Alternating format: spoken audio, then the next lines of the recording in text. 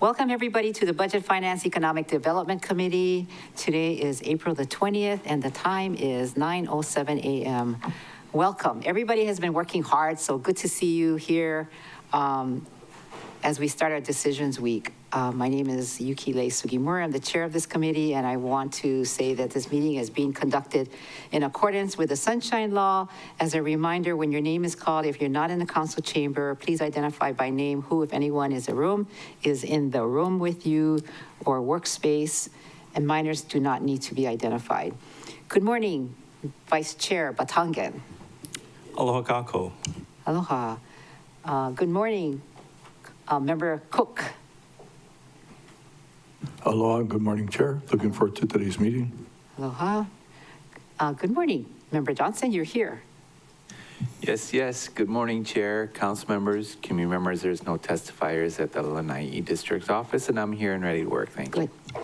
Yeah, a lot of work to do. I see Chair Lee will be joining us. Member Paulton, good morning. Aloha kakaya kakako, Shimi live and direct from the council chambers. And Member Rollins Fernandez will be joining us, I'm sure. Member Sinensi, you're in Hana, I understand. Aloha kakayaka, everybody. Here at my district office. I'm here with district staff, Don Lono. And Chair, we had a successful Taro Festival this weekend. It was overcast, so not too hot. And a little bit of rain. Thank you. You got blessed. Yeah, I heard it was successful from somebody who caught the MEO bus over to Hana. So congrats. We did see Darrow. Darrow performed. Oh, you did?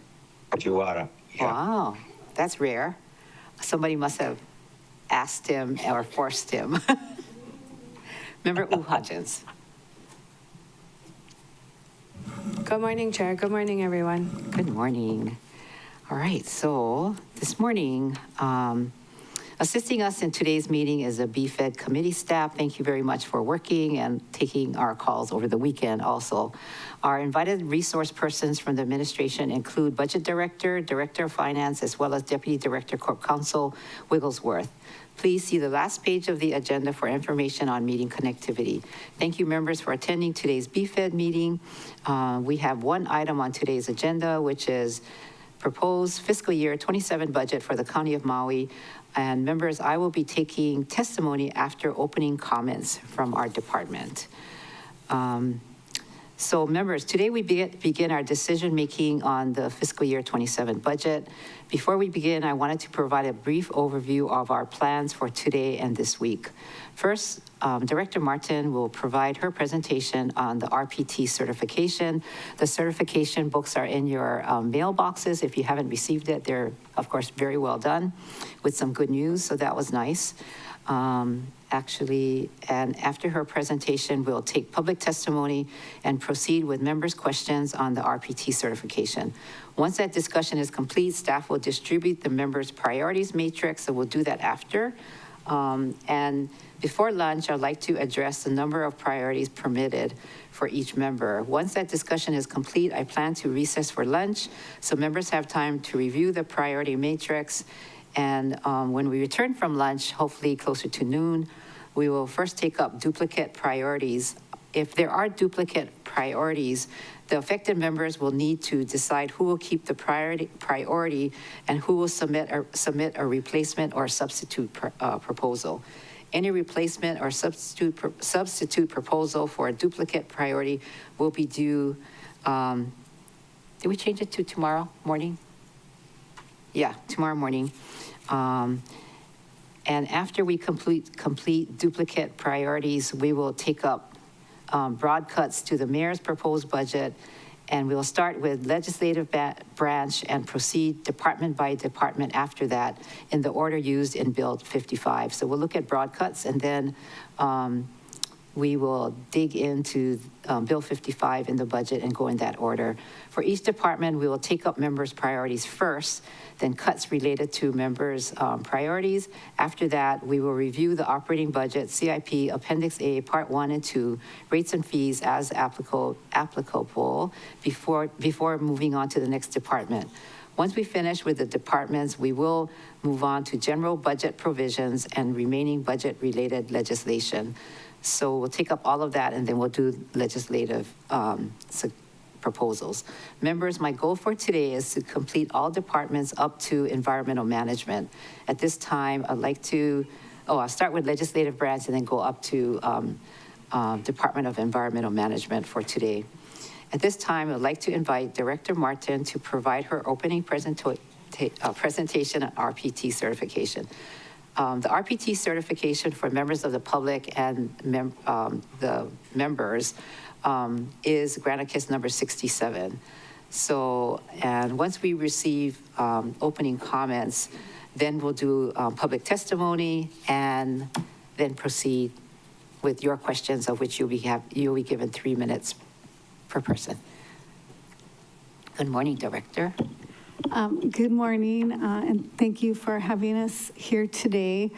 I wanted to introduce you to Eddie Manzano. He is our property technical officer, and he has been in charge of these booklets and all of the statistics that this body asked for since 2010. So I'm excited that he gets to be here, and he does a great job with providing statistics and numbers for this body and for the Department of Finance. So the real property tax certification is available for download from the public on mauicounty.gov under assessed values. And the presentation will be referring to pages from the 2026 Real Property Assessment Certification handout for council and the 2026 Selected Statistics for Budget handout. And the two packets are bound together and they're separated by a hard plastic sheet. So just kind of want to give that briefing. So in this slide, the certified value for 2026 is $83,177,798,400. So the certified value represents gross assessed values, less exemptions, less 50% of the value in dispute from appeals filed by April 9th for the 2026 assessment years. And the certified values multiplied by the mayor's proposed tax rates using the mayor's proposed tiers, less circuit breaker tax relief credits, adjustments for late exemptions, and adding the minimum tax produces real property tax revenues of $660,365,625. So this figure is $156,548 more than projected real property tax revenue in the mayor's proposed budget. Marcy, oh, sorry, Director, can I introduce Chair Lee? Yes. As she's sitting there. Good morning, Chair Lee. Good morning. Looking forward to the meeting. Thanks. Thank you. Okay, now you can continue. Sorry to interrupt you. So this page shows the net taxable values over the past 10 years. So this chart does not include adjustments for appeals. And the current assessments were derived using market data up to June 30th, 2025. And so assessed values for the 26 assessment year decreased just under 1%, which is relatively stable considering the significant increases in the past 9 out of 10 years. What page is that in the booklet? That is on page 18 in your certification handout. Thank you. I'll read the page numbers. So the next one is page 18 of the certification handout.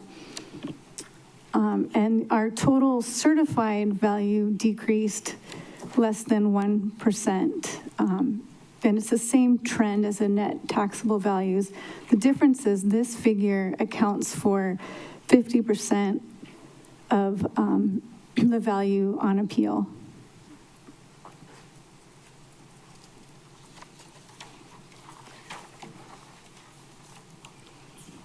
Okay, the next slides are from the second handout, the selected real property statistics for budget consideration.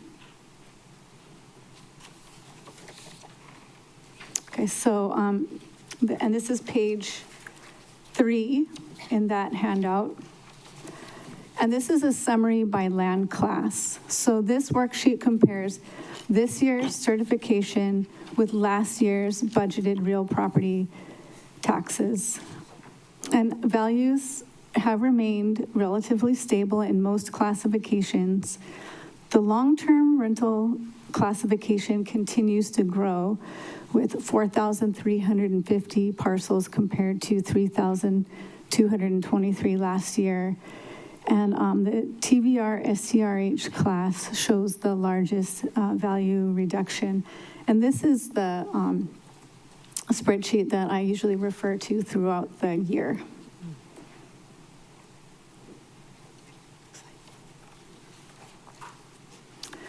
This is page 4 of the budget statistics handout.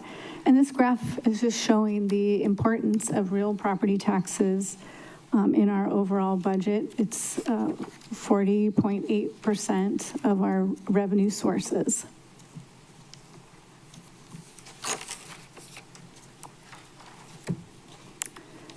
This is page 4 of your handout, and it shows that, or excuse me, this is page 5 of the handout, and this graph shows that our certification has been on an upward trend the past 10 years, but this year it is relatively stable.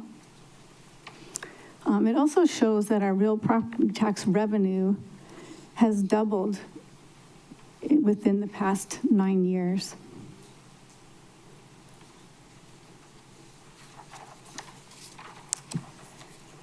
So this is page 8 of the handout, and this is a graph of a GIS map of our council districts with the various statistics per district.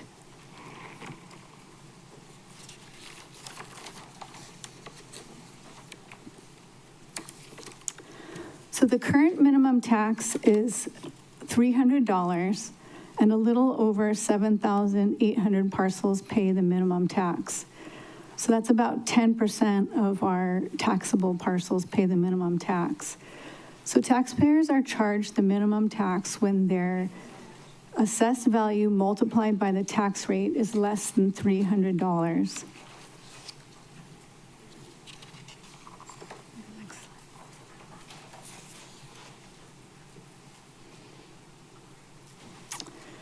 So this is page 21 in your handout of the budget statistic handout. And this shows who pays the minimum tax. And the largest group of parcels paying the minimum tax is vacant remnant land or low-value land or land receiving agriculture use values for 100% of the parcel. And then this second largest group is the owner-occupied class, where 2,949 parcels pay the minimum tax in the owner-occupied class.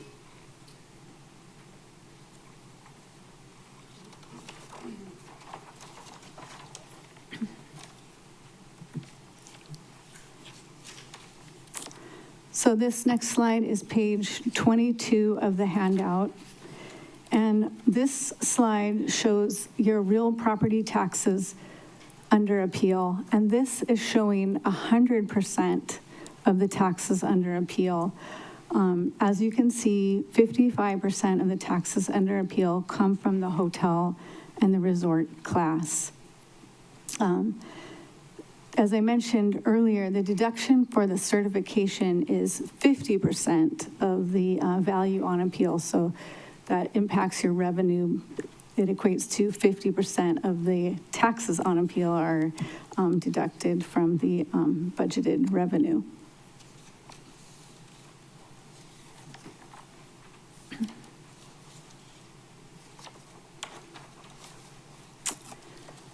So this next chart is page 25 of the handout, and this shows circuit breaker statistics. So the number of applicants has increased from last year, as did the average credit. And the County of Maui passed several ordinances in the past 2 years, which have resulted in these increases.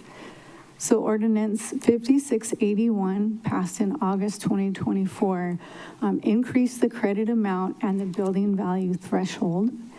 Ordinance 5912, passed in December 25, creates a new category for long-time owner-occupied properties, giving a larger credit of $10,000 and no building value limit.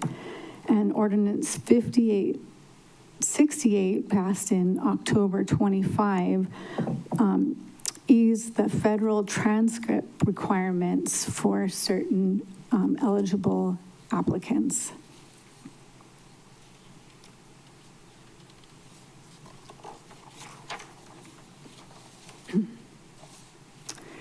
So this slide is page 28 of your handout, and this shows value bands in the owner-occupied class along with circuit breaker. So your net taxable value includes the $300,000 home exemption deduction. So 90% of the owner-occupied properties are subject to only Tier 1 tax rates. So it should be noted that 10% of the owner-occupied parcels, which are in tiers 2 and 3, of those parcels, 17 have circuit breaker credits. So most of our circuit breaker credits go to property owners with average assessed value amounts.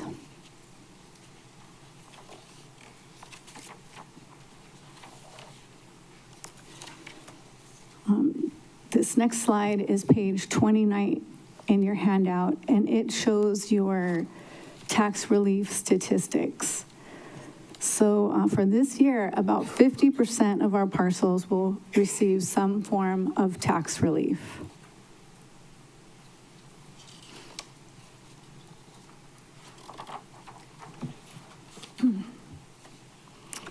So this next slide is page 31, and it gives the long-term rental statistics. So the program has finally matured to where we had anticipated. We were hoping to get about 5,000 applicants, and we're there. So the division has implemented an online application process. And this new process sends reminders to taxpayers to reapply, because they have to reapply when their lease expires. So Ordinance 5869, passed in October 2025, does provide an avenue for those who forget to apply for the program preceding the December 31st deadline.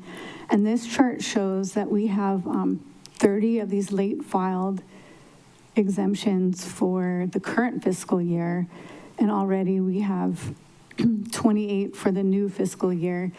Keep in mind, the goal is 0. We don't want people to be late filed, but it does show that the program is working for some people. And our certification is adjusted $400,000 for these late filed exemptions, which also includes the owner occupied class for late filers there as well.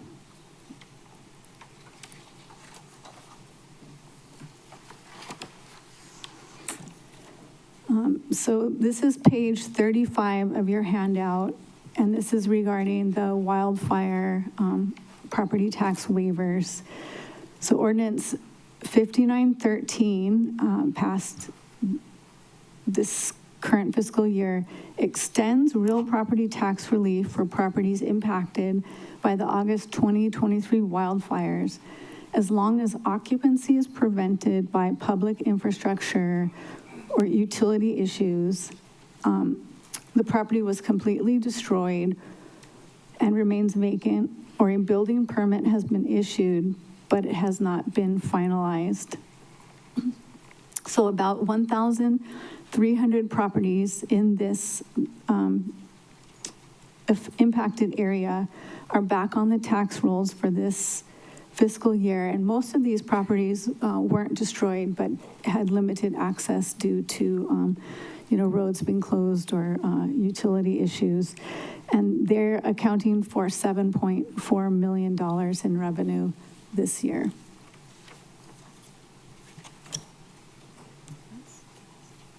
And this concludes my presentation. Thank you. Thank you very much. So members, then at this time, I'm going to open up public testimony. Do we have anybody signed up? Yes, Chair, we have 2 testifiers signed up. Okay, very good. So if you're sign up testifiers wanting to provide testimony should sign up with staff and join the online meeting via Teams link or call in the phone number noted on today's agenda. Testimony on the budget is not limited to the departments scheduled for today. Written testimony is encouraged and can be submitted via e-comment link at mauicounty.us/agendas as well. Under the Sunshine Law, the chair will receive oral testimony for agenda items at the beginning of the meeting and as the meeting is being called up. For individuals wishing to testify via Teams, please raise your hand by clicking on the raise your hand button. If calling in, please follow the prompts via phone, *5 to raise and lower your hand. *6 is to mute and unmute. Staff will add names to the testifier list in the order testifiers signed up or raise their hands. For those on Teams, staff will lower your hand. Once your name is added, staff will then call the name you're logged in under the last 4 digits of your phone number when your time is called to testify. At this time, staff will also enable your microphone and video. Please ensure your name appears in Microsoft Teams as a name you prefer to be referred to as anonymous. If you wish to testify anonymously, if you're in person, please notify staff that you would like to testify anonymously. Otherwise, please state your name for the record at the beginning of your testimony. Oral testimony is limited to 3 minutes per item, and if you're not done, I'll give you another 30 seconds. If you're still testifying beyond that time, I will kindly ask you to complete your testimony. Once you're done testifying, or if you do not wish to testify, you can also view your meeting on Akaku Channel 53, Facebook Live, or mauicounty.us/agendas. We will do our best to take each person up in an orderly fashion. We'll now call on testifiers wishing to testify. Staff, please call up the testifiers. Thank you, Chair. The first testifier is Jeff Uyoka, to be followed by Travis Liggett. Oh, wait, before you testify, Member Rawlings Fernandez has joined us. Let us welcome her. Aloha kakayaka kako, my Molokai Nuya Hina. I am at my private residence alone. There are currently no testifiers at the Molokai District Office. And sorry, I was on, I just had my video off during the presentation. Mahalo, Chair. Okay, thank you. Welcome. All right, you can tell us about your canoe paddling later. We heard about it from Member Polton. Congratulations. All right. Mr. Ueoka. Oh, thank you, Chair. Good morning. I'll try to keep it brief. I know you guys are busy this week. I have a proposal. I'm not sure if the handout came out yet, but this came to me after the mayor's budget was already submitted to the council. And it's a 1 acre piece on 82 Kanani Road in Kihei, up the street from Cove Beach. It's approximately 1 acre. It's zoned apartment. It's proposed use and has all the permits, SMA, has a water meter, everything. 32 units, apartment building with an elevator, 66 parking stalls, about 13 storage areas. Total living area is about 25,686 square feet. Total storage square footage about 1,702, give or take. So it has all the permits, it's ready to go. My clients approached me a couple weeks ago and they said, hey, we're wrapping up our building permits. We're involved in a bunch of other projects. We may not want to build this ourselves. Would the county be interested? And I said, sounds interesting. Was too late to make it into the mayor's budget, but I know, time is of the essence. Speed is important to everyone to get affordable housing. Proposal is for the council to purchase this, the county to purchase this piece of land. It could go out to bid pretty quickly for construction. You could potentially build the houses in a year or two. So again, they bought the property in 2019. They applied for the new building permits for it because the old prior owner just kind of couldn't see it through. They applied for new permits in 22, and they expected to start the project in 2024. 2024 came and went. They still didn't have permits. Fast forward to a couple weeks ago, actually, their permits were finally in those final stages. But since then, they weren't just sitting on this one project the whole time. They've moved on to other projects. So we would ask for an appropriation in the budget to allow the mayor's office to purchase this, or the Department of Finance, Director Martin would be the negotiator per 3.44 and work with the administration to get this moving. There would be a few more steps. Obviously, the negotiation would have to enter into a PSA with the county to purchase. There'd need to be an acquisition reso, so the council would have another shot at this. At some point, construction funding would need to be budgeted. I'd assume it would probably be bond funding.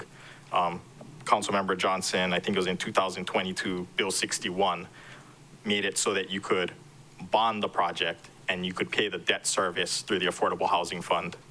And in this case, this is different from a lot of the other projects, as the county would own the land and own the building. So it'd be bondable, at least in my understanding, but I could be wrong. There's probably a lot of details I don't know. So then the county could do whatever it wanted. It could rent it super low, could rent it high, or actually if you're using Affordable Housing Fund to pay the bond. So never mind. So thank you. Member Paulton has a question for you. Sorry, that was a lot of words. Did you say if it's in the SMA or the Slurexo? It's in the SMA. It is, well, I didn't check, but it shouldn't be in the Slurexo because it's like a couple blocks up from South Kihei Road on Kanani Road. I think I have like a little handout. I don't know if it got to you guys, but you can kind of see it's far away from the water. Okay, and you don't want to say like publicly what they want for it? Oh, I mean, if that's how it is. It's probably a high number. I wrote on here 8.62. It's subject to appraisal and negotiation, of course, per chapter 3.44, but that's the starting point, I guess. And then the permits are based on the plans that they had. So if somebody or the county purchased it, they would have to follow those plans. Yes. Yes, you could probably do minor changes, and the big change would probably be to finishes in the units. Like if you're making ultra luxury, you put ultra luxury finishes, and. Do you know the average square foot per unit? The whole thing is 25,686. So if you divide that by 32, you're probably better at math than me, but that would be the average square. It's all 2 bedrooms. I think the lowest is like 6 something, and the biggest are like 900 something per the plans. Thank you. Thanks. Thank you. You have your handout for everybody? I gave it to Okay, earlier. we will get it then. Chair Lee. Mr. Uwayoka, so on Kanani Street, so above South Kihei Road and below the highway? Yes. Okay. Can you tell us who was the original developer? No. No. I don't know. Okay. Oh, okay, you don't know. But you do know that it was, the change in zoning was not using any of like a 201H or any of the affordable housing mechanisms. That's my understanding. This was a market project, and the affordable housing requirement was satisfied through credits because it was never entitled. It never went through like an entitlement process. It's been A2 zoned, the parcel. Oh, through credits from where? I don't know. That I don't know either. Before my guys got it. Okay, so but you said it's in the SMA, so did they get their SMA permit? Oh, yeah, so they have building permits, so all the other permits are done already. So the beauty of this project for the county would be, this is pretty much as close to shovel ready as you'll get. Yeah, sounds like it. Okay, thank you. Thank you. Member Hodgins. Thank you, Mr. Uyoka. The plans, are they ADA compliant? Oh, I'm not sure. I would have to check. Okay. Because when we got to do something, got to be ADA compliant. There's an elevator, so I think that makes things a little easier there. Okay. Yeah. Okay. And then at 8.62, as you said, and then 32 units, that comes out to like $269 per unit is basically what we're buying.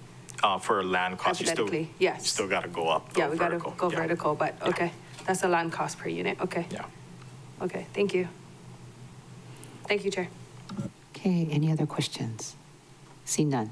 Thank you. Thanks for waiting. Good luck, guys. Any other testifiers? Chair, the next testifier is Travis Liggett, to be followed by Mike Reyes. Good morning, committee chair, council members, Chair Lee. I just love that shade of orange. It reminds me of council chairs, unique shade of orange, so beautiful.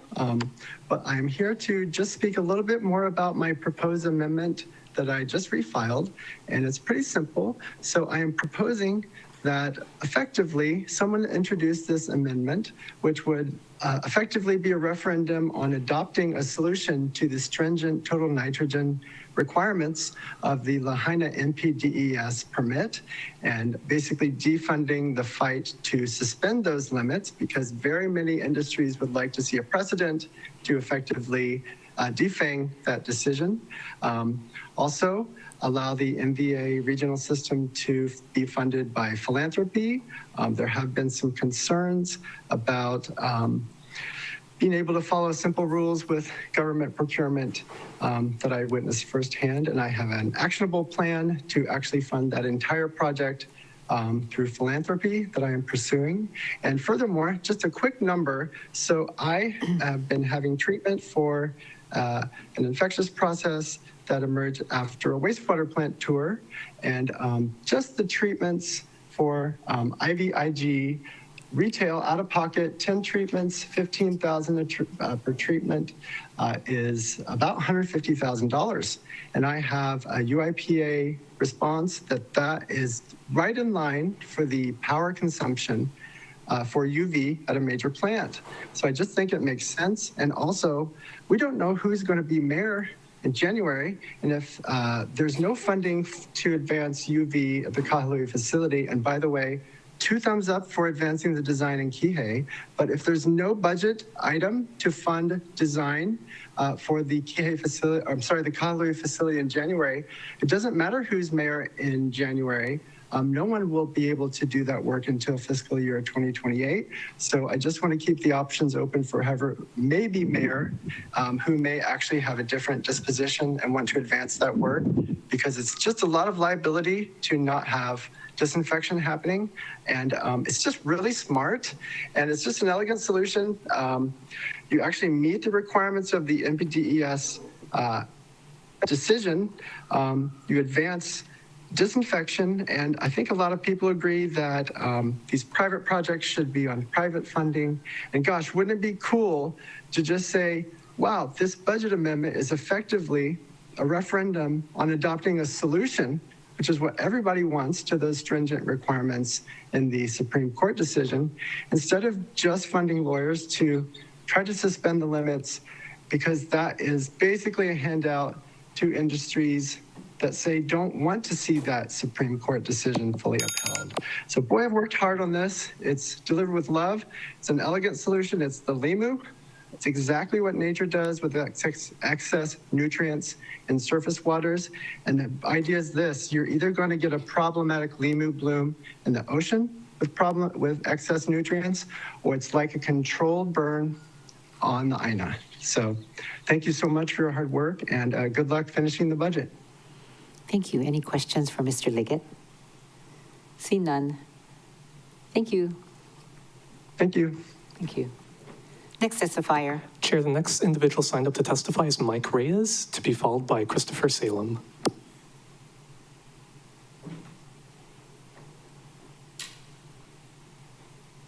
Good morning, Mr. Reyes. Good morning, Chair. Thank you, council members. My name is Michael Reyes.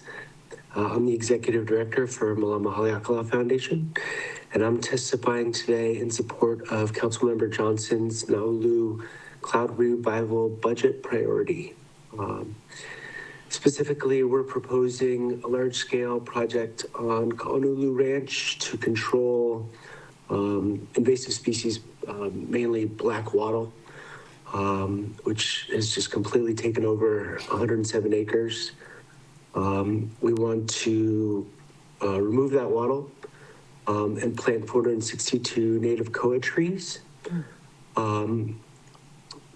We feel that this is obviously in support of reestablishing native forest and specifically that cloud bridge that we'd like to see reconnect all the way over to Koholave.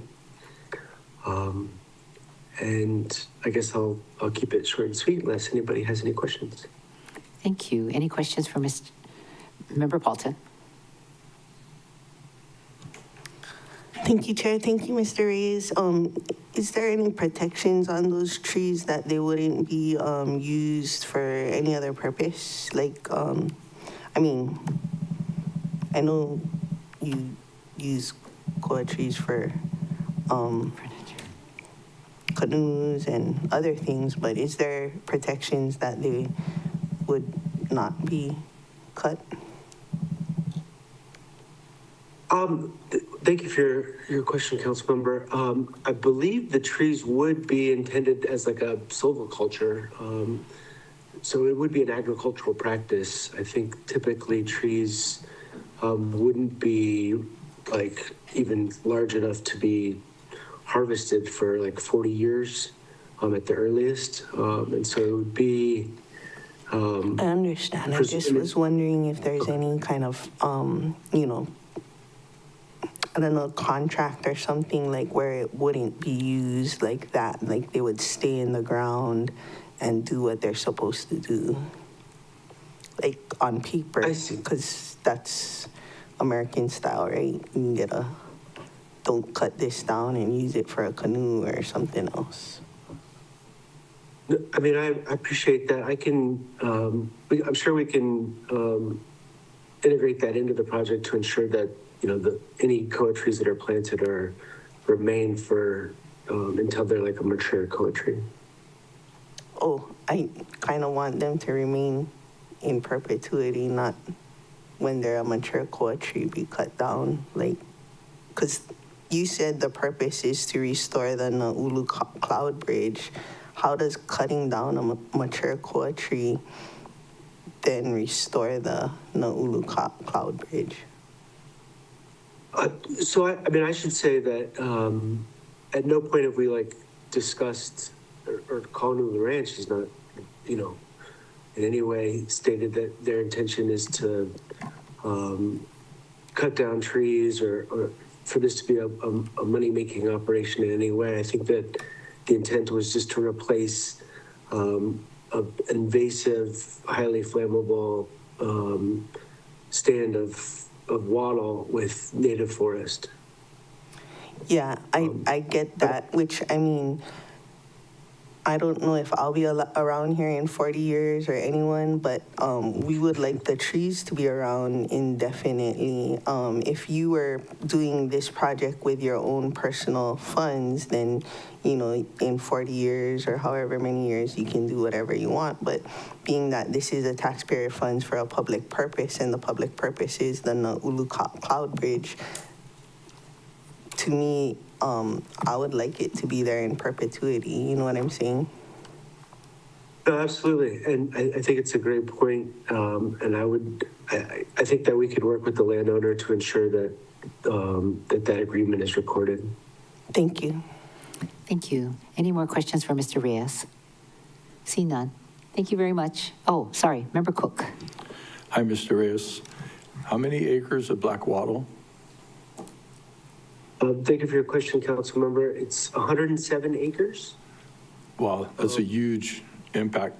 What's the plan of doing with the black wattles? Just curious.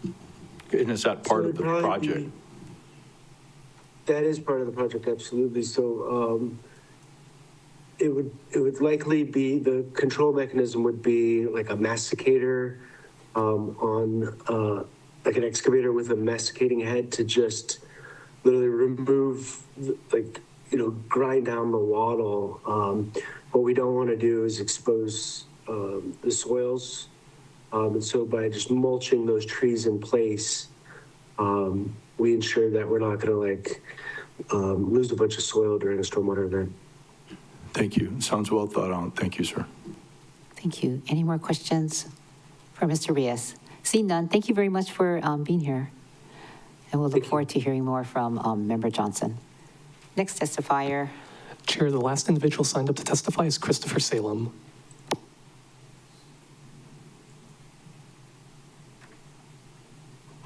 Good morning, Chair, members of the Maui County Council. Just want to verify the microphone is on. Yes, we can hear you.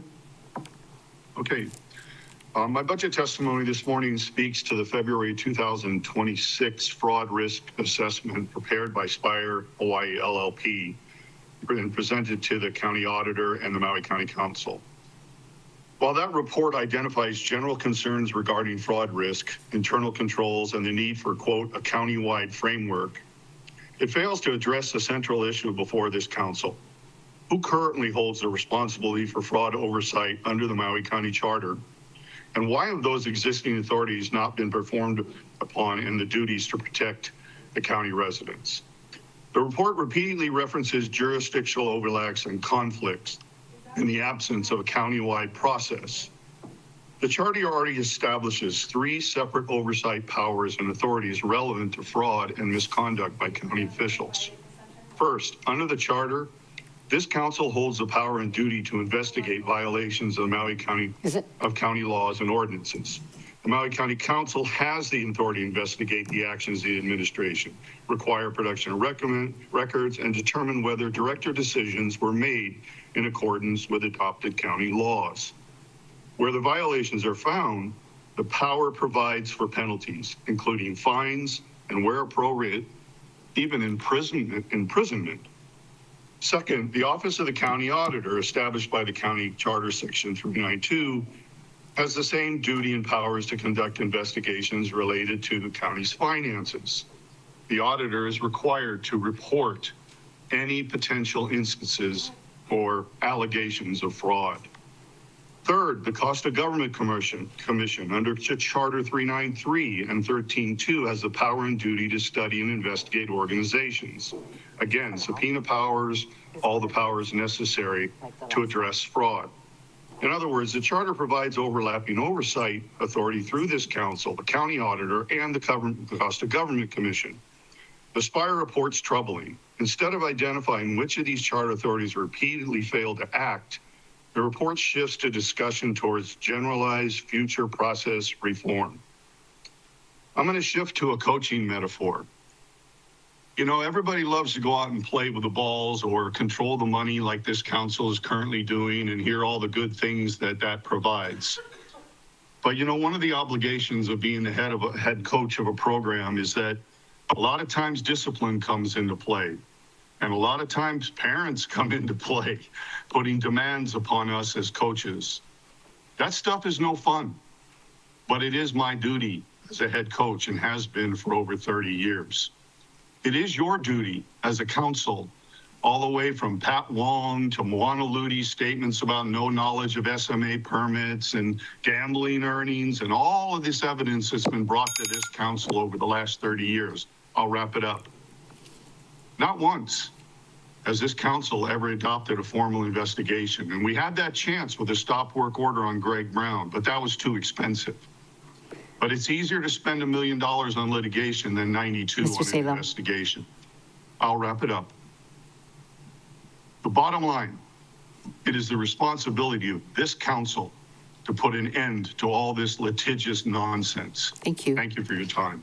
Thank you. Anybody have questions? Okay. Thank you very much. No questions. Obviously. Next testifier. Chair, I see one individual approaching the podium.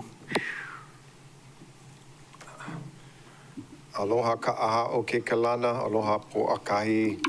Thanks for everybody being here that can be here on time on Monday morning. Aloha, Ohio Chair Kashiwa Sugimura. Okay, let me start with the good part. Velina, that's the good part. We'll start with the good news today. A greeting of affection similar to aloha, a salutation and a letter.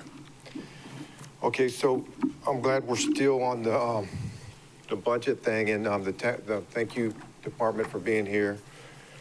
I was in the lobby listening to some of it. All that banking stuff, I don't really, it's like way over my head, so I just catch like little pieces of pennies from heaven there.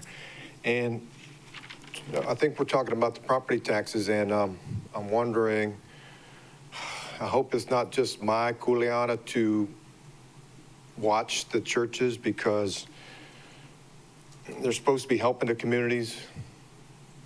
And I apologize for that remark about your friend there, Alan Morris. Please He's stop. doing what he can. Yeah, okay. I was just doing. Okay, do you want me to stop now? All right, I think you guys got the message. We need to pry into them churches a little bit more, make sure we get some kind of like hotline to the mayor's office when we see things where they're detrimental to society. And 9 out of 10, I'll standard disclaimer, 9 out of 10 people goes to church is good, but it's hard finding the one in there. You look for the money usually. Any questions for the testifier? See none. Next testifier. Chair, the next testifier is Sanoy Kaihue on Teams. Oh, good morning, council Good morning. members. Hopefully you all can hear me all right. Yes, we can hear you. Wasn't quite sure I would testify today, but, just kind of wanted to sort of kick it off for some of the nonprofits. And just want to give my gratitude for the $257,500 that are a line item for our shelter grant. And, I'm praying that you guys make really great decisions, which I know you guys will, on where monies get spent and where monies get allocated. For myself, and I know one of the priorities for Councilmember Johnson is that, we're looking towards the future, not just we're going to shelter people, but what we're looking for is places that families can go to once they transition out of shelter. So the length of stay for most families is 120 days, but what we've been seeing over the past year or two has been that families have been staying for a much longer. And don't tell DHS, but we're kind of pushing the boundaries with some of that. And we're grateful too, because we don't want families to end up on the street. And so we are hoping that the county will get on board with us being able to secure houses, scattered housing sites, to be able to house our women after they leave shelter.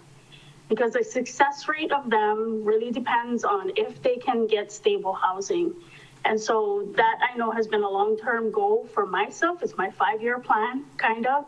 And so I am hopeful that the county will come together and figure something out. I know Councilmember Johnson, I just want to thank you, mahalo you so much for thinking of women helping women in this whole scheme of things. So domestic violence survivors do oftentimes get excluded from some of the funding sources in a way. And I know I've worked with some of you council members kind of one-to-one and helped, you guys have been advocating for survivors and getting them into safe shelter, which I'm more than happy to put people into shelter, but it's the last place that they want to be. And so I want to be sure that, we can secure houses on different islands. We have an office on Lanai. We have one, that we're county. I hope we can put one somewhere on your island, because you have a lot of need there for survivors. And my hope is that, we can offer that to the county as well. And I'm willing to work in whatever that looks like. And before I end, I just want to say that this week is National Crime Victim Rights Week. So if you don't know, Wednesday, we're doing a sign waving. It's going to be downstairs right from you guys. So come show up 4:30, 5 o'clock, and we'll be there and we can talk story more. So I'm open to conversation. Thank you, folks. Member Cook has a question, then Member Johnson. Yes. Aloha, thank you for coming and sharing that this morning, and also for your work. Help us with what type and size accommodations do you feel from your experience would be appropriate to move from temporary to permanent? Is an apartments appropriate in work, a single-family residence is required, and because that's at the big picture. That's something that I need your help with to understand what's appropriate. I say So I appropriate, think something that would actually work long-term. I'm sorry to interrupt you. No, that's wonderful. Yeah. So the proposal that we have sort of is we want this to just be transitional, right? So it's not necessarily a permanent housing solution, but we want that to be anywhere from 18 months to 2 years. If you guys are familiar with the Maui Farms program, we work really closely with them and they have a similar setup. However, they have the luxury of having these homes, but Member Cook, anything from apartments to single family homes would be absolutely appreciated. I think at this point, we're just looking for places for people to be that is not on the street. Thank you very much. Thank you, Chair. Thank you. Member Johnson. Thank you, Sonoy. Thank you for coming out and testifying, and thank you for all that you do. I really appreciate it. You know, I wanted to ask you, and you mentioned a little bit in your testimony, can you speak to the need? You said like Molokai being a needed area. Are there any other districts that are highly needed, if you could speak to that? Oh, yeah. I mean, we see folks from Hana, we see folks from Kihei, lots from Lahaina, and, you know, just pretty much from every single space, every single district really, you know, needs that assistance. And trust me, like if we could pick up every single piece of property, we would. I think, you know, it kind of just is everywhere. And the stigma behind us providing rental assistance for folks that are getting into housing is pretty astronomical, depending on the landlord and what kind of, you know, things that they're thinking about when they think of a domestic violence survivor. Oh, so that's important. I didn't know that some of the landlords won't take the folks because of the stigma. That's a new conundrum we're in.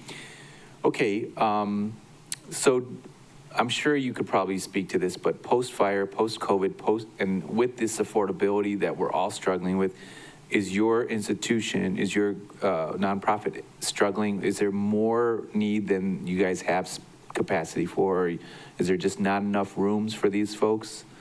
It's just layering of these issues. I wonder how it's affecting you guys. Well, I mean, you know, everybody, as a shelter program, we have to adhere to those timeframes, right? So it's 90 to 120 days by DHS's standards. And for us, I will not push somebody on the street because they're still in trauma, still in danger. And, you know, we'll advocate for them to stay much longer. But the average right now, and I think I said it prior to, is, you know, 180 days, even plus. We've had somebody that we held on to for nearly a year over last year because she couldn't find safe, stable housing, and not for lack of trying. Yeah. She absolutely did all the things. It just couldn't connect money-wise, salary-wise. She could not make that connection. Huge need and very little options. Thank you so much for your response. Thank you, Chair. No further questions. Thank you.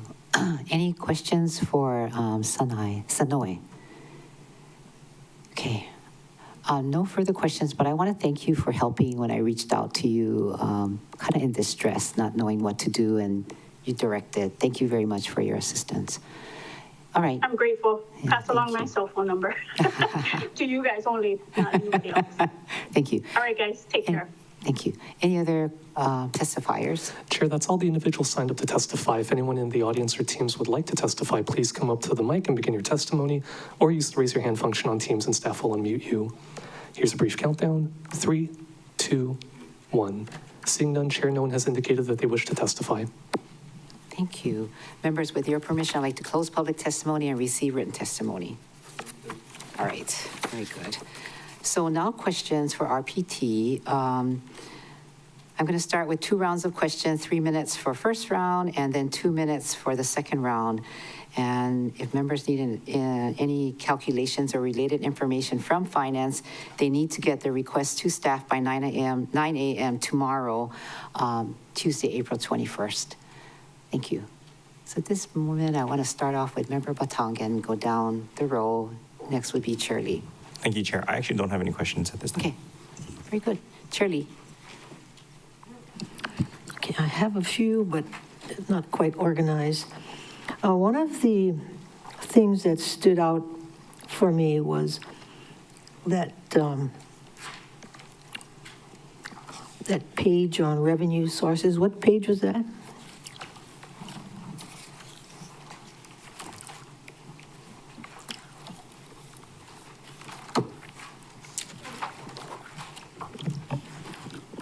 Page 4. Of the first or the second one? Second one. The second one. Okay. Anyway, I don't really need to see it, but I just wanted people to have a reference. I thought that was somewhat misleading when you mentioned that 55% of real property taxes, well, you mentioned that a large percentage of the revenue sources comes from the real property tax, right? Okay, what percentage was that? About 41%. 41%. Okay. I think it's important for people to know that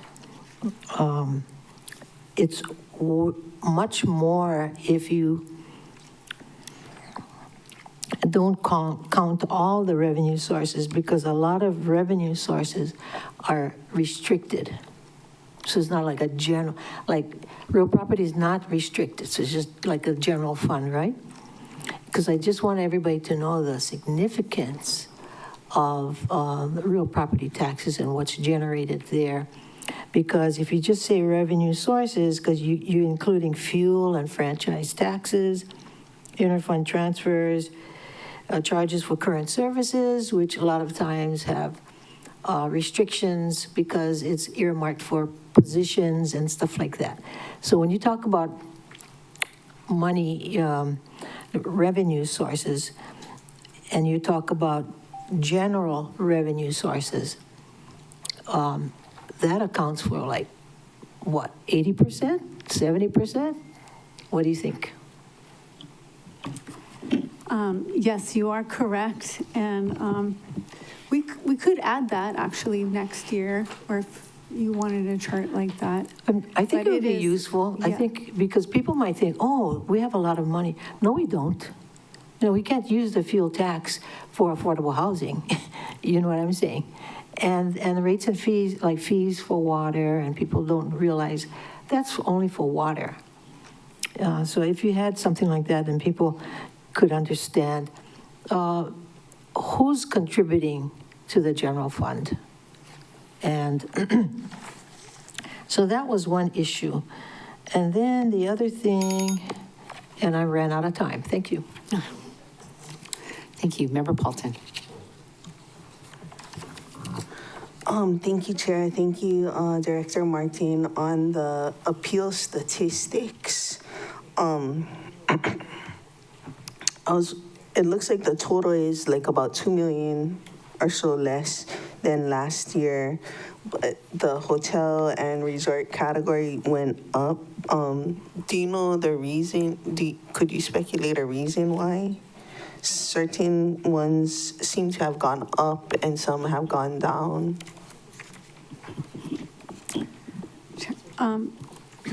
Well, I think, this year we have a lower number of appeals, and the higher the rate tax classifications, we get more appeals. So, the hotels have consistently filed appeals the last few years, and we do have our litigated claims chart in here. But I think the reason why the number of appeals went down this year is we had less TVR, SCRH appeals. And as you could see in the certification, their values declined a bit this year, so. Okay, and then the class count by value and council district, do you ever do it for apartment class? like on page 40, you have it for non-owner occupied. And then I think owner occupied, TVR, STRH, long-term rental, commercialized residential. But I don't see like, agriculture, industrial, or apartment. Is that something that you would be interested in? Maybe Having it for each yeah. class? I kind of just, to get the full picture of the spread and all like that, at least once, because it seems like it's the same ones every year, and it's good for comparison, but like maybe just one time I would like to see the spread and what we're dealing with.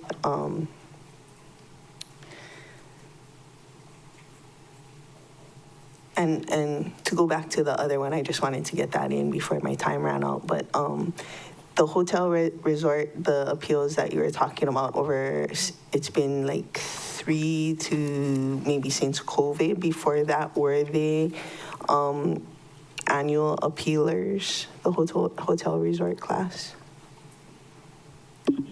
When I'm looking at the litigated claims, it looks like since assessment year 22, which would be fiscal 23. So like kind of COVID and then the fire and stuff like that. Do the hotel resort class usually prevail on their appeals? So the appeals for the prior years are in tax appeal court, and there hasn't been any movement on them. So no decision? No. Oh. And then they haven't presented anything. Just to, if we are to win the appeal, then it goes into like a general fund as like some sort of carryover savings or something? So for the prior years, they're sitting in like a trusted agency account, 100% of the taxes on appeal. So yes, if they were resolved in our favor, that money would go into the revenue for the current year as carryover savings. Yeah. General fund. Yeah. Oh, interesting. Next, okay. Second round, I come back to you, I think. Member Johnson, followed by Member Rollins Fernandez. Thank you, Chair, and thank you, Department, for joining us today. A lot of information to digest here, but I know this has come up before, but I'm curious about some of the exemptions. You mentioned the church is exempt, the credit union is exempt. How do you do that in regards to, like, say, just for example, credit union? If the land is owned by someone else, but the credit union is renting, do they get that tax break? Chair. So I think, there's credit unions in like malls, for example. Sure.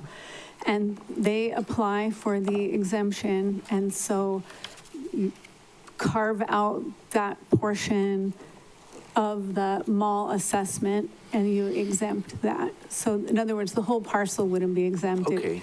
If they occupied 1% of the property, they would get a 1% discount. Who does that? The credit union does that? Because how would that benefit them? They're renting, does that go, So generally, the credit union files, with the approval from the owner. I see. And they work it out between them. It might not just be a credit union, it could be the County of Maui. Sure. It could be a nonprofit, so. Okay, that makes sense. All right, and then the other question is, I saw the churches, everybody, we often hear about churches not doing that, but there are churches that are for-profit. Does that make a difference? King's Cathedral is for-profit church. Well, if they're filing, it's under the nonprofit section of the code, so. Well, every time I go to King's Cathedral, they mention that we're a for-profit church, so we pay taxes, so we have a say. And for me, I'm thinking of an income tax, or, they're saying that is different. There's so many types of taxes. So for property taxes, a for-profit church is exempt?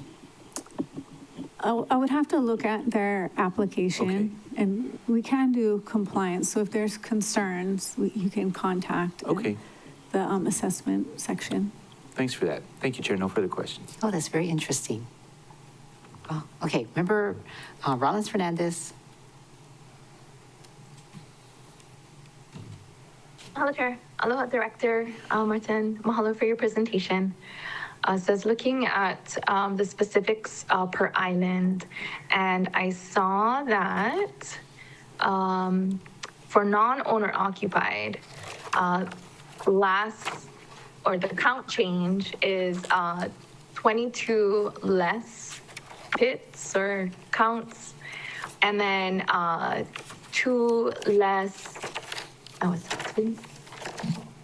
it's 8 less TVR, SDRH classified properties, 2 more long-term rental. Sorry, my head is this way because the sheet is opposite or sideways. What page are you on? And then I'm on page 36 if you're looking at the PDF.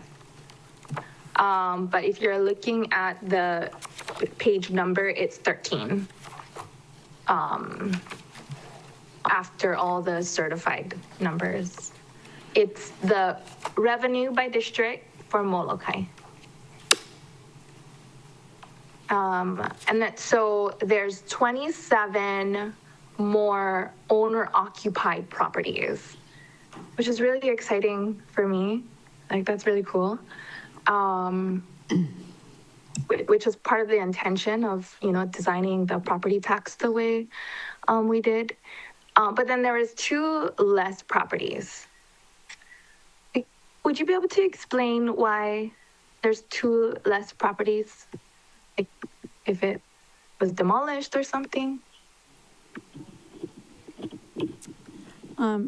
So I can't say specifically, but reasons for parcel counts include dropped parcels, maybe like a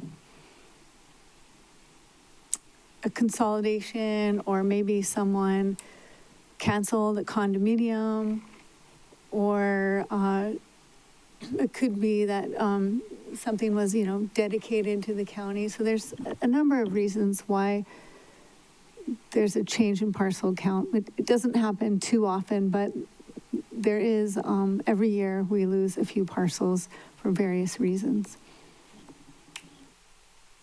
Okay, yeah, because even if the structure itself was demolished, the land itself would still be taxed. Yes, another reason why the parcel count would be acquisition by government too, because it would go from taxable to non-taxable. Okay. So when it goes, the totals are only properties that are taxable. So this would exclude government-owned properties and nonprofits that are not taxed. It excludes government, which pay 0 tax, but nonprofits that pay minimum tax are included in the counts. Right. They pay minimum tax, not 0 tax. Okay. Mahalo for those clarifications. Mahalo, Chair. Member Cook. Thank you, Chair. Thank you, Director, for being here today and all of this work. Following up on the question about appeals to the different categories, non-owner occupied and STRs are the largest ones. So the funds, if 50% of the appeal is won by the county in the county's favor, and the other 50% of appeal was in the taxpayers' favor, then that amount of taxation would show up in the next year as carryover savings. Chair, okay, I'm going to ask you to refer to page 30. Okay, cool.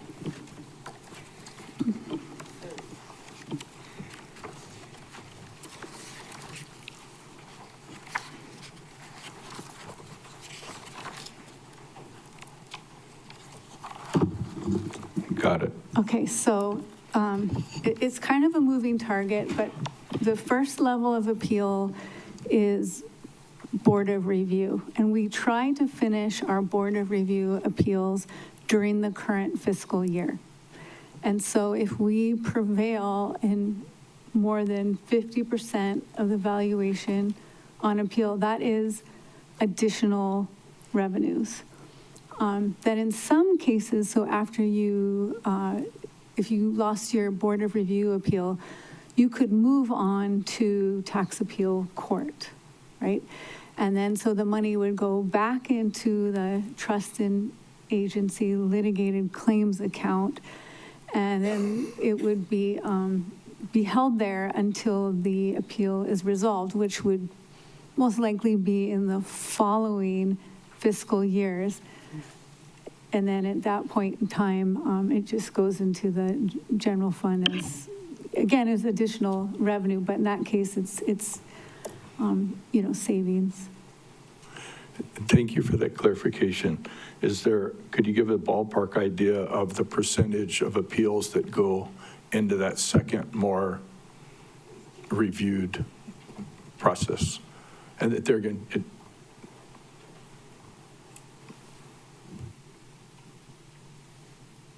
I'm flipping through pages. The litigated claims. It's in here. Oh, I see it. On page 39 is the number of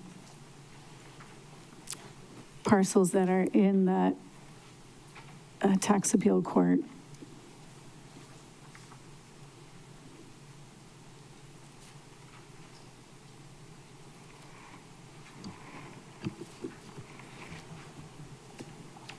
and then the appeal funds is the value of the taxation that's pending? Yes, those are taxes that have been paid, but are still under appeal. Thank you for the clarification. That's all my questions for now, Chair. Okay, thank you. Member U Hodgins, followed by Sinetsi. Thank you, Chair. I don't necessarily have questions on this book just yet. It's a lot of information to digest, but for our statistics friend, on page 17, where we see the net taxable values, in fiscal year 16 to 17, we were at 44 billion. This year, as you just said, we're at 83 billion. So if this trend continues, in about 10 years, are we going to be at $163 billion worth of property value?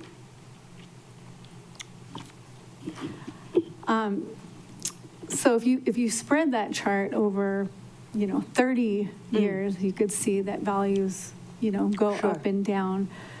But we have been in a long period of stable to increasing. Right. Over my, 40-year career, this is the longest steady upward trend that I've witnessed. But as Alice knows, that there are years where the values do go down. I haven't seen that yet. And it feels like almost we're getting to the point, and this is just an everything issue, but in the 20s in Germany, you needed like a wheelbarrow to buy cash, and it was cheaper to just burn your money than it was to buy firewood. And looking at these numbers, it feels fake even, considering how much money we're dealing with. Do you foresee a downward trend anytime soon? I'll give you a real life scenario. Yesterday, or Saturday rather, where me and my husband and my friend are driving in Maui Uplands. And as you folks know, my husband is significantly older than me. And he was telling me when he was young and these were being built, they were being sold for $40,000 and they couldn't really get rid of it. Apparently they used to hold parties in there. And now there's a home in there being sold for 1.8, 1.2 million. So my friend and I, who are classmates, were talking about how the best time for us to have bought property when we were 5, which I don't want for my children because that means they're already at a disadvantage being 8. So do you think we're gonna see some sort of downward trend anytime soon so that we can give people hope that eventually they can maybe own property here, my classmates and my children, and I know your daughter has one, and they had to go through all the things that they've went through. So what are we looking at in the future? Well, nobody can predict, the future. So we do lag, like I said, our sales go up to June 2025. But just on my own street, based upon the sales that I've had, Right. It seems to be stable right now. Okay. And I would remind all of you is that's why we have our tax relief programs, Yeah, for and we sure. have circuit breaker, and also that is why our affordable housing program is so important, because you are able to buy in a down market, provided you aren't one of the people who've lost your job. So I think it's important that we continue investing in that sector of our economy. Me too. Thank you so much for that. I'm curious to see what's going to happen with our national economy, and if we suffer a recession, and what that's going to look like for all of us. Thank you. Thank you. Member Sinensi. Thank you, Chair, and Mahalo, Director, for the presentation. In your opening comments, and you mentioned that there was, I think you said a delta. What's the projected? What is the projected difference in the actuals?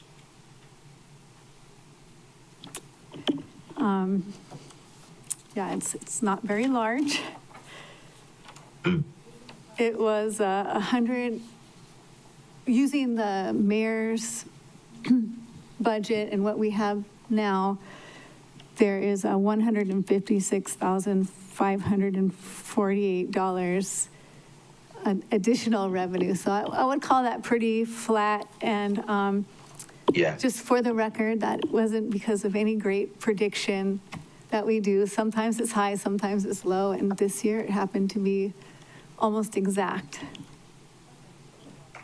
Yeah, okay, thank you for that. And then I was curious, in a previous email, or on what page can we find the number of properties in each of the different tiers?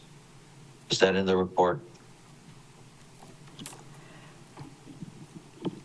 Well, there's several different versions of that. I'm not sure if you were talking about we have the value bands starting at page 40, but then in summary, which is usually the chart that I refer to throughout the year, would be on page 3, where it shows all the classes and the number of parcels. Okay, thank you for that. I'll check. Thank you, Chair. Thank you. So, thank you very much. On page number 36 of, I guess, the second section, Real Property Assessment Division, Wildfire Structure Estimates. And here it's very interesting because it actually shows dwelling count destroyed and how many have been rebuilt. I am looking at like commercial. Well, mostly everything has 0 except for non-owner occupied has 30 and owner occupied has 105. So can you speak about the non-owner occupied rebuilt dwelling? It says 30. I don't have, that would be parcels that don't have the home exemption. So with that small number, we could come up with a list, but I don't have a list of what properties they are. I just thought that's kind of interesting, considering, what our focus has been, I thought. And yeah, commercial, residential, 0 for, dwelling counts. there's a lot more that we need to do. And then for upcountry, it's concerning because there's only 4 units that you have identified. So how do you get to these numbers? So once a property is damaged and then they build it, they actually are able to occupy it, and somehow that communication goes to RPT? How do you? Thank you, Chair. So we receive building permits, and then we track the building permits to completion, and then when it's completed, we value it in our system. Okay, so you know at what point then that you need to send them a real property tax assessment and bill, and somehow that communication happens within the administration? So we assess as of January 1, and then if they were completed by January 1, we sent them an assessment notice on March 15th. And then if for some reason they felt that that wasn't correct, they can come to us. So they had between March 15th and April 9 to confer with us. And then right now we've frozen our values for certification. But if you don't feel that your assessment is correct, it behooves you to contact our office to make sure that it's not a mistake. Okay, thank you. So according to this, dwelling count destroyed is 2,145. Value is 651 million. And it's upcountry as well as West Maui. And I'll just finish this. Dwelling count is 142, which is rebuilt, and value count is 91 million. I'm sorry, gross assessed improved value is 91 million. Chair. Thank you for that. Yes. Can you clarify when they say dwelling count, it's not the same as unit count? Real property tax. Can you answer that? I'm just reading what the chart says. Yeah, so we're on page 36. So we did count it as a dwelling count. So if it was one parcel and had 2 dwellings, it would be counted as 2. So like Lahaina Roads reopened after initially being closed after the fire. Would that count? I don't think they were counted as destroyed, but they are part of those parcels that are back being assessed for January 1, 2026. So they're on the tax roll for this year. So they weren't destroyed, but they were exempt because they weren't occupiable or accessible, but. Okay, like for something like Opukea that's rebuilding the entirety of the building, would each unit be counted under the dwelling count? So Opukea is condominiumized, so each unit be one parcel and one building. One parcel And per one building. No, okay, I said that wrong. Okay, so it would be, I'm just gonna make a number, so it's one building, but maybe 50 units, so that they have 50 parcels because they've been condominiumized, and then it would be 50 dwellings because it's only one dwelling unit per CPR, per TMK. If you had an apartment that wasn't condominiumized, would that count as just one? So apartment would be one parcel and, it might be 100 units. And so one dwelling count? It's one building. I think if you go down below, let me see. There's the middle of the page. So for apartments, you can see So then the non-taxable would be your, like affordable, right? So you have 10 parcels, but you have 531 units. And then taxable is 41 parcels and 70 units. So we aren't calling them dwellings, we're calling them units. So realistically, actually, 743 units were rebuilt.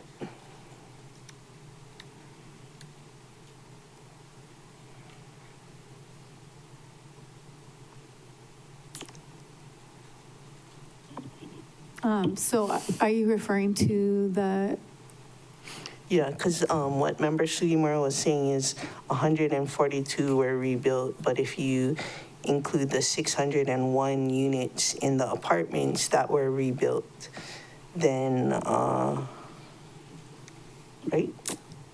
Or are those apartments I not don't think rebuilt? we have any that are considered rebuilt in apartments. I think Kupuohi is probably coming close. Oh, but people are living in Kupuohi.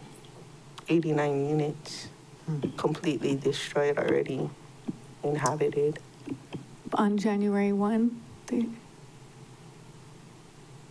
So, well, we'll check, but again, that's non-taxable, they just pay the minimum tax, so, but I guess we don't have like, that middle chart isn't the same as the chart above, so if you needed more detail in this middle chart.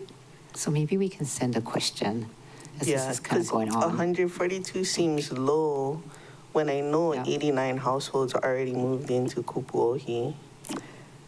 Oh, yeah, so that's not included in the 142, right? The apartments are in the chart below. Yeah, I'm just saying it was made to sound like only 142 have been completed, but at least 89 families moved into Kupuohi, and then like Opukea is coming up right now. Lahaina roads got removed into, so this data sheet wouldn't be reflective of the recovery efforts. It's just taxation purposes. It wouldn't be right to say, oh, 142 are rebuilt. That's not accurate in totality. Right, so Lahaina Roads isn't in here, yeah. And So this Kupuohi wouldn't be is not where, in if you here. wanted those types of counts, it would probably come from the Office of Recovery. Yeah. Yeah. Just saying, like somebody watching from home is going to say, oh, only 142 units are rebuilt, but this isn't statistics on what's rebuilt and what's not. It's statistics on certain tax classifications and whatnot. There's more than 142 families that have returned home. Correct. Okay. Right, that's the 142 plus the 1,300, yeah. Thank you. Maybe we can do a follow-up question. I'm sorry, kind of going long.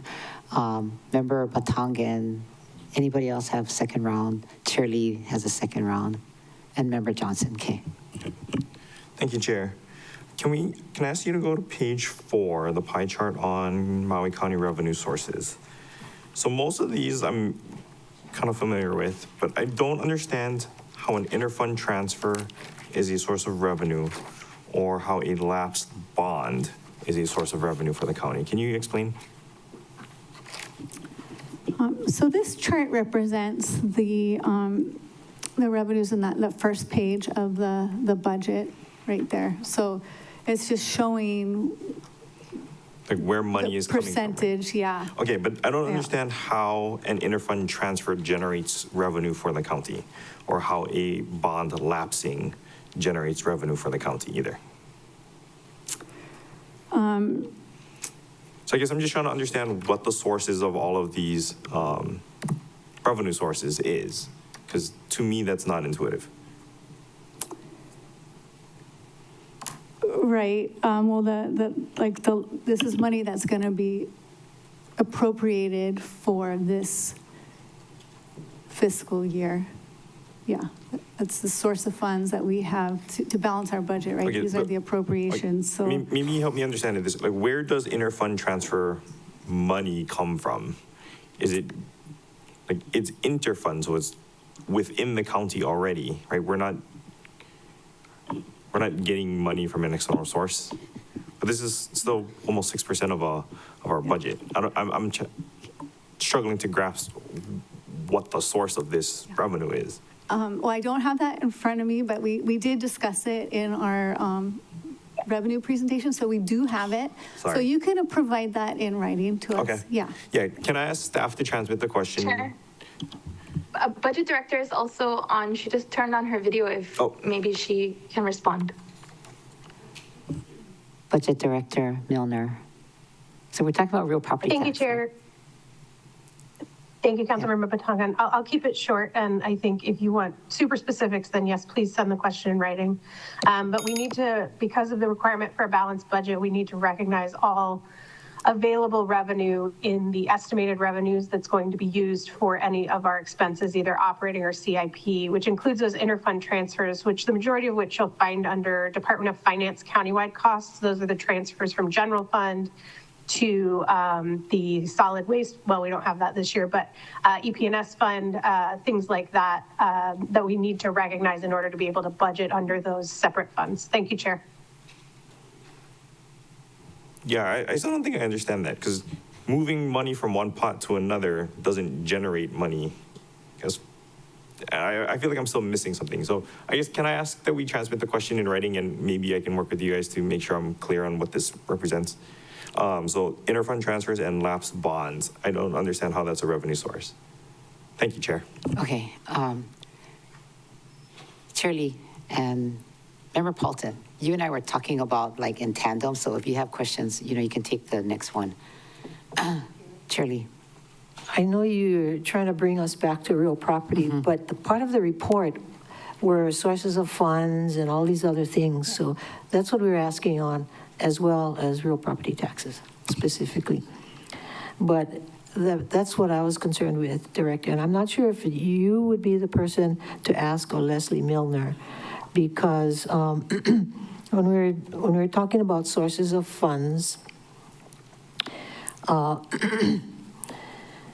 in some cases, projects don't go forward for one reason or another, yeah?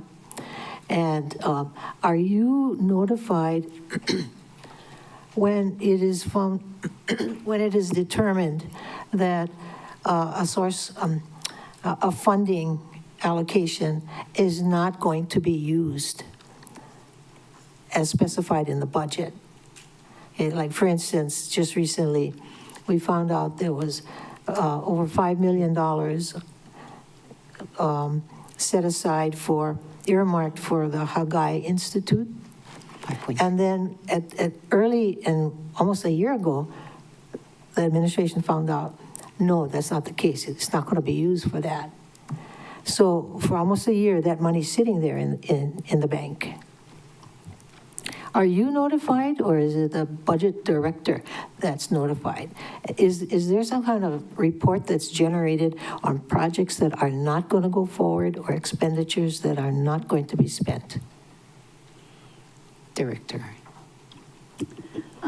Thank you. So you can put that question in writing, and we can, respond to you with the process. Is it to you or to the budget director? I think we all work together, so I'd like to respond to that, Okay. in writing, so I can. All right, thank you. We'll ask our staff to do that. Thank you. Who was next? Member Paulton. I'll just go down. Thank you. You mentioned that if we wanted the class count by value and council district of the other categories, is that something we can ask for in writing and get back? Not so much for this fiscal year, but if I'm still around next fiscal year, I would love to look at that data for, exploring tiering options and other things. Yes, I'm sure Eddie and his staff can get that for you next year. And if you okay. needed it this year, it's going to take them some time. They've been working. We lost, because certification was on Sunday, we lost 2 days this year. So it was a little tight, but Yeah, Yeah, if we could it's not a request it rush. for next year, and whenever you can get this year's one ready, I wouldn't mind to look at it this year and try to come up with some plans for next fiscal year. But it doesn't need to be within the June or May or whenever we're working on this budget, but when you get a chance. Again, I appreciate the getting the question in writing so that we make sure we provide the response that you need. Is that something we can do? Tax-related, we can.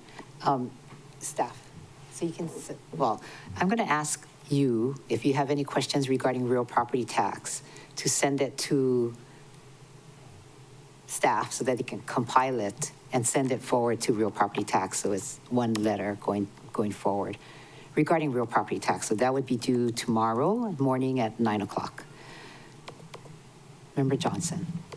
Oh, are you done? Yes. All done? Okay. Thank you, Chair. Director, I want to talk a little bit about some of the tax cuts that is proposed by the administration.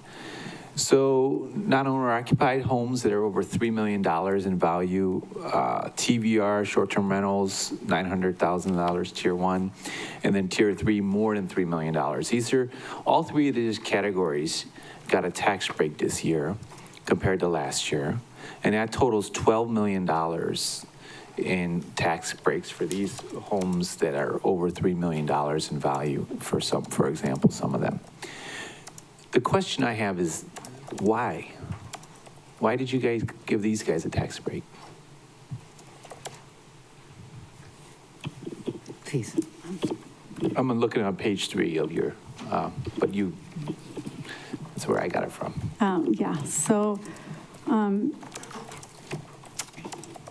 for that third tier for owner occupied, the tax rate was increased for fiscal 26, and so we felt like, because it's owner occupied, and we've gotten contacted by a lot of owners that were impacted by that class. So we proposed that reduction, and Did you take into account the federal income tax breaks that all these wealthy folks are getting this time during the Trump administration, or that's not a factor? that's not a factor. Okay. All right. So it was because you got a lot of calls, and last year they got a higher tax rate. Is that the reason? Is it? Yeah, so I listen to people, I research their situation, and I give it consideration, and I kind of go back to that one chart that I was referring to.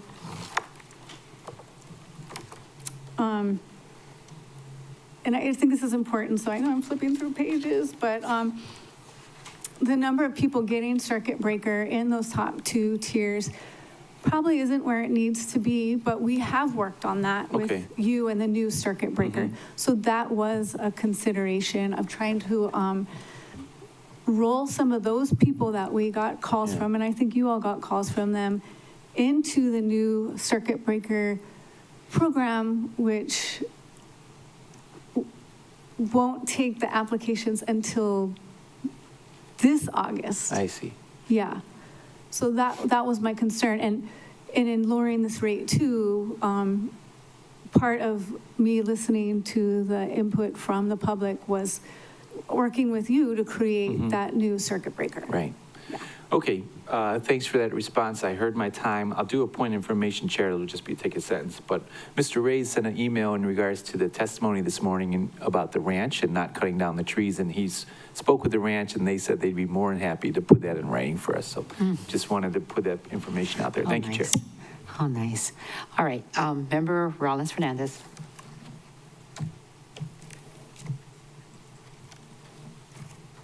Madam Chair. Okay, I'm going to start with, I think, Budget Director.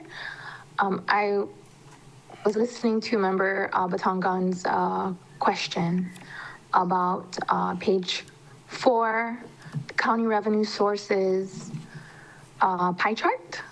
And So I was curious about the answer, and I know there was a request for it to be in writing. So for the yellow section, it says real property tax. And then the pink section, interfund transfers in this pie chart.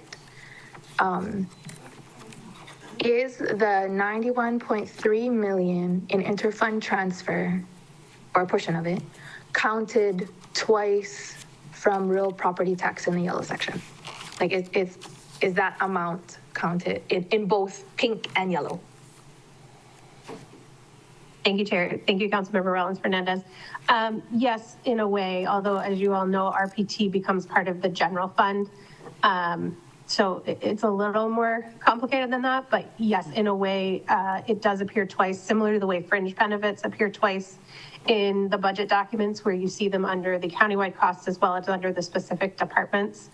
Those interfund transfers represent, as I talked about earlier, transfers to the special funds, but they also reflect the debt service transfers back to the general fund. So there's funding moving both ways. Thank you, Chair. Okay, mahalo for that. Right, because TAT is also general fund, and that's 65 million. And other things that generate revenue also go into general fund and not only revolving fund. Okay, hopefully, I mean, that's clear for me. Member Botangan, go ahead.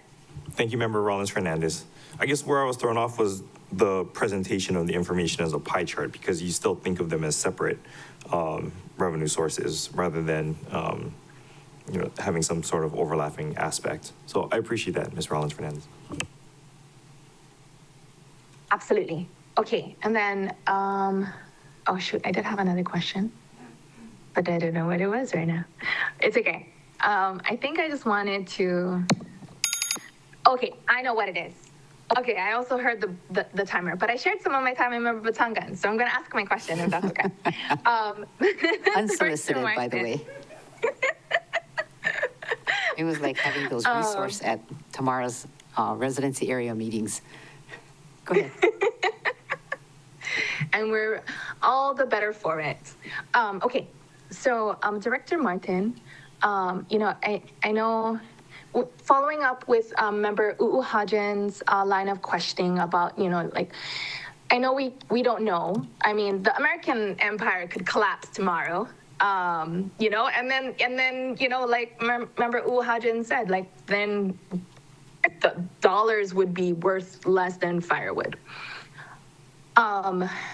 So until that time, or like, well, I guess I shouldn't say it that way. But, okay, the point of my question is, are the housing policies that we continue to pass to shape our housing market helping in the way that we had intended back in 2019 when we did the real property tax reform TIG, in developing the different types of incentives such as the long-term rental, tiering the classes, etc.? Thank you, and I would say yes. If you look at the net value charts and the revenue charts, they go together. So the additional revenues that we have gotten from, say, the tiers, we have used that to offset and create tax relief for other classes. And most importantly, I was really excited to see that long-term rental class reach the level which, we had strived for. So I feel that we've been very proactive in working with our classifications, our tiers, and our tax relief. And I also think we've increase the level of taxation based upon what's needed to serve our community.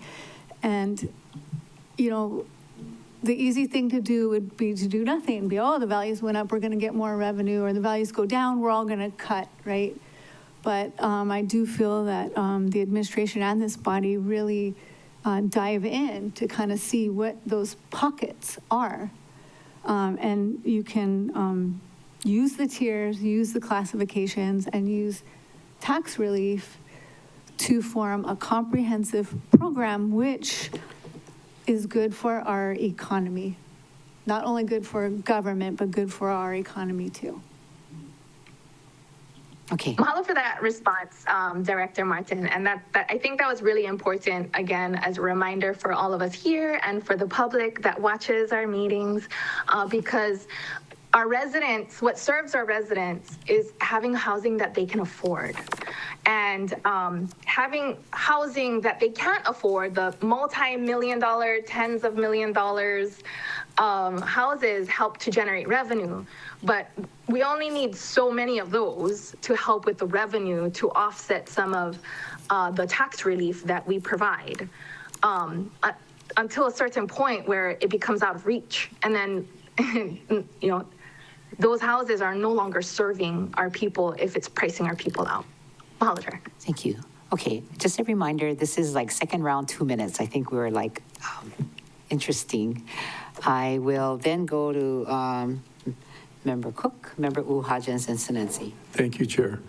And thank you, Director. I also communicated with people, local, long-term, born and raised, multi-generational people who the higher tax rates because of the appraisals of their property was choked. They felt choked.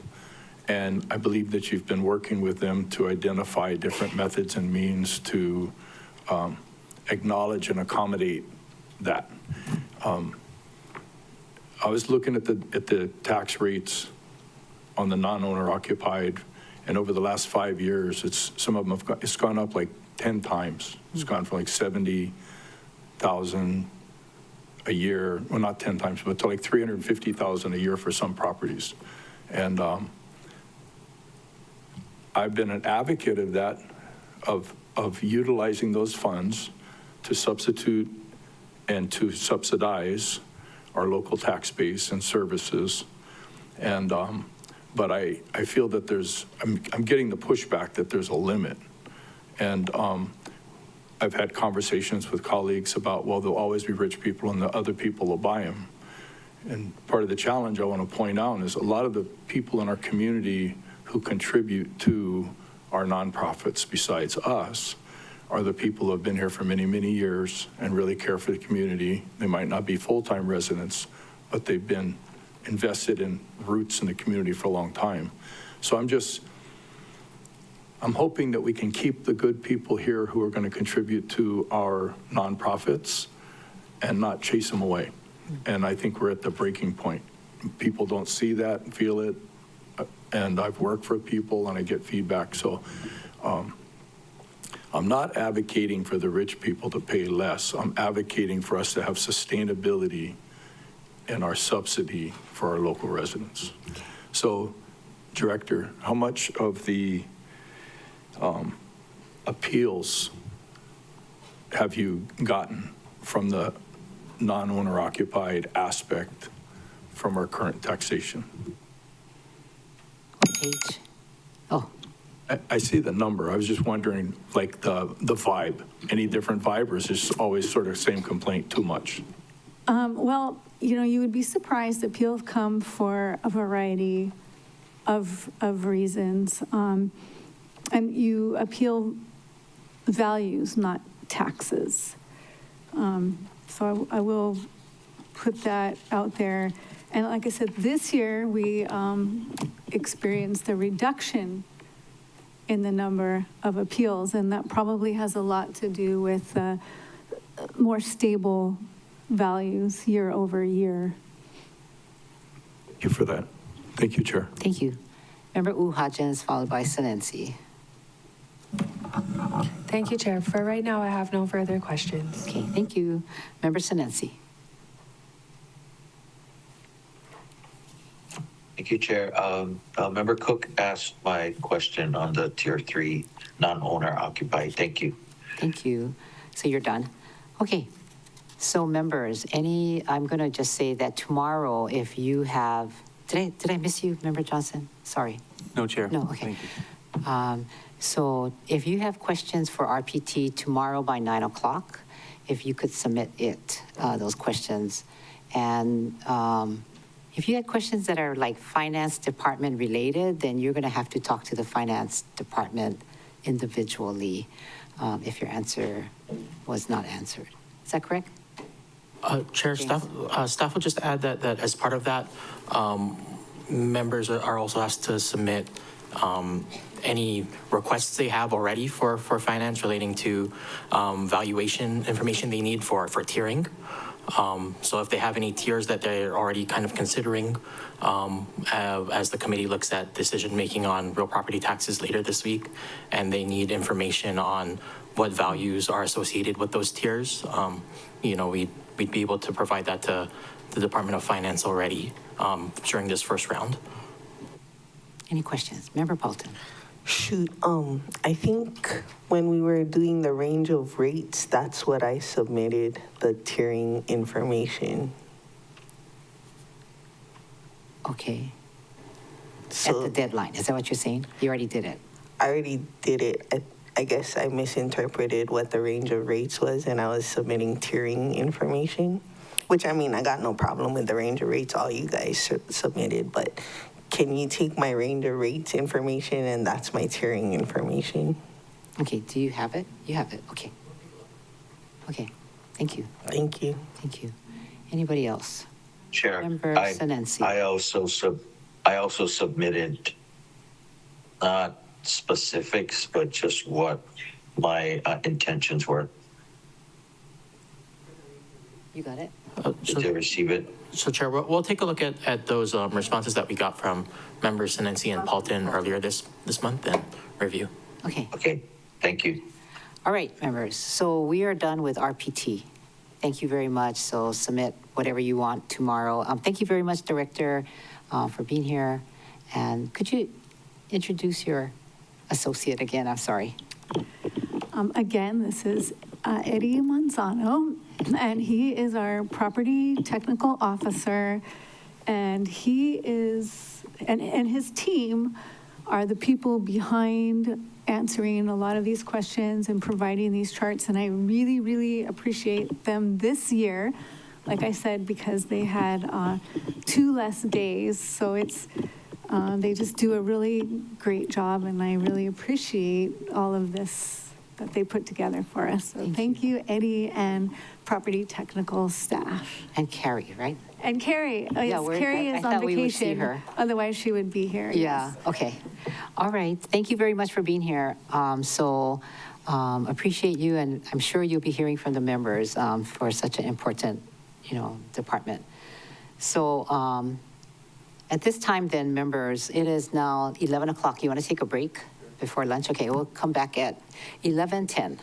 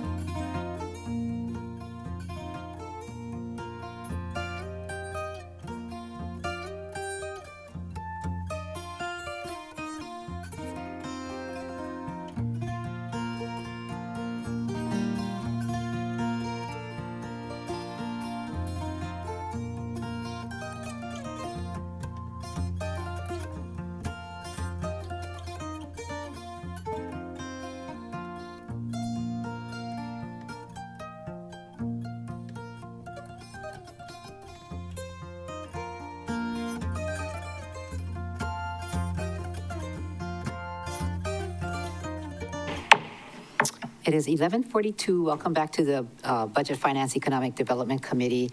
Sorry for the delay. We were Xeroxing, or we were making copies of the priorities and other documents. So at this time, the staff will distribute the priority amendment matrix, and the duplicate priorities have been highlighted for your reference. And before lunch, I'd like to confirm the number of priorities permitted for each member. Each member was asked to submit up to 2 residency area proposals, up to 3 countywide proposals, and up to 2 revolving fund conditions, and up to 2 grant conditions as well, as any possible alternatives. So the majority of the members did not submit any alternates. Yeah. We might have long lists. We do have several duplicate proposals, and that may be an opportunity to include the alternate proposals submitted by 2 members. Chair.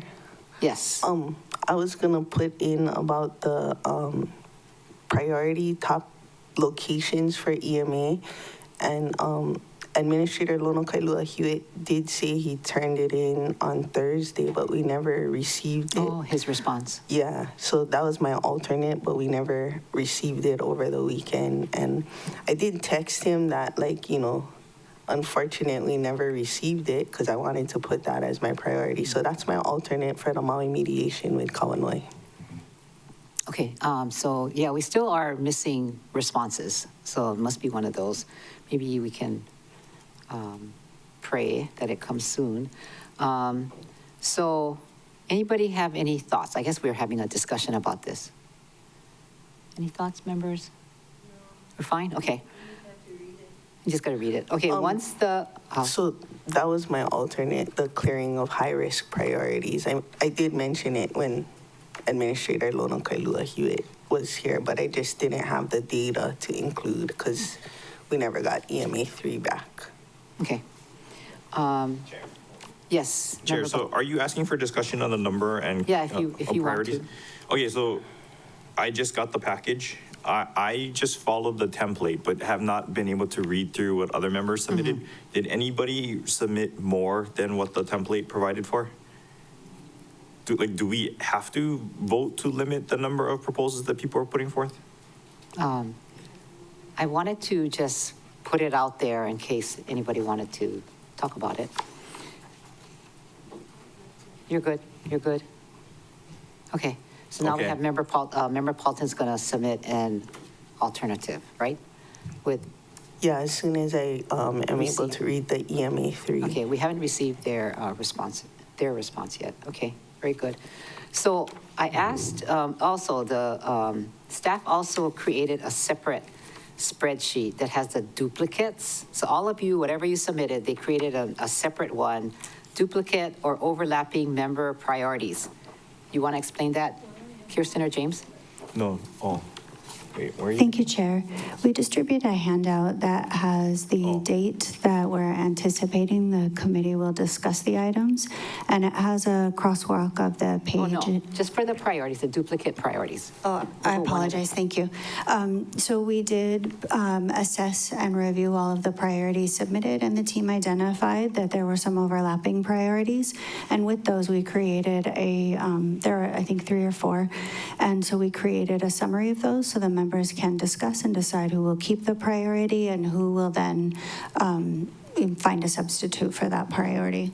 Okay, you have it, members? It's the duplicate or overlapping member priorities, and it says who the council member is, budget bill, page number, proposal, and overlapping from. So that information, and if you have a duplicate, then during lunch, you can talk to the other member and figure out who's going to keep it and who's going to maybe find another one. The other spreadsheet that you just got is called fiscal year 27 Decisions Week Department Crosswalk. Okay, now you can explain it. Okay, thank you. Now I'm catching up with myself. All right, and that is just a summary of the anticipated date of discussion, and then provides the department, and then the applicable page numbers that you can find in the budget bill, and as well as the appendices. And the hope is that this will facilitate the conversation and help the members. Yeah, it's good, Joe. Yes, this is very helpful. I appreciate it. Very, very helpful. And if you notice on the last column, if there's an asterisk, it's saying that we have not received the response from that department. So there are still pukas that we are hoping to get, but if not, we'll make decisions as best as we can, because I know that's what we'll do. Yeah, helpful, yeah? Okay, next. And then the next is one. the magical priorities listing. That it's about 33 pages long. It was distributed to the members. The team is working on providing an 11 by 17 format so that printed it can be easier for the members to read. But that's a list of all the priorities, and the duplicates are overlapping, or duplicates are highlighted in yellow. Okay, got it, members? So it's pretty hard to read. It's 8.5 by 11, but staff is, they are going to be putting it in 11 by 17. And when? Thank you, Chair. We're attempting to get that done before you go to break, so please feel free to talk lots. Okay. Member Hodgins. Thank you, Chair. And thank you so much for these. These are really helpful. Yep. For the duplicate priorities, I understand. Because obviously we didn't have a chance to look at this now, but over lunch, we should probably consider, do we have duplicate areas of cuts that maybe we need to then figure out if this project is maybe not going to go through, or figure out where we can cut from other places for the offsets? Do we have duplicate offsets? So members were submitting their priorities with the offsets. Go ahead. Thank you, Chair. Thank you, Member Hodgins. Yes, there were duplicate offsets. We did not provide a summary of those. That's fine. Well, I mean, we have the opportunity to go through them during lunch, and then I guess we can figure out during Decisions Week how we're going to manage those offsets. Okay. Thank you. Thanks. Okay, yeah, thanks. And Shirley, you have a question? You look like, oh, okay, you're hungry. Okay, all right. Okay, so members, excellent. Thank you. I really appreciate this crosswalk. So just for your information, if you have a duplicate with another member, you can figure out and talk to each other. One person can give it up and come up with another one to substitute it. But you need to also share your decision in public, right, because of sunshine. But we do have to make that decision so that we can complete this. The other thing is, for your information, the reason why this crosswalk is really important is because we will be taking up, when we call up in Bill 55, which is legislative branch first, so county clerk, then OCS, auditor, whatever. It's going to be in that order for legislative branch. And then we're going to go to all the departments. I want to end today with DEM, if we can get that far, is my goal. I would love to get further than that, if we can, because time is of the essence. But this crosswalk is going to help you just look at where things are in Bill 55 and what is in Bill 55 that's relevant to the department. And I'm going to be taking up, when we open up, I'm going to be taking up the department, any priorities that were there from any of the members, and then go into Bill 55 and what's in Bill 55 and operations, CIP, whatever is relevant to the department. So, and then we'll get a consensus if we can, and then move to the next department. So that's my goal. And I would love to get all the way to Department of Environmental Management, which probably has the most sections in it, as we know, right, with wastewater, sewer, everything. So that is what we have planned for today. Oh, I'm not saying we're going to cut it. I'm just saying those are the divisions. Yeah. Okay. Any questions? Member Batangan. Sorry, I just want to make sure I'm clear. So look to the decision week department crosswalks for the order in which departments are going to be called before us. The date in which we're asking them to come is listed. They're not coming. It's our show now. Oh, okay. No departments are going to come. Okay, so look to the order in which they're coming up for the order in which we should be prepared to discuss them. And pretty much the only things that we're considering are in the big matrix of every member's priorities, with the exception of the alternate that Member Paulton's still waiting on from emergency management, correct? Yeah. Okay. And, you know, relative to our decisions, I just want to thank all of you. I know last week some of you never saw your children because we were at the residency area meetings. It was a push to adjust to the Kona low storm weather, so thank you very much. Everybody was doing things, and we heard what the residents were saying, so appreciate that for all the people that came. Okay, now we have the decisions week as what we're doing, and really the hard job is before us. We got to take a deep dive, put the priority of the community and their needs, and then let's figure out how much of all the things that the administration submitted that they can actually do, because as we know, this is a fat budget, right? 174 million in carryover savings. That says a message to you about there is fat in the budget. There is fat in EPs, right? They want to hire 91 more, and we have this 500 vacancy. There's so many stories that we have all learned. But in addition, the depth of what we're trying to do is hear the voices of the community, provide our services as is our responsibility. So that is it. I'm going to take a recess. Okay, go ahead. All right, I'm still trying to make sure I'm clear on what we should be expecting. So when we are going to present our proposals to the rest of the body for consideration, it's going to be as we come up, as the department comes up. Right. Okay, if we had cuts that go across departments, when are we to discuss those? Is it with the proposals that we want to fund, or? Okay, so are you saying that you have a cut that is for all the departments? Yeah, I have offsets that impact most departments. Ooh, okay, interesting. So I'm just trying to make sure I have broad cuts too. I just want to make sure I know when to speak on the matters. Yeah, I think I'm understanding what you're saying. So I'm going to talk to you during recess so I can get it correct. Chair Lee. Are we doing this exercise to get their permission? No. Whose permission? The department. The department's permission. Oh, you know, members, I think whatever you put in your priority or condition, I think you spoke to the department. Is that what you're asking, to see if they can do it? No, yeah, I mean, you know, people have their own way of handling things. Okay. And since we all know for a fact there's fat in every department, and every time I ask people about their priorities, directors, they never tell you. Everything is a priority. So you have to draw your own conclusions. Yeah. Yeah? Okay, thanks. Yeah, correct. That's why the responses are important. But if we don't get it, it's your show, gang. All right, any more questions? I'm going to take lunch to, it's 11:55. Can we come back at 1:30? Is that enough time for you to look at the, Person NC is trying to get your attention. oh, sorry, Member Simmons. Oh, you have so much light behind you, I can't see you. Go ahead.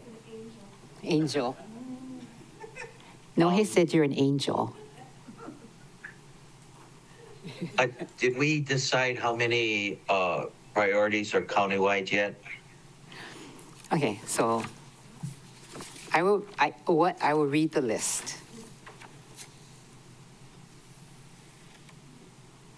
Two residency. I got the list. Okay, I got good. the list, but I Three was wondering if we countywide. could 3 countywide, increase. 3 countywide, 2 revolving fund conditions, and up to 2 grant conditions. You went blank. Member Sinensi. Oh, Can you hear me? I can hear you, but I can't see you. Yes, sorry. Oh, and just for Sunshine, we have Mavis Medeiros in the office as well. Okay. Thank you. My question was, I have some duplicates, but I did not include the replacement in my alternative. I'm not sure what you mean. Because Like you if I, didn't know you had a duplicate. Yeah, I have a duplicate that other members will take up, but I did, for my replacement, I didn't put listed as an alternative. Oh, it's Can something I that- still propose? So something would be brand new at this point, which means you didn't meet the deadline. Is that what you don't have like priority? I do, but it looks like I had a 11th hour request. Oh, Shirley said you can throw yourself at our mercy, which means we can vote you up or down. That makes sense to me. Okay. Is that good, members? All right. Is that good? Okay. Yep, thanks, Chair. Okay. Anything else, members? Are you all good coming back at 1:30? Because I think I had a request that you wanted to look at all of the priorities. You want to come back later? I have a HSAC meeting in 3 minutes. Okay. So when can you come back? When it's finished.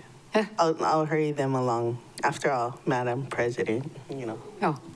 Oh. Okay, so 1:30, 1:45? Casey just said it got canceled, so no need. Oh, yay. Oh, 1:30, is 1:30 good, everybody?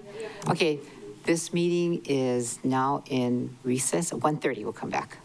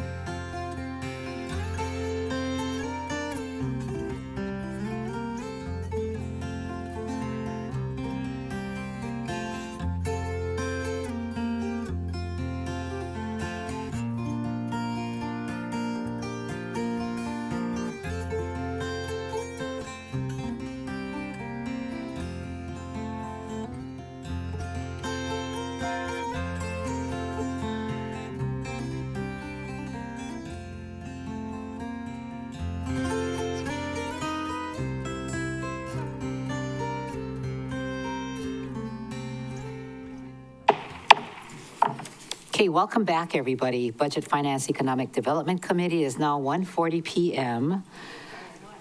Okay, great. I can hear the buzz in the chamber. That means everybody's had time to have a great lunch and look at our priorities. So everyone has a chance to review the priority matrix, and you all got the 11/17 version.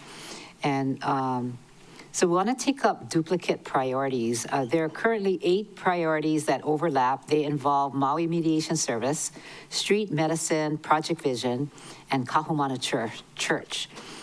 Staff had highlighted them in the matrix. For each duplicate priority that affected members decide who will keep the priority and who will submit a replacement or substitute priority. Substitute proposals are allowed for duplicates only. Replacements or substitute proposal for a duplicate priority will be due within 2 hours after today's meeting ends. All right, so we have duplicate I had one, so I'll start. Mine was with Kahumanu Church, and you all got the matrix that has the duplicates. Oops, here it is. And so mine was Kahumanu Church, and I will say that I'm not going to be submitting a replacement. So who also had Kahumanu Church is Tom Cook, as well as Keani Rollins Fernandez. So between the two of you. Member Rollins Fernandez. Right. Okay.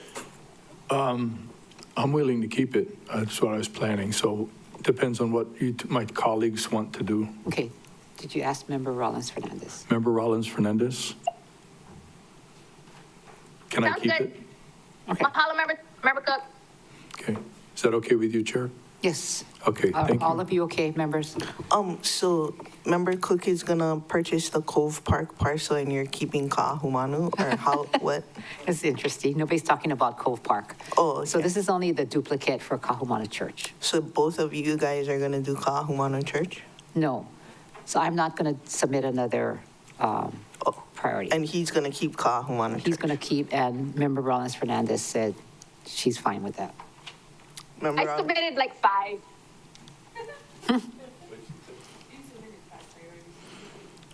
Okay, so Tom, you have that. So Okay, nobody's gonna next. do Cove Park then? No, well, that's not what we're talking about. Next, we have Maui Mediation Services, which is Member Paulton and Member Batangan. Thank you, Chair. So I did submit alternate priorities, one of which was Boy Scouts. So if I'm allowed to take this off of my palette, I would like to then insert one of my alternates. Are you fine, Member Paulton? Okay, so we're going to give this one to Member Paulton, correct? You're fine, okay. All right, and the last one is for Street Medicine Project Vision, and it's Member Paulton, Chair Lee, and Sinensi. Okay, so it's gonna be Member Sinensi is gonna keep that, and then Chair Lee is gonna submit Auntie Nettie, Lahaina Resource and Recovery as her county-wide. Did you write and that? I'm going to submit the EMA top 2 wildfire risks. Okay. So in order to make this changes happen for what you're saying and for Chair Lee and Member Batangan, you need to submit that in writing to OCS staff. Okay, so if I had already submitted it as an alternate in my spreadsheet, do you still need me to do something? Like, do I need to identify? I guess I should ask them. What do you Okay, staff, staff, what would you like from us? If we already have it, if you could just be clear on which one it was, and we can identify it, and if we have any questions, we'll follow up with you. Okay. So you said you need it 2.5 hours after this meeting is Paul? 2 hours. 2 hours after this meeting is Paul? Okay. And Chair Lee. Okay. Member Paulton is correct, except I'm adding money to that. I'm adding to 188.5. I'm adding 61,500. You want to know where I'm going to get it from? Where are you getting it from? Okay, from the Office of the Mayor Economic Development Program. Oh, that- do I have to specify that? Is that clear enough for you guys? That's kind of general. A Makahiki season. Because Account. Auntie Nettie's one is 250,000. That's why she's adding 61. Oh, I see what you're saying. Did you get that? Chair, I'm not sure if we received that one in writing, so if we could have it in writing, that would help us. Thank you. Yeah, we just did it. Okay, thanks. You got 2 hours after this. And Member Sinensi's one was a grant condition. That's why. So he's just conditioning what he's conditioning. So Member Sinensi is going to keep it as original. Okay. Chair Lee's going to do Nakia Io Maui with the extra money offset as she stated. And I'm going to submit my proposal 2 hours after, and it's for the top 2 EMA wildfire risk reduction. Okay, staff, and then for me, it's going to be the Boy Scouts Camp Malia. Thank you. Okay. All of you are fine, right? So Chair Lee, you got to write it up. And Yes. Okay. Very good. So now we've got the overlapping duplicate priorities done. So Member Paulton, Member Sinensi, and Member Cook, as was discussed. Yeah. And Okay. Member Rollins Fernandez. Go ahead. I just need clarification. I don't see a duplicate of Boy Scouts. Is the Boy Scout thing an alternate? Yes, Member Rollins Fernandez. That was one of my Okay. alternates. So I'm just letting staff Okay, know and that it's not on the list. no, because my understanding is that the list was only the priorities. Not the alternate proposals were not included. Yeah. Okay. Just wanted to make sure I wasn't not finding it. Okay. Very good. Good. Yes. No, go ahead. Chair, we were just wondering if Member Rollins Fernandez wanted to tell us which one of her alternates she'd like to substitute for the Kaumanu Church. I think I put them in order of priority. Okay, if we have any questions, we'll reach out to you. Thank you. Sounds good. Okay. So Plus she had 5, right? More than she's supposed to. I might have been exaggerating. Okay. It might have been like 4.5. 1 through 3, 1 through 4. Okay, so we're done, right? You will then submit to staff, right? Whatever your replacements are. Thank you. Except Shirley. So now we're going to start digging in, right? Members will now take up broad cuts to the mayor's proposed budget. If anybody has broad cuts, I will tell you that I have one. I will proceed. Relating to expansion positions, my proposal is to retain the EPs but remove the funding. As we all know, there are numerous vacancies across departments. Some of those positions are inactive but continue to be funded. Departments have told us they're using funding from vacant positions to cover overtime. That approach distorts the true cost of operation and overstates the amount needed for fringe benefits. That's a very expensive addition.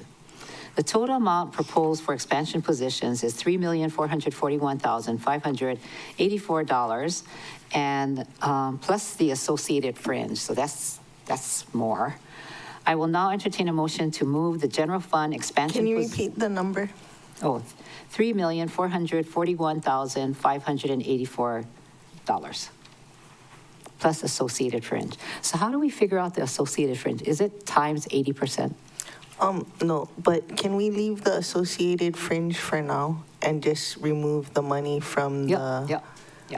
just do that one side of it? Yes. Okay. Because we're going to take countywide later. So is that, would members like to see?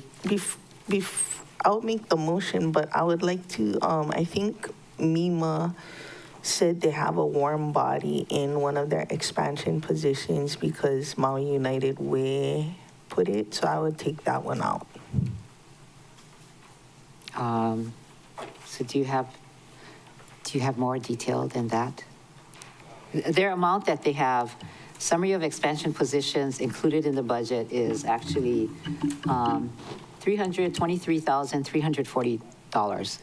So it's more than that position, one position. So could you provide that for us? It's somewhere in all these papers. How much time do I have? Chair, in response to Member Paulton's question, I see the budget director popped online. She may be able to provide the answer that you're looking for. Here you go. Director Milner. Thank you, Chair. Thank you, Councilmember Paulton. Yes, I can pull that up. I just also wanted to mention that Human Concerns also has some positions that are listed as expansion, but they're moving from grant funding to general fund because of the loss of revenue. So there are also people in those positions, which I can get you as well. And I'd also like to ask for consideration for our smaller departments that have been making really significant progress on filling those vacancies and also don't have any savings that could absorb that if they're able to fill the positions. So I just like you to take that into consideration during your deliberations. So do you know I will get you the position numbers that already have people in them momentarily. And what departments are you referencing? I'm specifically thinking off the top of my head of OEV Resources, East Maui Water Authority, Department of Agriculture. Those are the three that come to mind right away because, and maybe prosecuting attorney. And they may not have the ability to absorb the increase in costs if they fill those positions. Thank you, Chair. To add to that discussion, I'm not opposed to the idea, especially the bigger departments or the older departments. For the newer departments with less people that couldn't absorb it, I still gave them money, but like half what they're asking for in my worksheet. So I think they all asked for like 8 months, a lot of them, and I dropped it down to 4 months because of personnel saying the 90 to 97 days of onboarding. So I don't know if you can start posting it that far ahead if you don't have the money or whatever. But a lot of the smaller departments, I dropped their expansion positions down from 8 months to 4 months in my proposal. Okay. And it'll come up when we take up the departments, right? We're going to do yours department by department? Yeah, unless we do this broad stroke. So I would like to do this. What we can do then is when you take up your department by department, and that gets resolved, and we can deduct it from this, and we can revisit this then. Is that right? Okay. Member Batangan, thanks. Okay, so if I'm following correctly, we have a motion, but no second. motion. No, we didn't make a motion. I thought you were. Yeah. I thought you were making the motion No, and wanted just to try- ask that you clarify what it was. Yeah. Because I got lost. Yeah, we didn't get there We're yet. still discussing before the motion got made. Yeah. You want me to do it now? No, let's take, because if you're going to go department by department, it's going to overlap on some of these, and we can look at it after. Oh, okay. Yeah, okay. So members, this is a total of $3,441 and $584. Okay, so I'm going to revisit this. Thanks. Are there any more proposed broad cuts? I had a proposed broad Okay, cut. Good. Member Batangan. Thank you, Chair. And I think before I share what I did, it's helpful to give context to where I was coming from. So if you'll indulge me. So I was really reflecting on the conversations that we've had with the Deputy Finance Director and the Managing Director on our carryover savings. I heard where they were coming from, and, there are good reasons for why we had that. And, there are benefits to having some carryover savings. But I wanted to get a sense of where we were at over the last few years historically. So I pulled data going all the way back to 99. That was the first year of Mayor Apana's term. And I thought that gave us a pretty good sample size of years and administrations. There were some solid disruptions. There were significant events that would impact our county's budget, like 9/11, the financial crisis, COVID, and the wildfire. And I don't think our gut feeling of there still being too much still rang true. Like in absolute values, in relative values, meaning as a percentage of the budget, the operating budget only, stripping out CIPs, which can span administrations. And to the extent that I was able to, controlling for federal reimbursements, I do think that we are still at a historic high, meaning we are overtaxing our citizens and, not delivering on all of the goods and services that we promised to do so through this budget process. And that's kind of why I asked for a broad cut to departments. I didn't know exactly how to go about. I think there are different ways we could have done it, like department by department. Say one had like 5% carryover, one had 7%. You reduce them different amounts just to go down to like 3%. You give them inflation, something to that effect.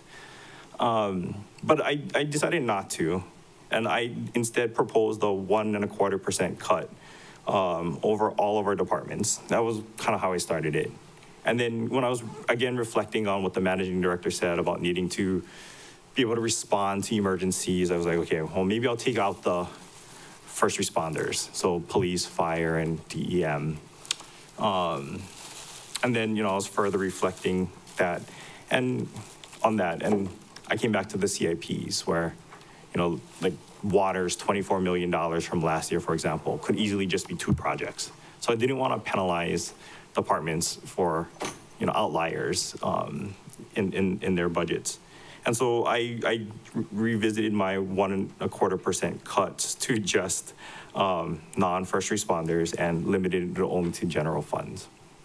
I got about $5 million off of that and figured it was fair. I think it helps get us back towards historic norms. I think 1.25% off the top of your general fund requests is impactful, but not overly burdensome for each of the departments. And that's kind of how I ended up with what we have here. I submitted it to staff. I think that they just handed out a spreadsheet to the effect of like what that would mean for each department. And, as I was reflecting on that further, I still felt that this would have been a fair way to go. Our process of going to community gave us a good sense of what the needs are out there and what was still unmet after the mayor gave his proposed budget. But our process of going department by department on what's a priority and what's a luxury didn't quite yield that same level of insight. Either everything was a priority or the only things that could be cut are for the things in the members' districts. Like, I personally don't think ag needs 2 secretaries. I don't think transportation needs $2 million more just to permit the ferries. I don't think police needs $1,000 chairs or that the mayor's office needs 4 people making director level salaries. But each of them is telling me that they do need this. And so I think that there's fat to be cut. And I think 1.25% is a reasonable amount to start with. And I think that giving them the agencies or the departments flexibility on where to cut, since they didn't initially tell us, is also a fair way to go. And that's how I came up with my proposal. I should also note that it is more than I proposed to add. So we would, if adopting this, need to adjust rates and fees as well, because we would be unbalanced if we take my approach. Okay, well done. I will tell you that when I worked for Mayor Apana, because that's how far you went back, listen to this, to do small towns, I had $55,000. That was a totally different world. Budgets were totally different. But we did have 9/11 during that time, so we had our own catastrophe. Member Paulton. I'm not opposed to the broad, I guess I am opposed to the broad cut. I like to be more targeted. I guess a little bit of my concern is those departments that use a lot of fuel, electricity, and those things that we don't know the impact of the Iran war. Like, I mean, if you look at Board of Ethics, do they really have to drive at all? But, you know, parks in their cleaning of the thing, and then the sewer increases we didn't account for. So in that way, I'm opposed to the broad cuts without taking into account external factors. Nobody put as their priority to give parks money to cover for the 9% increase in sewer. We did just see Public Works do a budget amendment to cover the increase in fuel costs. So I'm not opposed to cuts across certain departments, but I think we need to take into account that nobody took into account the 9% sewer increases, and Parks has high amounts for that. And I know they drive around to all the parks to clean the parks, which I would like them to drive around and clean the parks. So that's one of my concerns, is a 1.25% in this unstable federal administration is not equally applied, because some departments don't have gas expenditures or electricity to the same degree that other departments have. And then even if it's a 1.25, if your budget is really small to begin with, that could be a hardship. Like, and I don't want to penalize the folks that are really tight on theirs. Like, they're in my looking at the I just went back 3 years. Some departments have bigger carryover savings than others, so that's why I'm more for targeted than broad strokes. But that's just my discussion. I see Member Rollins Fernandez has her hand up. Thank you. I do see Member Rollins Fernandez. Member, proceed. Hello, Chair. I agree with Member Polton. I would rather take a scalpel approach than a sledgehammer. I wanted to ask about the department's request. So in the past, our member priorities reflected the requests that we heard during our district hearings. Departmental requests were treated differently. And so my question to you is, are we going to treat departmental requests differently than our council member priorities as we have done in the past? If you are asking me, I think this is all part of the same story. But Member Batangan, you want to comment that, and I'll do a second. No, I wasn't asking him. My request would be that we treat departmental requests differently than council member priorities, like we've done in the past. That would be what I would vote for. Thank you. Member Batangan. Sorry, I guess what I was asking Member Rollins Fernandez was if she was asking me or if she was asking you as chair. I don't know. Oh, this is a procedural question, so it wasn't for you. And then I guess for my own understanding, since I am a freshman member here, what's the difference between the departmental request and the public request? What I explained is, as council members, we went out into the different communities, into the different residency area districts, heard directly from community members that may perhaps did not, get their requests into the mayor, or perhaps didn't get the full request in the mayor's proposal. So, that was our opportunity to go into the community and hear directly from the community, and then beseech our colleagues to support us in putting those into our budget. From the department, sometimes something is missed, or a war happens and the impacts we don't know. And then, we'll hear from the departments those things, and then together we would vote on those without it affecting our priorities from the community. Thank you, Member Rollins Fernandez. Internal, external. Yeah, I just didn't make a distinction until you explained it between the mayor's proposed budget and a departmental request, because I didn't realize that the departmental requests were subsequent to the release of the mayor's proposed budget. Okay. Thank you. Thank you. So this is my perspective.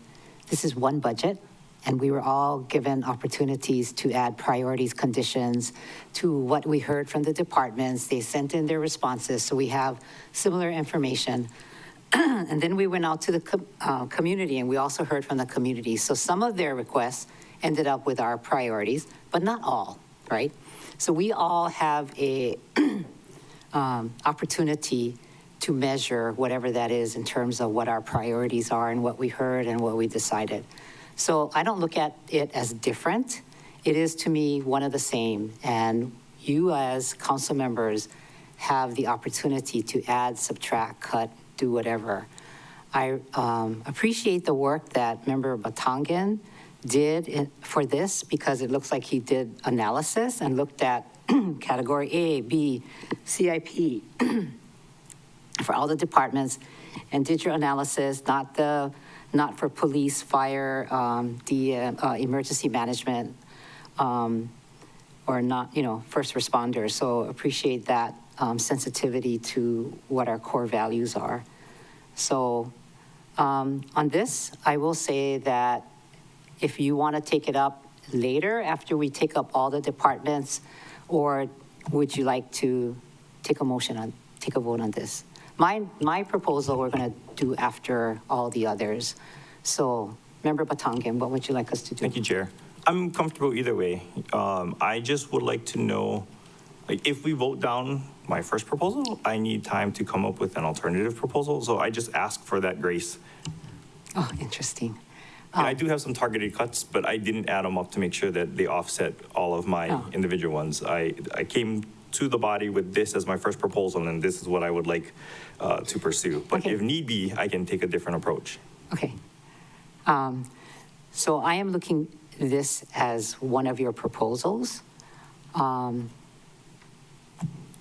Members up for discussion, I guess, if I'm, Member Paulton and then Hodgins. I just have a clarification on the paper. It's 1.25% off the total, including category A, B, and CIP. Yes. And that's category B, you're taking it as B and C because they're combined. Yes, Member Paulton. Okay. Well, I mean, I have targeted category A cuts, so the combination of all the cuts might be kind of wonky, I guess. I stayed away from category B, so I don't really have a problem with category B's, 1.25% or whatnot. And then I have no problem with the grace part, but the other part of it is I would kind of pick and choose the 1.25% cut to get to what you need. Cutting from county clerk during an election year when it's like, SAVE Act and like that, I would not really be supportive of. I don't mind cutting from us, no problem. County auditor, okay. Certain ones I got no problems with, like a B or the CIP, I'd rather not because of all the time it takes and the coordination. Category B, I got no problem on certain ones. Human concerns, I'd have an issue with just because of all the federal money we're faced with losing. We already heard from the 22andMe folks and like that. Human concerns, housing is a critical need. Management, I'm okay with. ITS, I'm okay with, Board of Ethics kind of things. So I'm just more of a targeted person, sorry, and I'll yield. Okay. Did anybody else have their hand up? Oh, Member Hodgins, sorry. Go ahead. Thank you, Chair. Luckily, Member Paulton kind of said what I was thinking while I have no voice. But I do appreciate this. I think this is great as like a theory and maybe where we should aim, but as we go through them, we will most likely cut a lot of category A, and that's like where other people's are. That was kind of my question earlier, how many duplicate offsets we're gonna have, and then it's gonna be difficult to kind of calculate as we're going through with everybody else's priority. And as Member Paulton said, typically category B, once in a while, we cut like specific stuff like the chairs and whatnot. Because those are, then I was thinking like, how much are our chairs? And I didn't even know you could spend $1,000 on a chair, but you know, every day we learn new things. And then as Member Paulton was saying too, like CIP is kind of hard because right now we're only finding that it's getting more expensive, like the concrete or whatever, right? 40% more expensive than it was. Like that's in 2 years. bananas. But I think perhaps maybe we can look at the category B, as Member Paulton said. But this is a good analysis of how much money, like in one condensed packet. Thank you so much for doing this work. Thanks, Chair. Yeah, good job. Thank you, Chair. And if the body wants, I can take a more targeted approach by removing like the CIPs or the offices that Member Paulton had mentioned, because I do have much more proposed in cuts than I do in ads. So I would still be within your guidance. Part of why I took this broad approach was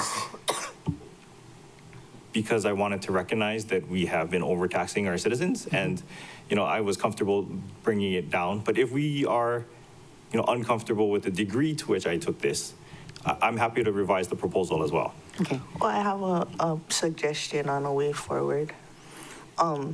So we have this paper now, and as we go through each department, we can see at that time, like what we want to do. Like, for me, I would kind of leave the clerks alone. It's an election year. I don't want any reasons they've messed up the election because whatever.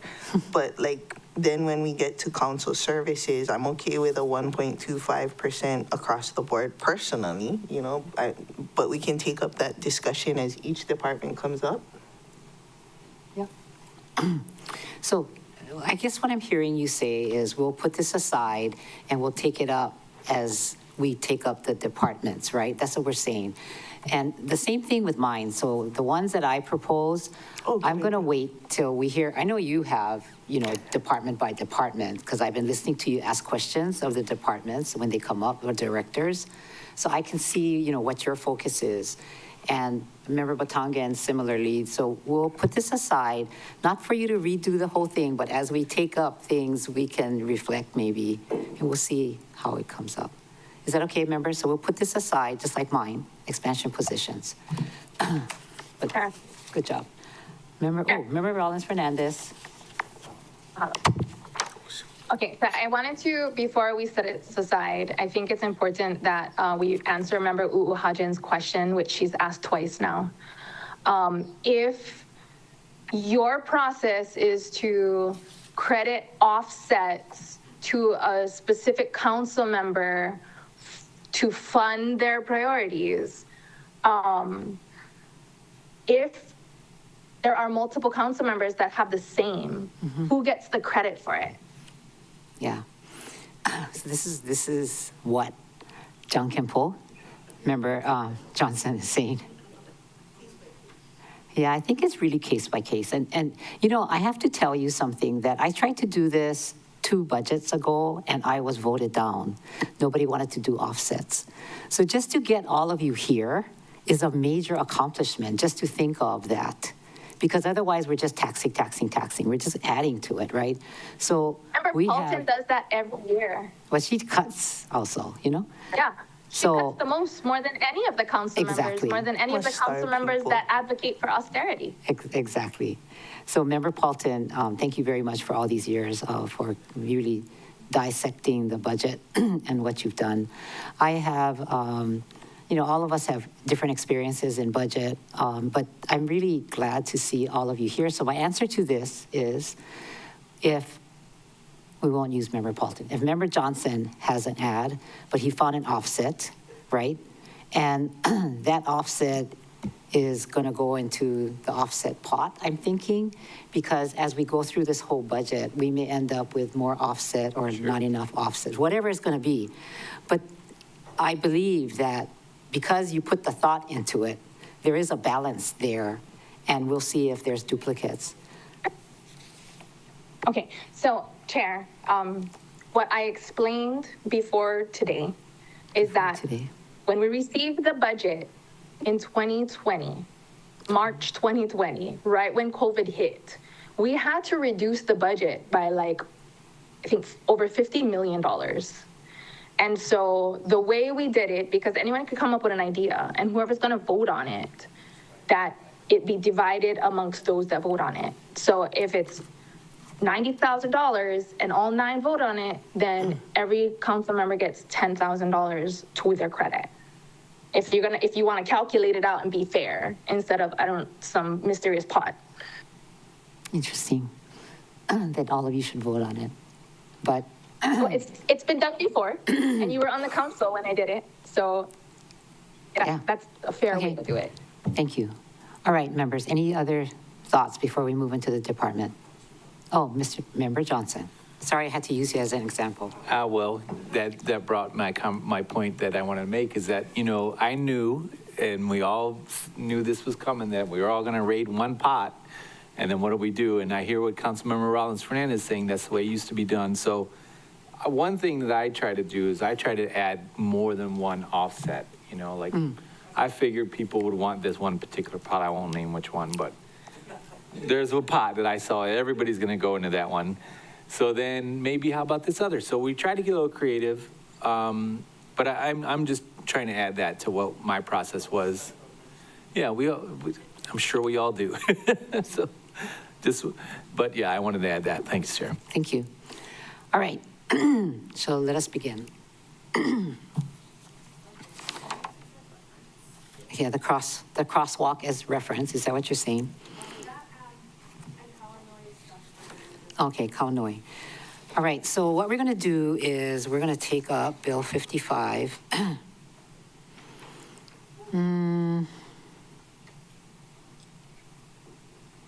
Okay, we'll begin with the office. Are we starting with the legislative branch? Sorry, what? Are we starting with A or the legislative side? We're going to start with legislative. Okay. We'll do county clerk. So, and county clerk, I'm going to put my papers aside. For members' priorities, there were none. Operating budget in Bill 55, look at page 2. Are there any proposed amendments to the operating budget for the office of county clerk? I don't think so after what we just said. Okay, Member Paulton, you have a discussion. I have a proposal for cuts to fund one of my priorities. Should I state what the cuts are now? Okay. Is this to all your A account? Yeah. Okay. For clerks. So staff, you're going to take this down, right? Or do you have a copy of her? Do you have a copy of her spreadsheet? Can we get a copy of can staff get a copy of a spreadsheet? They have one, but she can pass it out. Some of the information was confidential because it comes from the budget details, so they just have to thank you, redact that part when they upload it to Granicus. Oh, but it is redacted. Member Paulton. Huh? Yeah, that's the one. It is redacted. But you don't want the redacted one because you can see the information. Yeah. But you're going to post this on Granicus, right? And so it has to be the redacted. So Chair, admittedly, right, we're distributing a redacted one. We're not admittedly able to distribute an unredacted one in open session. That's kind of the advice that we're under right now. But I believe what's being distributed does have position numbers, so members can verify that with their unredacted version at the appropriate time. Okay, thank you. Okay, so I move to reduce category A appropriation by $86,628. And this corresponds to, and it's just a suggestion for the office. They can take the money wherever they want, but mine was to delete funding for P-25486 and P-29672. One has been vacant since 2019 and the other has been vacant since 2024. My understanding is they're going through like some sort of reorg to classify these as higher paying jobs so that they could actually recruit and retain somebody. But being that we've funded those positions since 2019 and 2024 respectively, we just need to stop doing that until they come up with a viable plan for what they're going to reallocate it to. So can you give the dollar amount again? The dollar amount is $86,628. Thank you. Motion made by Member Paulton, second by Member Wu Hodgins for county clerk, and the positions are on this spreadsheet for $86,628. Yeah, and to be clear, they don't have to listen to it. That's just my rationale for the dollar amount cut. They can do whatever they want. Okay. But it'll be 86,000 less. Okay. So this is all for a account. Member Batangan has his hand. Oh, sorry. Member Batangan. Thank you, Chair. Thank you, Member Paulton. So it's hard because we're working off the redacted sheet, but the 86 is the decrease in category A, including the decrease in fringe, or that's excluding the decrease in fringe? I had a separate plan for the fringe that will come to fruition potentially when my priority comes up. Okay. Thank you, Chair. Okay. Member Chair Lee. I'll be voting no. The county clerk's office is, is a little bit unusual because they have greater needs spontaneously as they work through the campaign season, through the election season, and I'd hate to jeopardize their operations by limiting their the A account. Thank you. Member Paulton. No, okay. No, I don't have any response. I just disagree.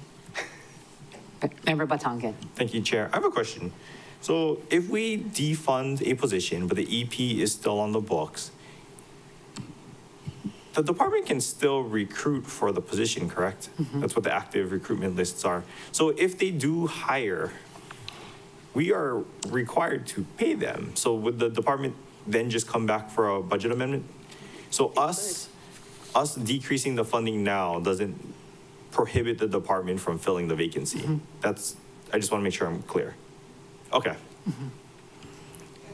Chair. Member Hodgins. Oh, Member Rollins Fernandez, who I don't know if your hand was up first. Yes. We can't just amend the budget in the fiscal year. Like to give, like, this is when we're setting revenue. So if we don't have revenue to pay people, we're not going to magically make it appear mid-fiscal year. This is the time that we generate the appropriate amount of revenue to pay the people we need to do the work the community needs us to do. Mm-hmm. Okay. I was going to add that I know she said this already, but we used to go like position by position. But even when you were Deputy Director for Transportation, we kind of shifted to just give like just a general cut to salaries. That should allow you guys some cushion in flexibility. But that's what I was kind of going to ask is, I know Member Paulton asked before on our second time, at least my second time during the budget, if that worked out for you folks, like when we used to cut just like a number in salaries, but leave your positions open. So I'm sure you know how it works better than we, because I never sat on administration. So was that okay for you? Sure. And with a whole bunch of carryover savings, I think we found so much money this year in the budget for all of the budget amendments that we had. So not only did we have $174 million worth of carryover savings, every time we did a budget amendment, we used carryover savings. So perhaps you can tell us what it was like. So, Chair? Member Batangan. Thank you. Yes. So I did appreciate that flexibility, when I was a department head, to be able to move monies around and fill needs as needed. And I think that did actually save us from having to come back for an amendment at one point. And then, to your point, yes, I have been operating under the assumption that there will still be carryover savings that could be used to fill these two. Like, I don't think that this is, just because we cut the position now, that there won't be our ability to have, the department won't have the ability to transmit a budget amendment in the future if one is needed. And I just wanted to Yes, Member say Alton. that in fiscal year 24, their carryover savings was 258,000 plus, and in fiscal year 25, their carryover savings was 398,000 plus. So I felt like 86,000 could be absorbed. Is that only for A, or is that?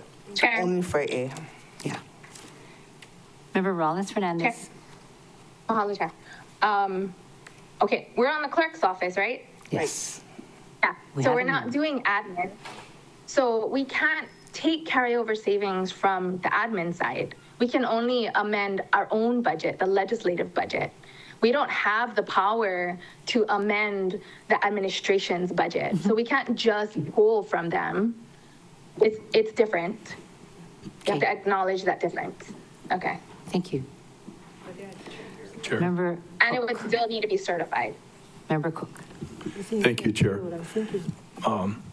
Member Rollins Fernandez is correct. My understanding, though, is that we're not pulling from that. We're acknowledging that by eliminating this amount of funding, they have the opportunity that the administration can utilize those funds.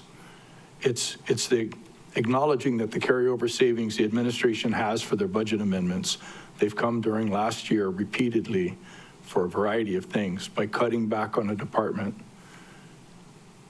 And they have internal carryover savings, which demonstrates that they historically have had the capacity to cover that amount. That's my understanding. I'm asking for clarification. So Member Cook, are you asking the clerk's office to ask the administration to do a budget amendment for them? Because No. we're doing county clerk right now, right? No, I'm looking That's what at we're the doing. historical numbers that they had excess of that amount in those 2 years, and that if they were short this amount in either one of those years, they would have had the funds to expend. But but the proposal we're taking up is the county clerk's office right now. So not a department, not not the under- admin side. Correct. Yeah. I'm speaking generally. Yeah. Okay. Yeah, Right. But right now, this proposal is for the county clerk. right. That's correct. Yes. So Member Paulton, you were going to say something? You weren't. So in your spreadsheet, I just want to say the months funded for these two positions is 0, and the months cut is 12. Yeah, I'm proposing deleting the funding for these two positions because both of them haven't been filled in excess of 2 years. And what the clerk has repeatedly told us is that they're trying to do some sort of reorg where they could classify these positions at a higher wage because the wage that personnel is allowing them to post it at is not attracting anyone because it's not a living wage.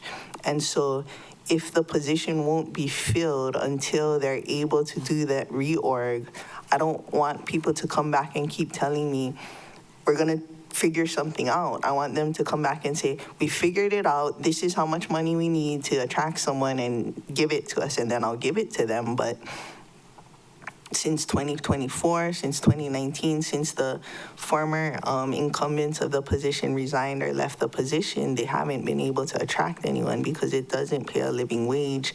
And with the way living prices are going, I don't anticipate them ever being able to attract someone until they do that. And so this is kind of my nudge. Like, I'm not going to keep funding a vacant position that's never going to be filled because it doesn't attract qualified candidates, because it doesn't pay a living wage. Like, if you want this money, do the reorg, classify it higher so we can put somebody in it. Like, it's like just saying like, oh, well, we don't have any park security officers. Let's put another one on because we need it, but nobody's applying for the job, you know, like just trying to be realistic. Okay. All right, members. More question. Okay, Member Uhajan. Sorry, I couldn't write as fast as Member Paulton was talking, but in 25, you said there was $398,000 of carryover savings for the clerks or for this department. Can you tell me what you said for, and perhaps I misheard, but can then you confirm that? And can you tell me what you said for fiscal year 24, please, so I can write that down?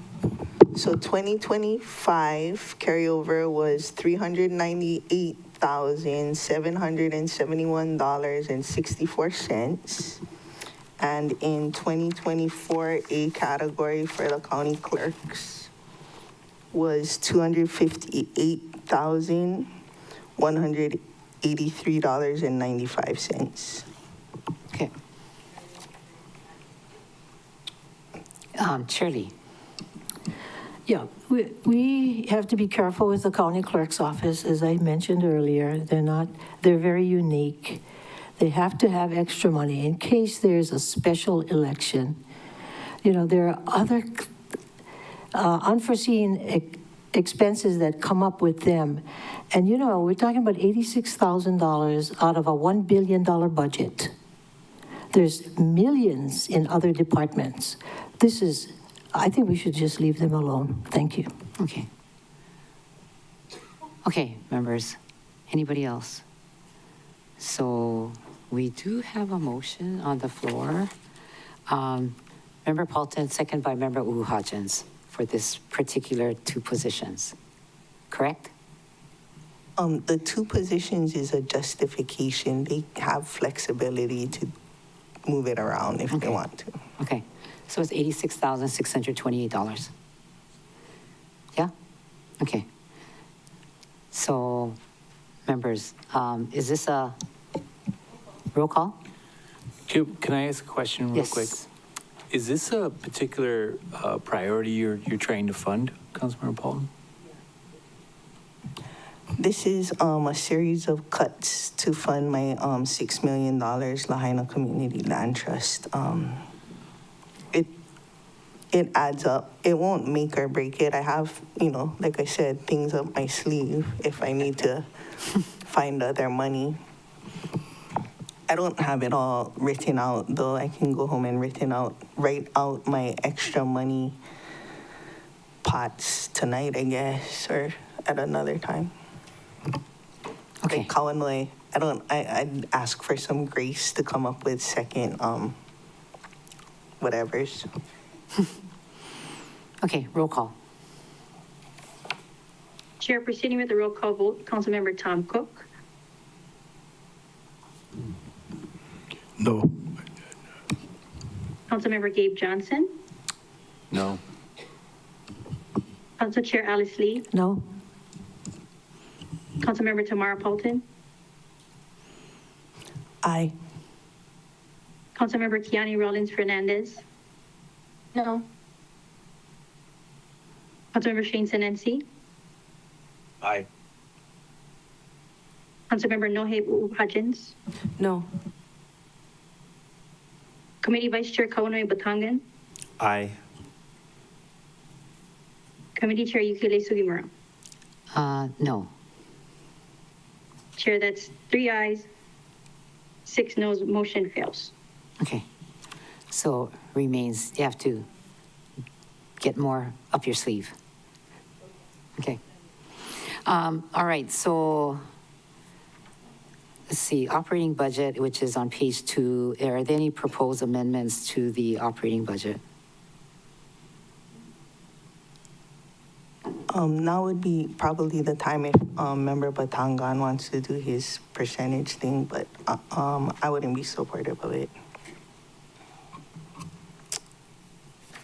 Member Batangan.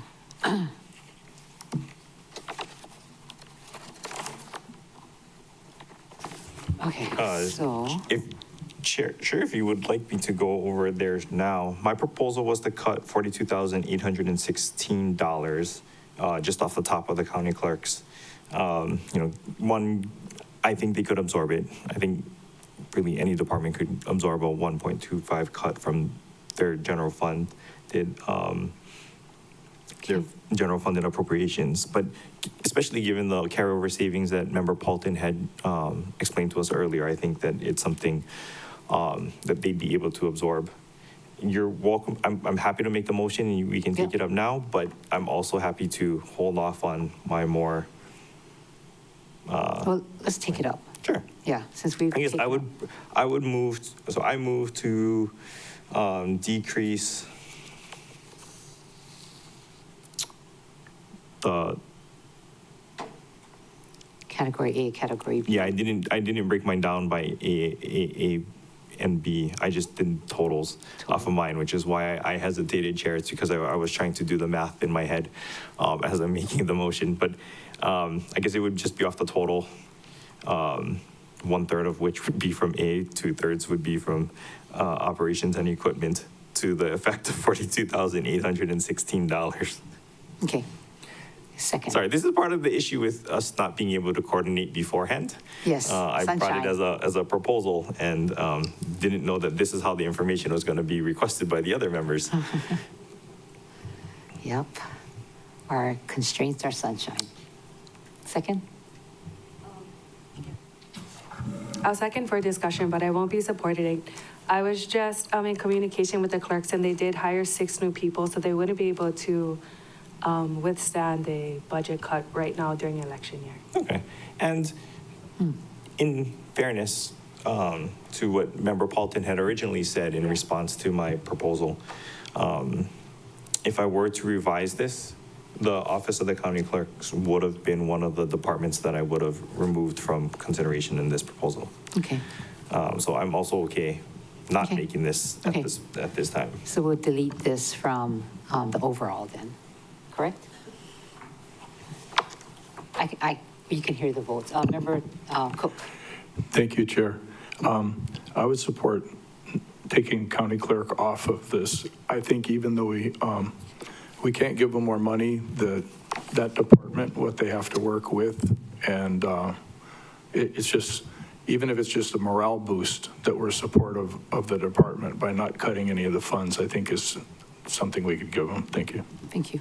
All right. So members, I'm going to move on, right? Or do you guys need to take a vote? It doesn't sound like it.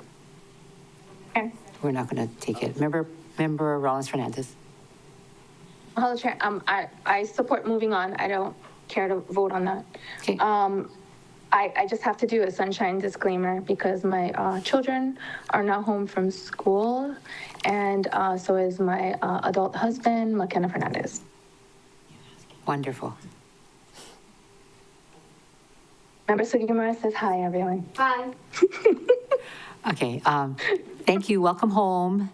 Member Batangan, staff is asking you to say you're withdrawing your proposal.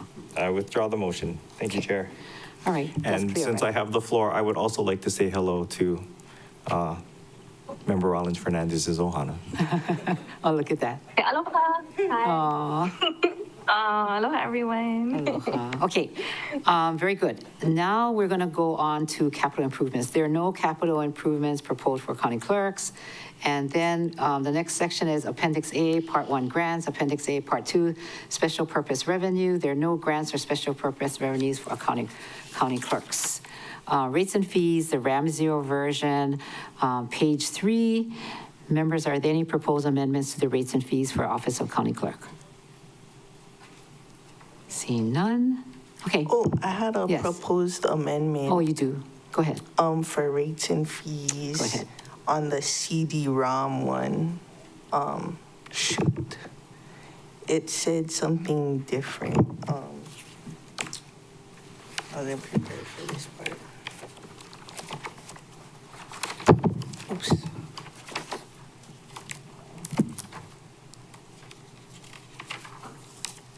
Oh, wrong one. Agriculture.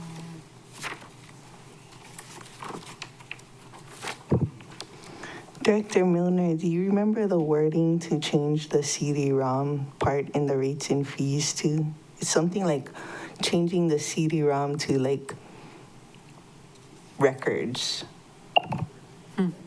Thank you, Chair. Is this about the real property tax map CD-ROM? Yeah, because nobody Okay, does CD-ROM yeah. anymore. Real property tax map files. That's my motion. I move to change CD-ROM to real property tax, what she said. Real property tax, what was the last word did you say? Files. Oh, files. Real property tax map files. Map files. Okay, so somebody knows where this CD-ROM is, right? So Rates and fees. General fund, Chair? county clerk is on page 3. Yes. Staff's understanding is that this is a Department of Finance item. It's on page 16 of the normal Appendix B. Sorry, my bad. Withdraw. Okay, withdraw. We'll take it up at the finance appropriate time. Stick 'em. All right. So if there's nothing else for the Office of County Clerk, boy, sounds like we can almost do consensus for this one, huh? Are you guys in consensus? Yeah, sounds like we didn't do all the other stuff, so. Okay, so County Clerk is done. I have a clarifying question. Yes. Yes. So for the county clerk in Appendix B, there is a charge for election files. Is that what Member Paulton was talking about? Because at one point it was CD-ROM or CD, and then I thought we changed it to flash drive or something like that. Anyway, it's in Appendix B, rates and fees under county clerk. Staff, do you know It's where the election files. Chair, yes. If that, Oh, right here. yeah, go ahead. Yeah, we already changed that one to storage device. This one is for finances one. Just, keeping with the times, because I think we did want to say flash drive instead of CD, but then who knows if flash drive becomes, so storage device, we already did that one. Okay. Okay, I just wanted to make sure since we're in clerks and you were talking about the CD. Okay. All right, so it looks like we're done with county clerks, right? And I believe we can get consensus on this one, right? Are all of you okay? Consensus for county clerk? Consensus. Okay, put this on the yay pile. Now for Office of Council Services. All right, so Member Batangan, Member Paulton. Well, first we have to take a priority. So there's no priorities for council services, number one. In operating budget, under the budget bill, page 2, are there any proposed amendments to the operating budget for council services? Just Member Batangan's one, I believe. Which is the Member Batangan. Sorry, am I the only one proposing a cut? I thought I saw a lot of people trying to raid council services budget. Okay. I would like to go after, because I got to calculate out the CIP that Oh, okay. everybody is proposing to raid. Okay.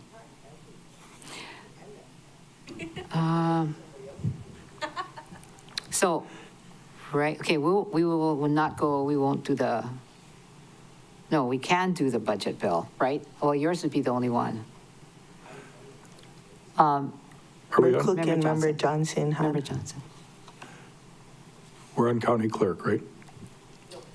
Oh, county. Office of Council Council Services. services, I mean, thanks. Hey, Chair, excuse me, I'm going to be back in a minute. I have to go put on my other hearing aids. Oh, okay. Come back. These just died. Oh. Okay. You want us to take a recess? Let's take a recess. So understand, 2:40, what time is it? 2:44, so 2:47.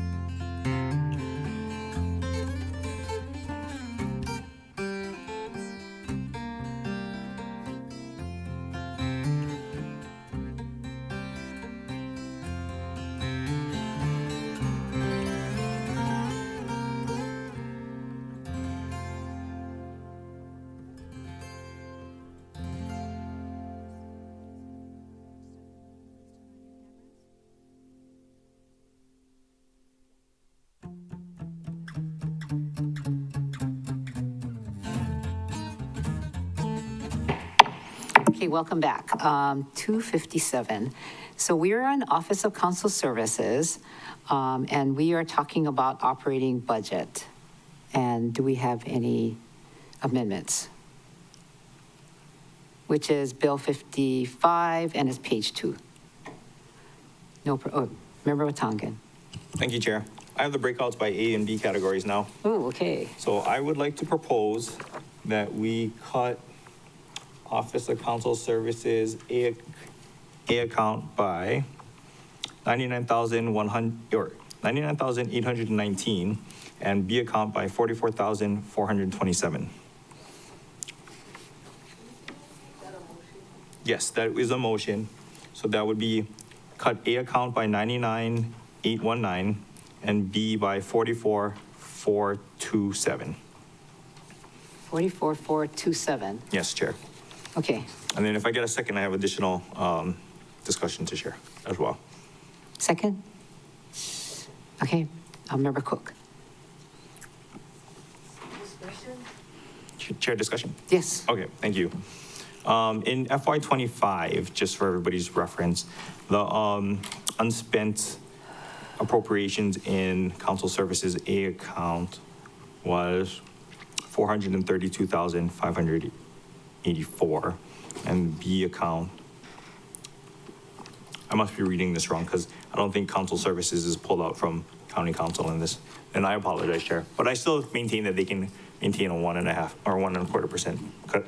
Okay. Discussion. Shirley. I disagree. We just hired 3 new people, not four new people the other day. We're going to be fully staffed, and we're going to need every penny we have. Thank you. Member Cook.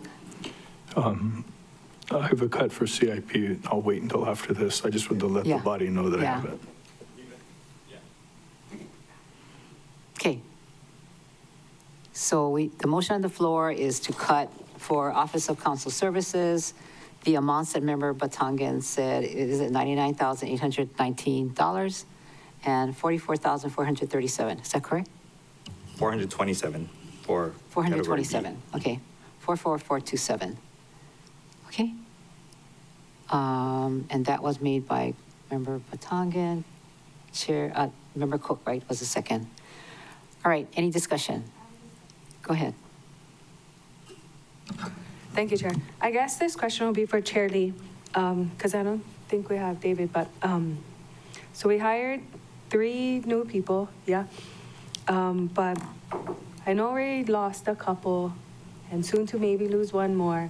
Are they the same?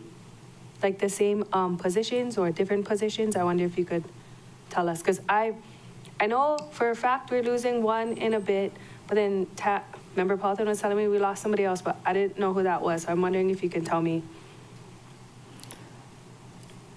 Yeah, we're losing 1, at least 1. You're talking about Casey? Yeah, but I wasn't going to say that. Well, I didn't know how to put it. Yeah, that's true. I think people know that already, though. No, I know. And then The world didn't know. No. I know. And by Good thing the they're way, not watching. as you know, she's one of my favorites, so I'm really sad about it. But I'm happy for her. But I'm very sad. That's why I didn't want to put it out there and say her name. But I know that we lost somebody else. Yes? No? Did we lose other OCS employees, or we just picked up?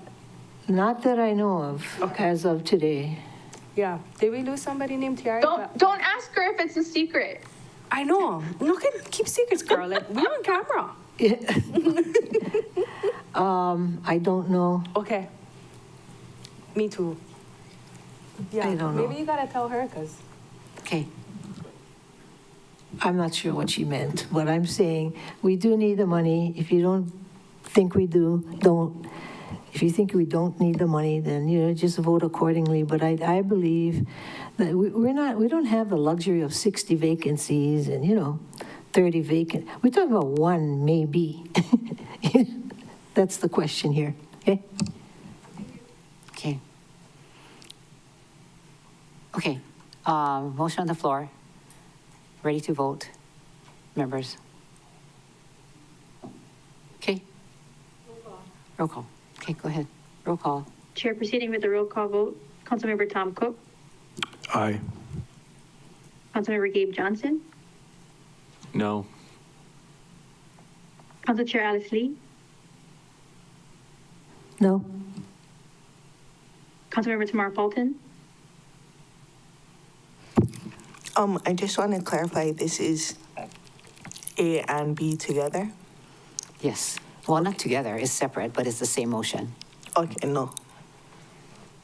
Councilmember Keani Rollins Fernandez, No. Councilmember Shane Sinensi, No. Councilmember Nohe Hudgens, No. Committee Vice Chair Kawanoi Botangan, Aye. Committee Chair Yukile Sugimura. Aye. Chair, that's 3 ayes, 6 noes, motion fails. Okay. All right. Member Cook. I'd support just B. I have a motion to reduce the CIP project by $1.5 million for the new funding of $400,000. The project will not be completed in FY 2027 based on the uncertainty of permitting and relocation of existing departments located on the 6th floor. What we've experienced recently from Department of Personnel Services and other departments that have been sprouting up and moving and shuffling around, finding the lease space and addressing the various issues to get a new office established. $400,000 should get it started. Oh, I see. I'm all supportive of them doing what they're intending to do. My reason for cutting it isn't that I'm not supportive, it's because I really don't believe that all of those monies will be needed or expended in FY '27. Thank you. Okay. So your motion is for 1.5 million deletion? Correct, and that's my offset for Kalamano Church.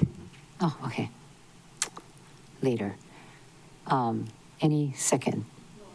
I'm not seconding it. I just Okay, wanted neither. to make sure that he's deleting the entire amount, not just a portion, or just a portion. He's leaving, Leaving $400,000. Leaving 400,000. Yeah. Okay, just For wanted to check. design or I'm whatever. still voting no. I need a second. Point of information, Yes. how this works, because I think Member Johnson also had a thing where he was, so just wondering how that works, because that was also Member Johnson's proposal. So when we bang on priorities, somebody has to choose.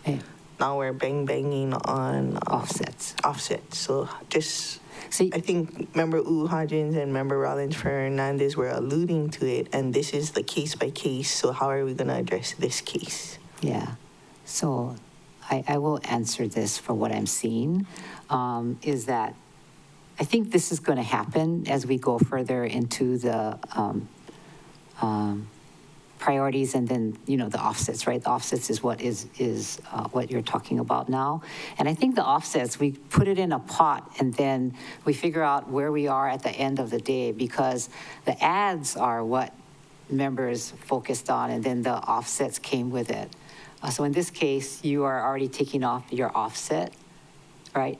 Or I apologize to the body if I've thrown a wrench in it, No, but basically I was just clarifying what it was. I concur. Anyway, that's, I feel I'm very supportive of Office of Council Services. And the reason they're leaving $400,000 is to have adequate funding. Thank you. Thank you. Member Johnson. Thank you, Chair. I predicted this was going to happen as I had. Oh, beg your pardon. Thank you, Chair. Thank you, Member Rollins Fernandez. I predicted this was going to happen, so that's why I have offset 1, which would be like the way I would have done it. But if people didn't like my first choice of offsets, then I would go to offset 2, which is the one that you and I share. So you can take that offset for yours, because I still have strategies to do my offsets for my priority. But understanding, members, that that's what I'm trying to do. There might be something that you might not have agreed with one of my other offsets to meet that number that I'm trying to get to. But we both have that, and then I don't know. This is kind of, in my mind, we're doing it a little bit backwards, where I would say add up our priorities, add up our deductions, what's the difference, work that out, but it doesn't seem, I feel like we're getting. Yeah, it's getting Like muddy. you mentioned wrenches, we got a toolbox full of wrenches, the way this meeting's going right now. Okay, I'm getting a we little should focus on the ads, and then that'll bring up the offsets and look at it.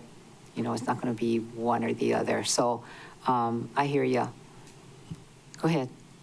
Oh, remember, Rollins Fernandez, I didn't see your hand. Yeah. So this is why process is important, so that we understand what we're doing. Otherwise, we end up like this. And this is just day one, so we can still develop some kind of like a process. Otherwise, every time we come to a case-by-case basis, and then this is going to happen. I'm supportive of Member Cook's proposal. I'll vote for it. But again, what I'm hearing you just say is that we're going to put it into a bucket that everyone is going to share because you want to keep the mayor's total proposed budget number the same and offset it so that it's the same. No, this that we're sharing it. Well, because it's not clear, and it's not clear to anyone. So if you could maybe like clarify it for yourself so that you can clarify it for the committee. Okay, so when we take up the departments, if you have an ad, let's start from talking about ads and then what is the offset, right? And so we're getting confused because this is actually an offset that you're going to be adding to offset your Kahumanu Church for 1.5 million. And that's going to come up later on in the budget when we talk about, I think, the mayor or office of, mayor, which is another department. Member Cook. I think your camera's off. Thank you. As far as confusion, I'm cutting 1.5 million. Yeah. So the add and the subtract, I need to get clarity on that. We're doing cuts in departments, and then we're going to do ads. I brought it up at the same time, but primarily right now, are we focusing on addressing the department, identifying where we feel that there's an excess in A, B, or C, and then voting on that, and then moving on. So we're working on all the cuts first. We're actually working on Pardon? it department by department. Yep, is what department we're by doing. department. But I'm just trying to get clarity on add or a cut. Yeah. These are cuts. So yours is a cut. Yeah. Yeah. I have a point of information. Leave 400,000. For Yes. process. Process point of information, for this thing, if everyone would number the pages so that when we go to the page, then we can say what they are, that's my process. Like I put 1, 2, 3, so when you're looking at your thing, then you can say, I'm on page 9. So that's my contribution to the process for a point of information, because there's not numbers, and all you got to do is write the little number at the bottom of the page yourself, and then when you're looking at your cut or your ad, then you can say, I'm on this page, and then we can all follow along. What form are you looking at? The priority matrix and offsets. Oh, okay, the whole thing. Okay, so. That'll be a lot easier for Okay. me. And all of us. So I'm going to call a recess. 3. Wait, can I ask a question before we go? Yeah. Thank you, Chair. I would like to ask this question before we go into recess in case somebody needs to look this up, but I'm looking at OCS's response to the questions about how they would spend this money. So I did ask what's the timeline for the renovations, but if somebody could let me know if like we already filed for permits and where we are in the permitting process, because with like county funds, with government funds, it's got to be ADA permitted, and then you got to go through this whole permit process. If somebody could answer where we are in the permit process, I would appreciate it. Okay, for Do you know? OCS. I did ask that during the process, and I was told they were thinking that they wouldn't really need permits. I thought the plumbing and electrical, they would, but their thought was they were reducing mostly, Interior non-structural stuff? yeah. I questioned that simply because, like you say, I don't know, I think every activity that we do, Yeah. permitting gets sticky. I would hope not, but I don't have much confidence that they're just going to be able to void Okay. permits. Yeah, and then I think we asked also the other departments, I think personnel, was it personnel who said they won't be able to move in till December 27? Or start at December 27? So there's like, They didn't know that they were gonna move. Oh, yeah, Right. there's some disconnects going on, and Okay. OEV wants that to be a museum, and I don't know. Okay, Doesn't wait. sound like there's definitive Chair? ideas. Yes, Shirley? Why are we having all these questions and discussion now? I mean, how come these questions didn't come up when the department came up? we didn't have this department up.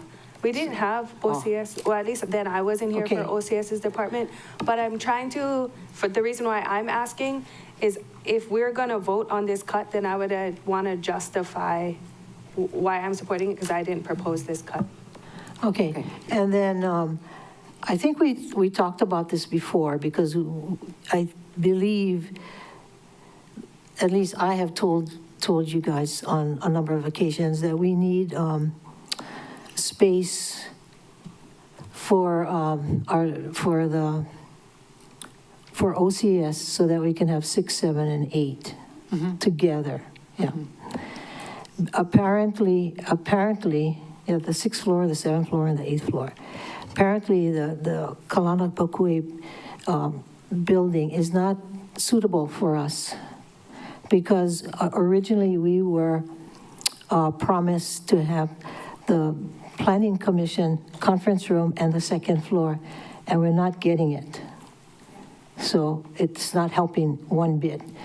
So, and then we have the lack of coordination sometimes with them being over there, our staff being over there when they should be close to us, you know, immediate contact. So that's the reason why we're trying to, and we have worked out an agreement with the administration that we are going to have the 6th floor. And that is the reason why DPS already is planning to move to another place. Where they move is their choice. It's not like, it's not our choice. But we are going to have the 6th floor. And because it's already, arranged, it's not like we're going to be knocking down walls, except we might expand the conference room in the back, the lunchroom. But that's it. Everything else stays the same. We do need to redesign the major area where there's a lot of open space. We'll be probably putting more offices. Yeah. So it's all internal stuff. It's not, we're not changing the building or anything like that. So at this point, in my estimation, we probably don't need the full amount at this time, but we are going to need either half or close to half for the redesigning and all the other things that we have to do. Okay, I'm going to call a recess, just so we can get clarity on your questions on how we're handling it, because it's, yes. And one more Terry, thing. One more thing. We're never going to get to second base at the rate we're going. So either we, as you had started, I think, only do ads. Ads, yeah. I forget, because we don't want to know where you're planning to put the money at this point, because then we're going to all have to vote on it. Yeah, but then we're gonna have to go back to a thing that we already closed. Yeah. But then we'll have to go back to like, we finish county clerk, we're not going back. But if we don't take the cut up when we do the department, then we're not closing anything, we're gonna have to go back. Yeah. No, but I'm saying I'm not saying to not take up the cut. I'm saying take up the cut, but work out, negotiate what you're going to do with the cut money at a later time. Yeah. Because we're going one by one by one by one. Like if they're gonna share it. Yeah, they're going to share it, or, stuff like that. Yeah, do the ads and the cuts, but don't have to share where you're going to spend it. Okay. I'll take my toolbox off the table so we can focus on one thing and move forward. Yeah, we're Okay, going too slow. I'm going to take a recess. Yeah, okay. Go. No, we got to get clarity, right? Got to get clarity. I think everybody's like, Once we get what is into a that? rhythm, I think Yeah. we'll be Yeah. okay. Okay, so we'll come back at what, 3:25, 3:24?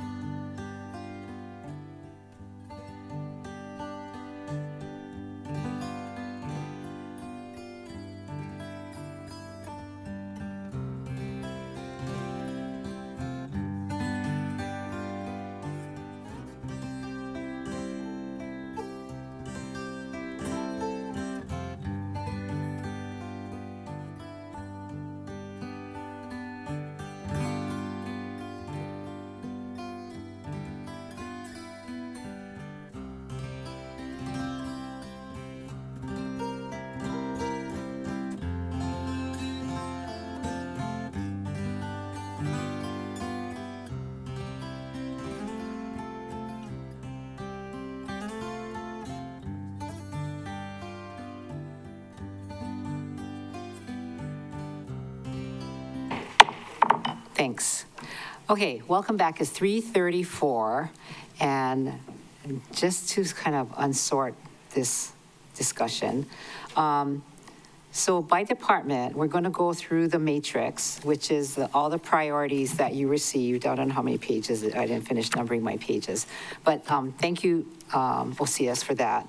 And then, so if it's your priority for the department, you will identify the priority and then state your offset. And I think offsets may be a duplicate from another member, but that's okay. After all items are discussed, then staff will calculate adds and offsets. Committees will work together to resolve the difference. So present your adds and your offset when we come up with a department, right? And we're not going to argue who gets the offset, right? We want you to agree on what the add is, and then we'll take it to the next step. We are going to go through department by department and take up, priorities, and then the operating budget, CIP, and go down the road, finish with that. We're probably not going to get consensus until later, is my guess. And we will all look for more cuts as we go through the department. Member Paulton. Can you clarify, if we're doing the offset with the department, or we're gonna come back to do the offset when we do the add? So we're gonna do the add, mention the offset, and vote on that, right, from the members. They agree with that or not, and we're not gonna fight over who gets that offset. The part I don't understand is so we're in council services right now. Nobody has an ad for council services, but people have a cut for council services. Are we going to do the cut and just not worry who to attribute the money for their ad to? So I'm going to ask Member Cook if you could withdraw your motion, and we will take it up at the appropriate time. I'll Because yours is withdraw a my cut. motion. Huh?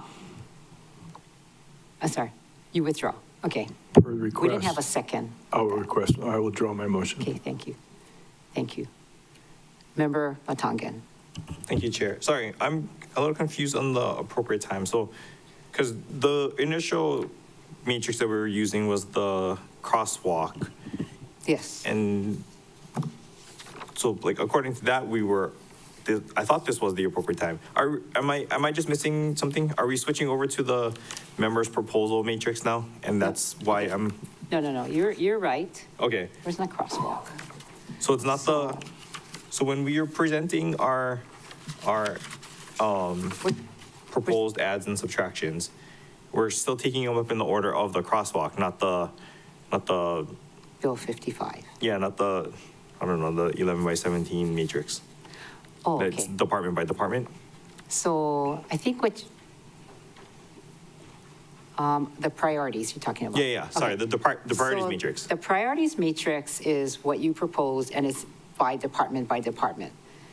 So it may not have OCS or OCC, because that may not be a priority, an add. It may not be that, but it could be a cut. So that would be another discussion. Okay. Cook. And yours is a cut.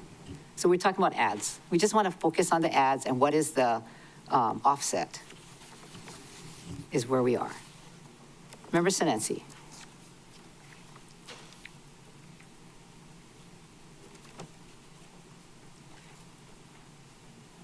Thank you, Chair.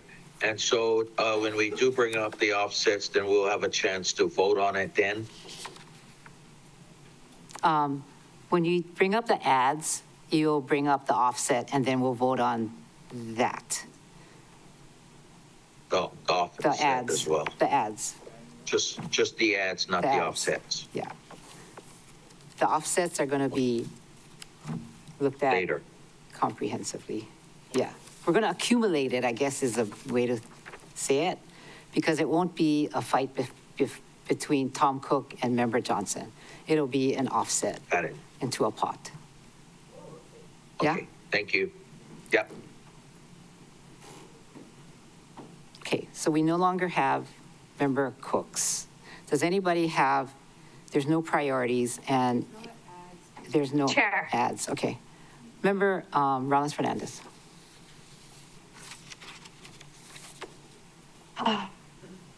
Okay, you keep calling it a pot, and that's not clear.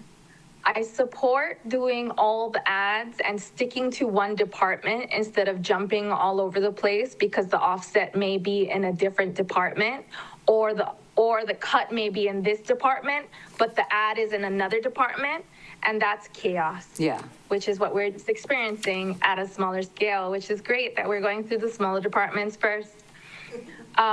So I don't think that process of like having to like fight over whatever low-hanging fruit was the easiest to reduce the budget by. That's not a fair process. I've suggested a more fair process. Second, we are still on Office of Council Services, which is only the second of 7 departments you want us to go through, and it's already 3:40. What's the hard stop for today?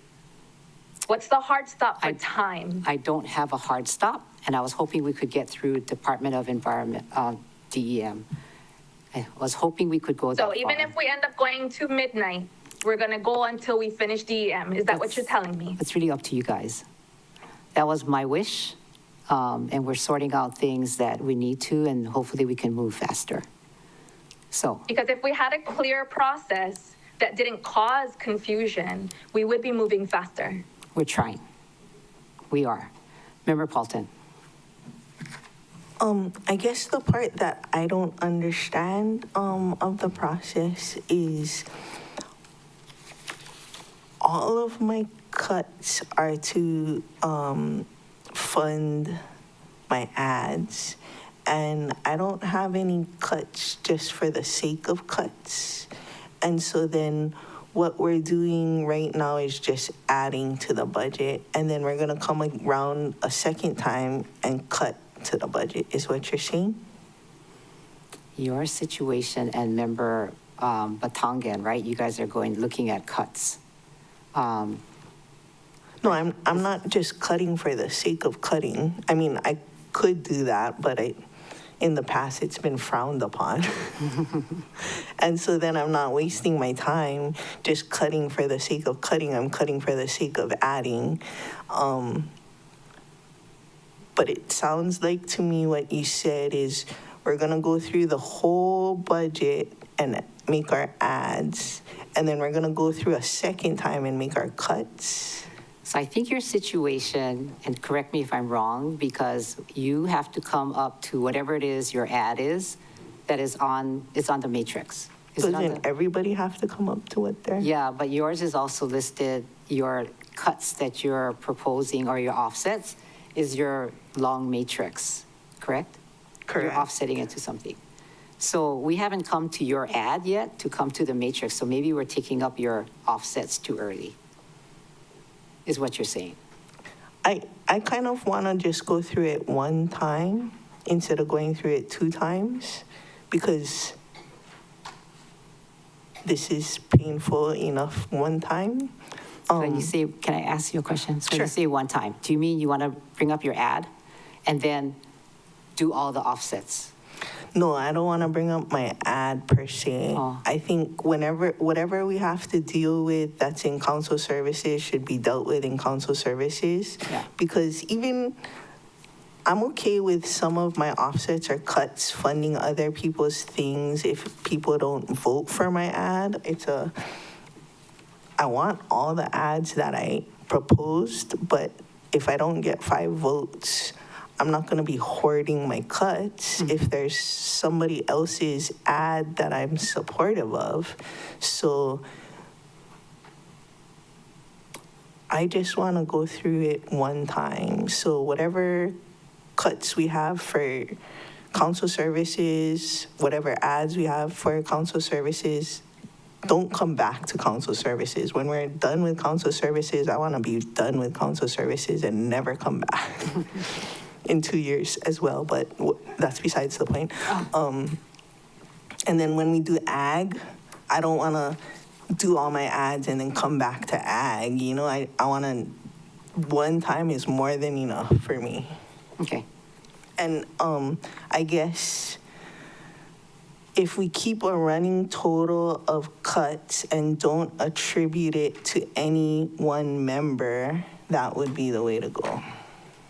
Yeah. Yeah, we're not. Although we could give like, a push prize for the person that has the most cuts and just say like, you're the winner for today or something. And it'll be a verbal prize. Okay. And attaboy. Shirley. On the back though. Shirley. Just a thought. Yes, let's proceed. Is it really necessary that we go through all the departments? No, I'm just think of this as a thought. Okay, we'll listen to you. Because when we first started out, I thought we were going through pretty good. Somebody gave their priority and, their offsets, and we worked it out, and then they went to the next one. And then all of a sudden, we stopped and we kind of went back to the idea of, oh no, let's have the department list lead the parade. And I think that's where we went off track. But I'm just trying to think of what is the best, quickest way, because I'm not sure that going through every department is. I mean, I don't know how anybody else thinks. Didn't we start off on a pretty good foot? But we were going department by department. We're only on the second department, Chair. Yeah. So we are going to focus on the ads and, the cuts will come up, or the offsets will come up as we talk about the ads. Chair? And, yes. I just like clarity first. I'm confused a little bit. We're going to talk, when we're talking about cuts, we're talking about offsets. A department, whatever department it is, where we're making a reduction in either the A, B, or C, or the CIP account. So those are cuts. And adds are the things that we're going to do to add to the budget. Your priority. Okay, because I think the terms are getting thrown around a lot. Okay.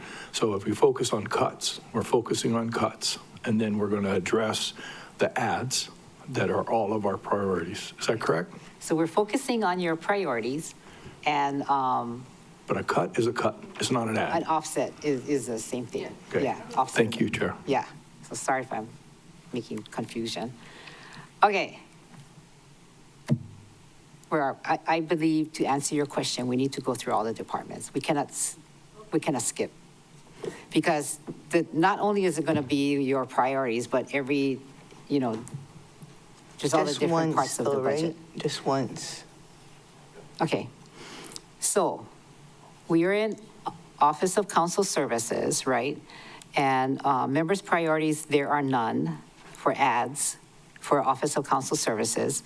And the confusion came on when we started talking about the cuts, right? So we're not going to talk about that for now. It'll come up eventually when we talk about the ads. For operating budget, which is on page 2. Can we not do that? Can we just go through it once? And then. I object. I also object. Because that's going to be coming back. Let's just do the cuts as we do the department, and Jarrett can keep a running total of the cuts, and we'll divvy them up with the ads that get added. Okay, we're going to talk about the ads as we go through the department. And the cuts. But we're not going to attribute the cut to any one person. Because yours is a cut. That's why you're thinking that. And no, because if we do the cuts again, if we do the cuts later on, then we're doing the departments more than once, is what I'm saying. Like, I want to be done with council services and never come back. I want to be done with ag and never come back. One and done. Chair, can I ask you a quick question? Yeah. Are you planning on, we're going to go department to department. So right now we're on council services. We're going to talk about any additions to council services, whatever. And then before we move on from council services, talk about the cuts in council services? And it's hypothetically, because this is what we're on, but as we go through the entire department, are you going to structure our conversation as we talk about each department, about what we plan on adding and then what we plan on cutting in each department, but you're gonna separate it by talking about the additions first in each department, and then talking about the cuts in each department? And that's what got us confused earlier, right? Yeah, that's kind of what I'm confused, because I don't think you wanna go through the entirety of the budget, and then on Friday go, okay, let's start from the top and go, here's where we're cutting. I don't think that's what you're saying. I believe I that hope not. the thought is to hear your ads, mention your cuts, right? And then, But before we move on from the department, but we can just mention the ads, okay, like hypothetically, if we, and sometimes because they come from all the different departments, so we're trying to reconcile what we're moving monies in. In this situation where Member Cook is not adding to OCS's budget, but rather cutting. He wouldn't talk about any ads, and we would discuss if we're gonna cut from salary A or whatever, and operations in B, and then later CIP. And then right now, he would talk about his cuts to CIP, but we'll do it in that order. okay? No, I'm asking you. I'm like, I was just thinking of only doing the ads, mentioning the cuts, but it is causing confusion. Let's vote on the cuts on their merit. Jared or James or somebody can, sorry, he's in my line of sight, can keep a running total of the cuts we're making, and then we just divvy them up at the end, because like Member Rollins Fernandez said, the people that vote yes to the cut can divvy it up on the end. The people that vote no don't get a portion of it. I think that's the most fair. Okay, member. If it wins. Sure. Member Sinensi has his hand up. He's had his hand up for a long time. Oh, Because Member we're online, Sinensi. and it's harder for you to see us online. Member Thank you, Sinensi, then thank you. Member And- Rollins Fernandez. Yeah, thank you, Chair. Just for clarity, so we're gonna do additions and reductions. However, the reductions is not gonna be connected to any additions in another department. We're gonna go through additions, and then we'll say our reductions in each department, but we're not gonna connect it to the offset of something else somewhere. Yeah? And then we'll get a running total. Okay. To the end, is that traceable?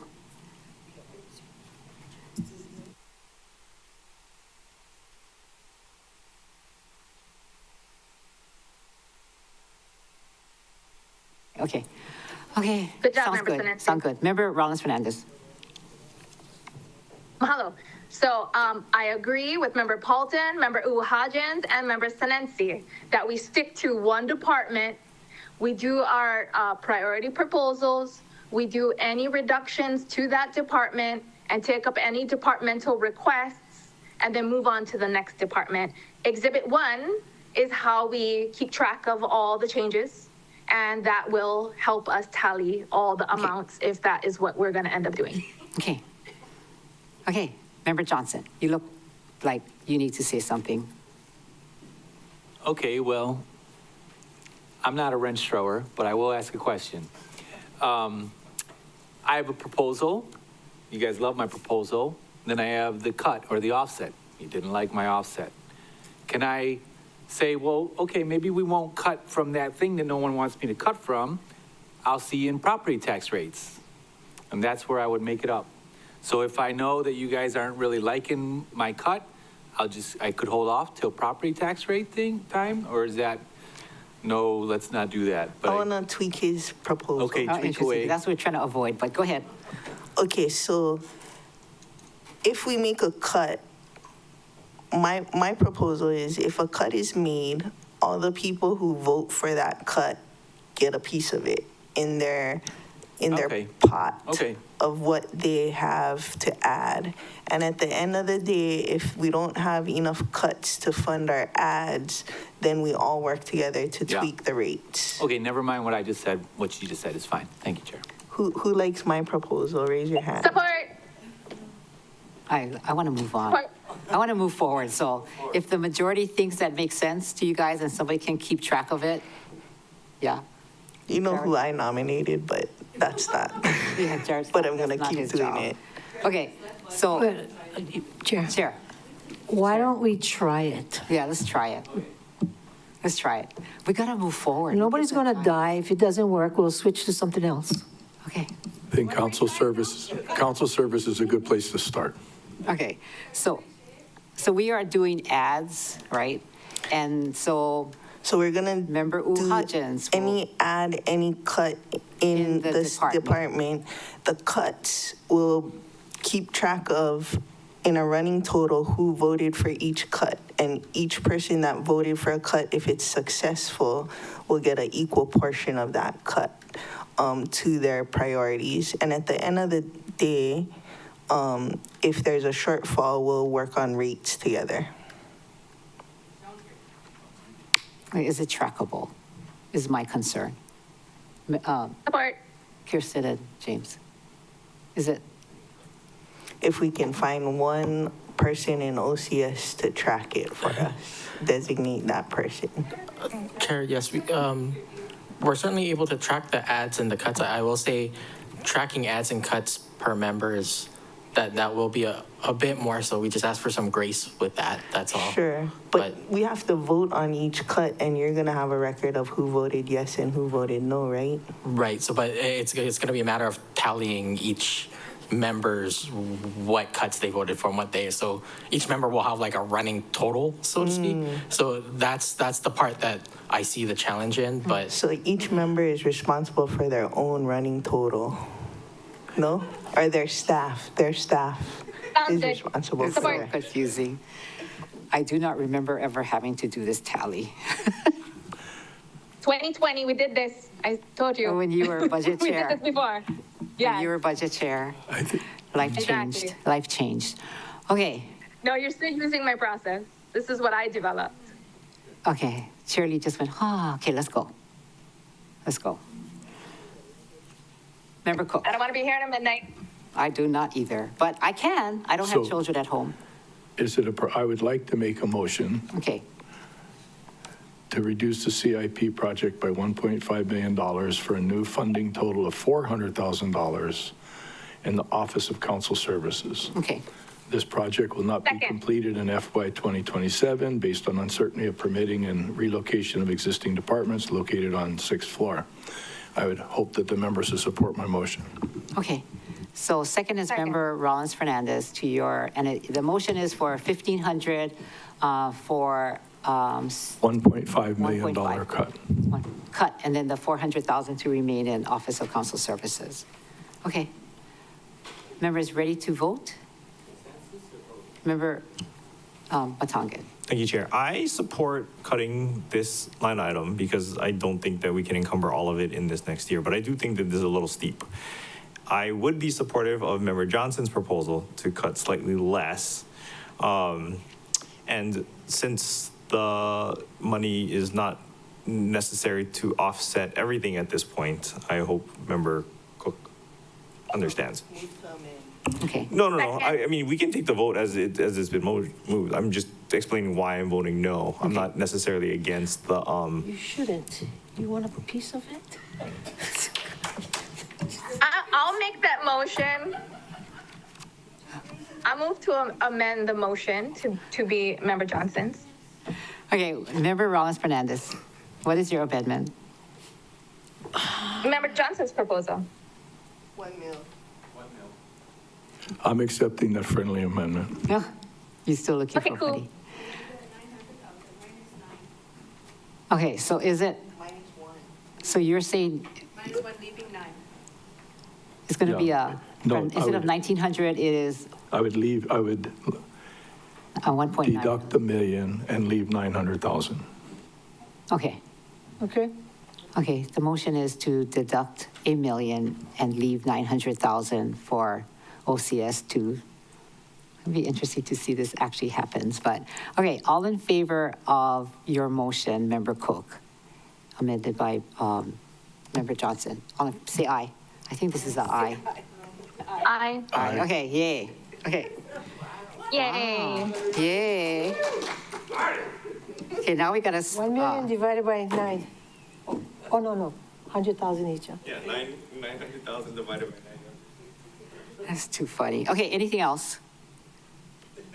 Nothing else. Okay, and we just covered the CIP. So Appendix A, Part 1, grants. How much did we cut? 1 million or 900,000? We, Okay, 1 million. we left, we left 1 million. Yeah, we took No, we out left, 1 we million. left 900,000. Just trying to keep my neighbor straight here.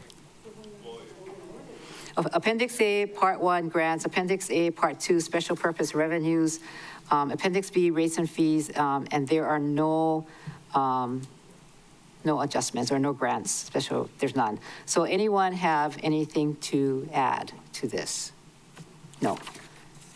No amendments.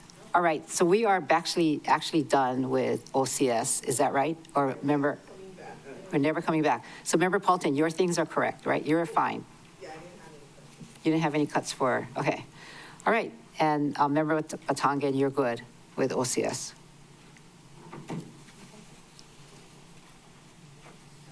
Okay. Next, County Auditor. Any member priorities? There's none. Operating budget, which is on page 2 of 55. Anyone have any proposed amendments? Nothing? Okay. CIP, there's none. Appendix A, Part 1, Part 2, rates and fees, there are none. So this is done unless if anybody has amendments. Okay, we're done. Okay, here's the one that has things happening, which is Department of Ag. All right, what happened here? Okay, Department of Ag, member priorities, there are 6 members for the Department of Ag, and we will go down in the list in the order shown. So Department of Ag, in the member priorities, the first one is mine, and it's a condition. Department of Ag, Agriculture Program, Grants and Disbursements for Agriculture Promotion, Agriculture Operations, Infrastructure, Education, and add a new condition to Agriculture Operations, Infrastructure, Education appropriation to read as follows. That was 1, up to $564,000 must be for the Maui County Farm Bureau, and that total amount was requested by the Maui County Farm Bureau and acknowledged in by the department, saying that, and this is, the department basically said, Maui County Farm Bureau presented to the department as community impact asked needs, and it was the intent of the department to find them. However, there was a miscommunication between our department and the budget office, and after discussion with budget director on the possibility of adding funding to fiscal year 27, if they're not added as a line item, the current option is for Maui County Farm to apply with under the competitive pots. I'm adding them in, is what that is. Okay. I need a second. Moved. Thank you, Uhajan, second by Member Paulton. All in favor, raise your hand, say aye. Hey, yay, moving right along here. Okay, put this aside. And, okay, mine is a condition, yeah? So next one is Member Johnson. Thank you, Chair. I move to increase local food purchasing incentive farm to family grant by 1 million for a total of 2 million. Need a second. Second. Okay, so Member Batangan. Can I, Go ahead. Chair, may I speak to it? Or Yes, you must speak to it. Okay. Initially, increased 1 million to a total of 2 million. 2 million was initially approved last year during budget session, but the committee initiated cut at the end of decisions week. And we heard from testifiers about the need for affordable local produce and the need to support local families. Support food and nutritional, so it supports the Food and Nutritional Security Plan, Objective 1.4, develop innovative programs to increase access to nourishing cultural relevant foods and lower rates of chronic diseases, especially in rural area and Pacific Islander communities. 41% of Maui County households were food insecure, according to Hawaii Food Bank's 2025 report. And unless we act, food insecurity is likely to get worse with the impact from recent storms and the war. Remember, members, we are at war right now. This farm-to-family program supplements food pantries and feeding programs so they can afford to purchase healthy, fresh, locally grown foods. This program is already helping organizations such as the Living Pono Project and the Pacific Birth Collectives to solve food and nutritional insecurity. Kapuna, young children, families, expecting mothers, Alice households are marginalized communities who are this programs that helps them. Exactly the people who need to deserve healthy and freshly local produce. The department reported receiving more than $3 million in requests last year, showing that there is need and demand for these funds, and we've talked to the department and they are in support of this increase. This program allows organizations to use funds to enter into purchasing contracts. This helps farms and organizations plan for future harvests and gives farm security on their investments while opening up new markets. It's good for the farmer, it's good for organizations, and it's good for our people. So it's a win-win-win. Thank you, Chair. Members, I ask for your full support of my motion. Thank you. Any more Well, cuts? Yes. Okay. Oh, what? No. Go ahead. Go ahead. Don't do it. I'm sorry, was that a yes or a no? Yeah, because you're gonna have to, okay. Don't ask hard questions. Okay. Say your cuts, go ahead. That's my motion, members, Don't and there are do it. cuts on the matrix for your reference. Good.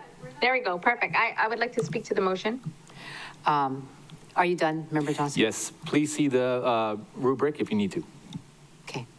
Member Rollins Fernandez.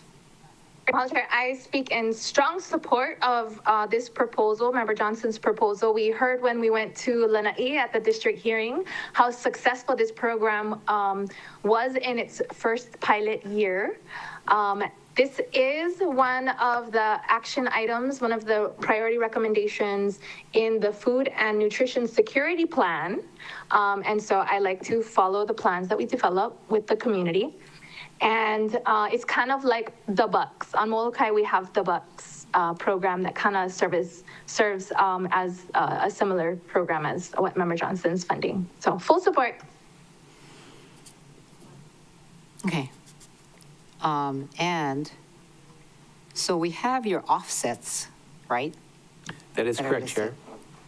So go for it. Okay, so the total offsets will total to $1 million. So we have, Is he just mentioning them because we're not in those departments yet? Right. So Yeah, that's do going you to be want us- confusing. Yeah. Do you want us to just glance at page 1 and 2 of the matrix so we're all aware it is of there his for you. proposal? Okay. Members can certainly look at Perfect. that, and I'm ready for the vote. The questions. Good job. Okay. So in your offsets,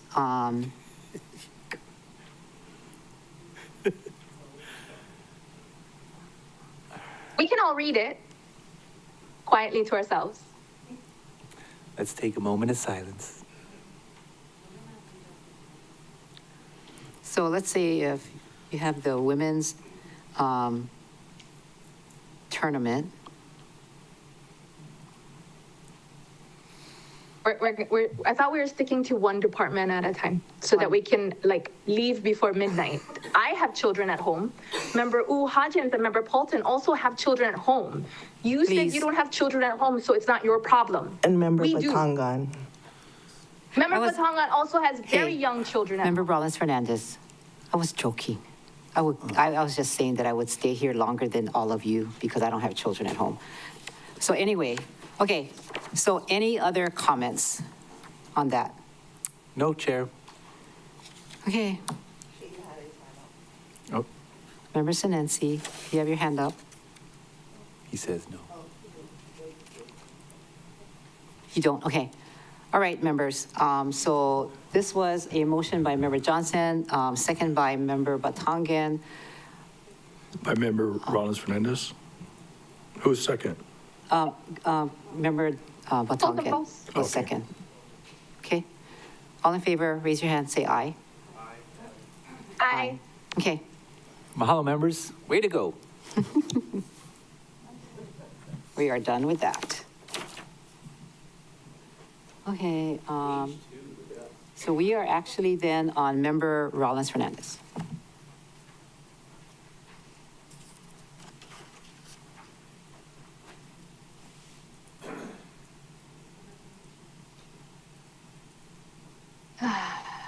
Okay. I move to add to the condition that grantees will follow the food and nutrition security plan in the condition, and it'll be finalized later by Friday. Okay, is there second? Okay, member Keani Rollins Fernandez and seconded by Chair Lee. Any discussion? I think we heard about this, yeah? All in favor, raise your hand, say aye. Okay, looks like. Aye. Looks like 9 ayes, congratulations. Next. All members. Thank you. Next, we're going to mine, which is, this is new. And Department of Agriculture, Ag Program, grants and disbursements for agriculture promotion.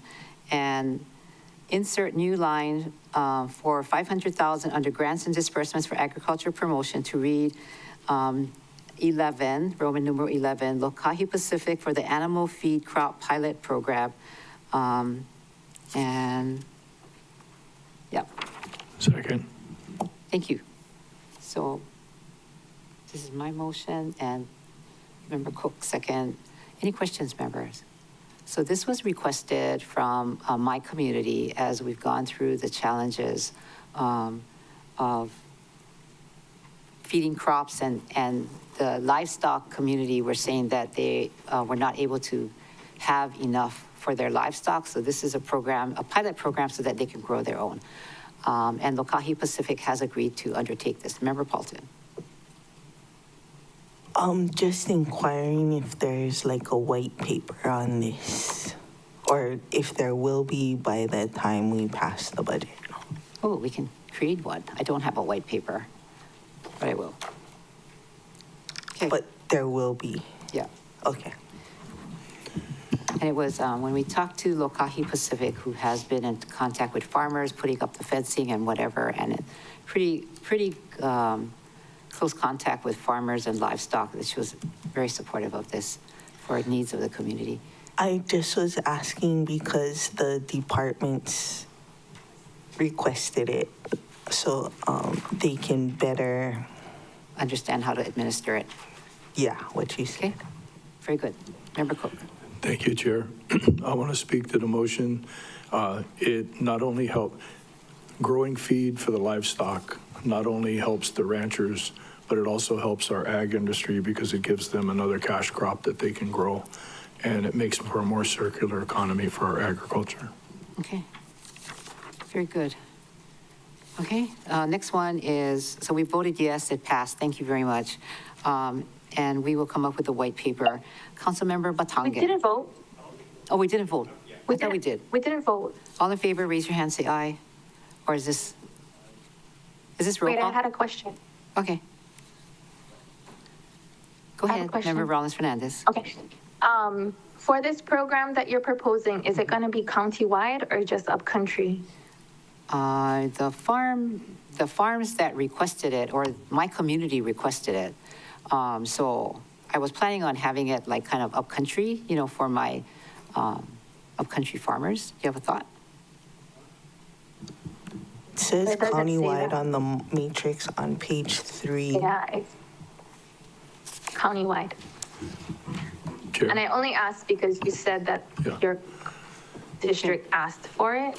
My but district it's, did. it's countywide. So it'll be countywide. Okay.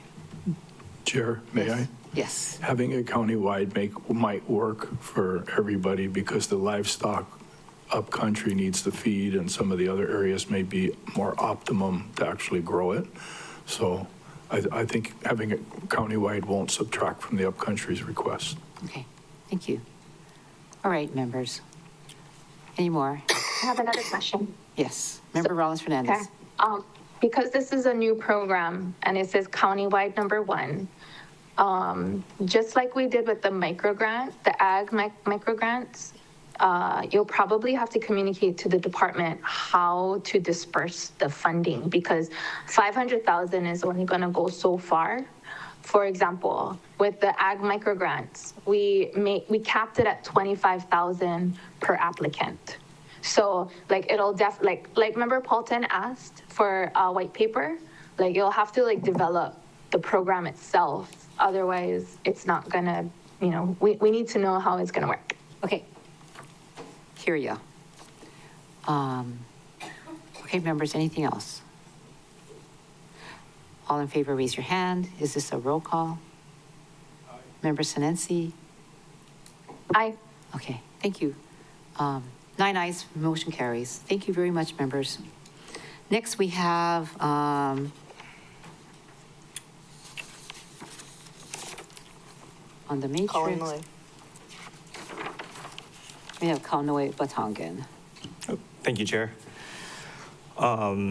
I move to add a new grant line item for the Rusty Maui Cat Collective to support their trap, neuter, and release program. This would be under Department of Ag, Agriculture Program, subsection 4, grants and disbursements for animal management. Second. Very good. Thank you, Chair.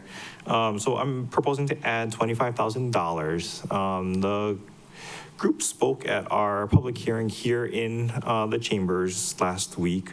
They do trap, neuter, and release. It's a humane way to do animal control here on island.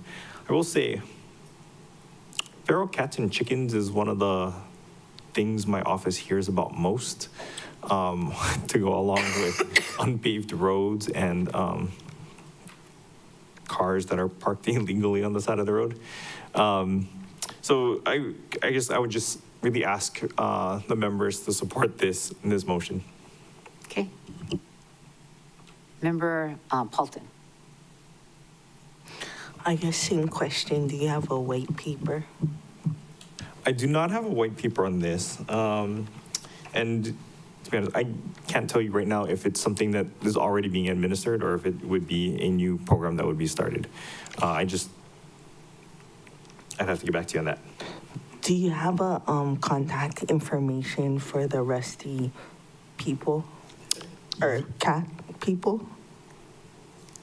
In my office, yes. Oh. So I guess if you want a white paper, we can reach out and ask that they put something together for the members' consideration. I just don't have that with me now. Yeah. Same like Chair Sugimura.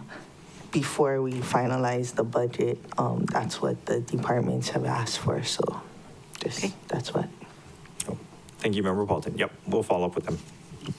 Okay, very good. All right, any other discussion? If not, let's raise your hand, say aye. Aye. Member Cook, looks like we have 9 ayes. Member Johnson? Yes. Yeah, okay. 9 ayes, motion carries, yay. Chair Lee, you're next. Okay, move to approve a grant to Maui Humane Society for a pet retention program in the amount of $250,000, and I will provide a white paper later. Okay. All right. I need a second. Second by Member Cook.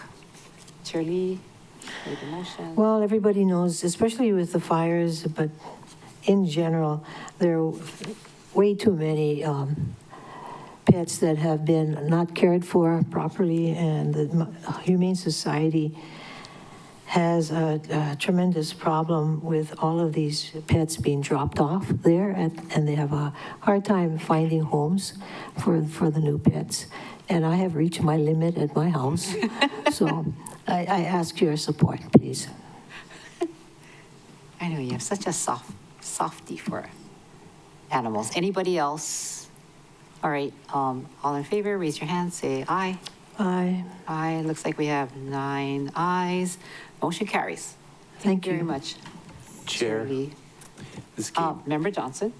It looks like, according to my, we're at the end of the Department of Ag, is that correct? No. Okay.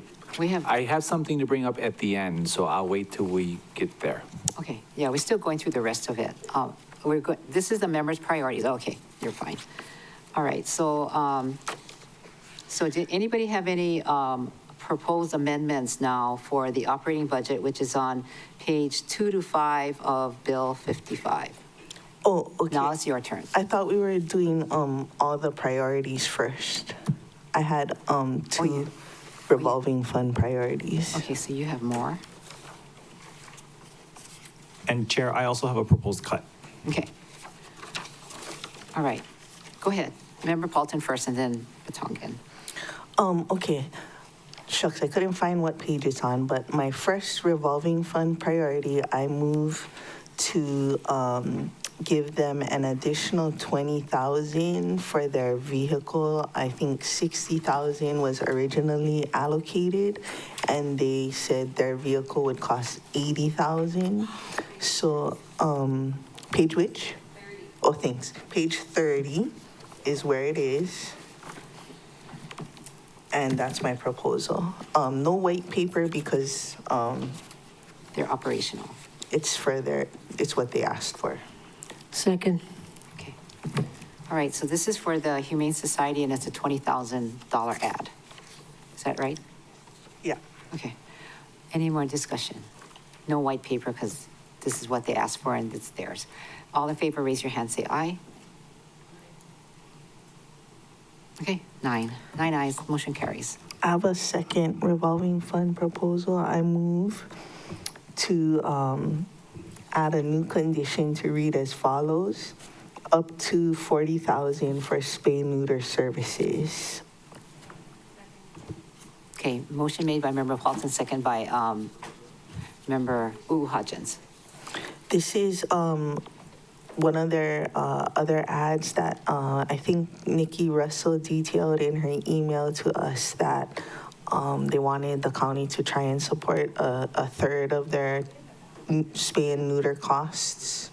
And so that we don't have the problem that Charlie is referring to, that we have control, support pet population control and community animal health by giving them the funding for their spay and neuter program that they asked for in interim executive director Nikki Russell's letter to us.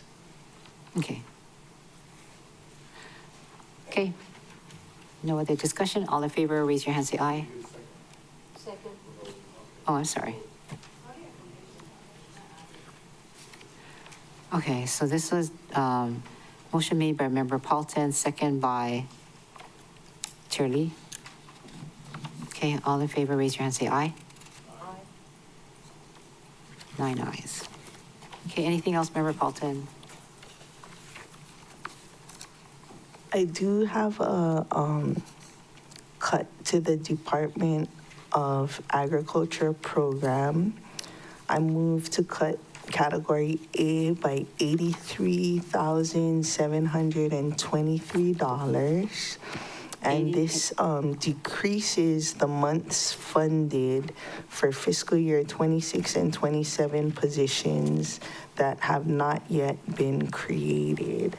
And if you want to see how many months it decreases it by, it's here on this redacted sheet that was distributed. Of course, this is just a justification and recommendation. They can move the money around however they choose. Can you say the number again? The decreased number? Yeah.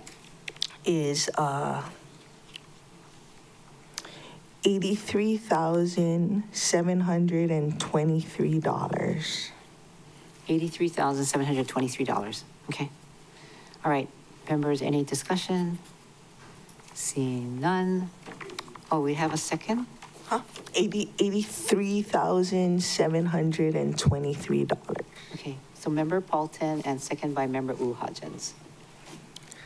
If you guys do want to hear my suggestion for them is there's 2 positions that have not yet been created from fiscal year 26 expansion, and my proposal is they cut 2 months funding.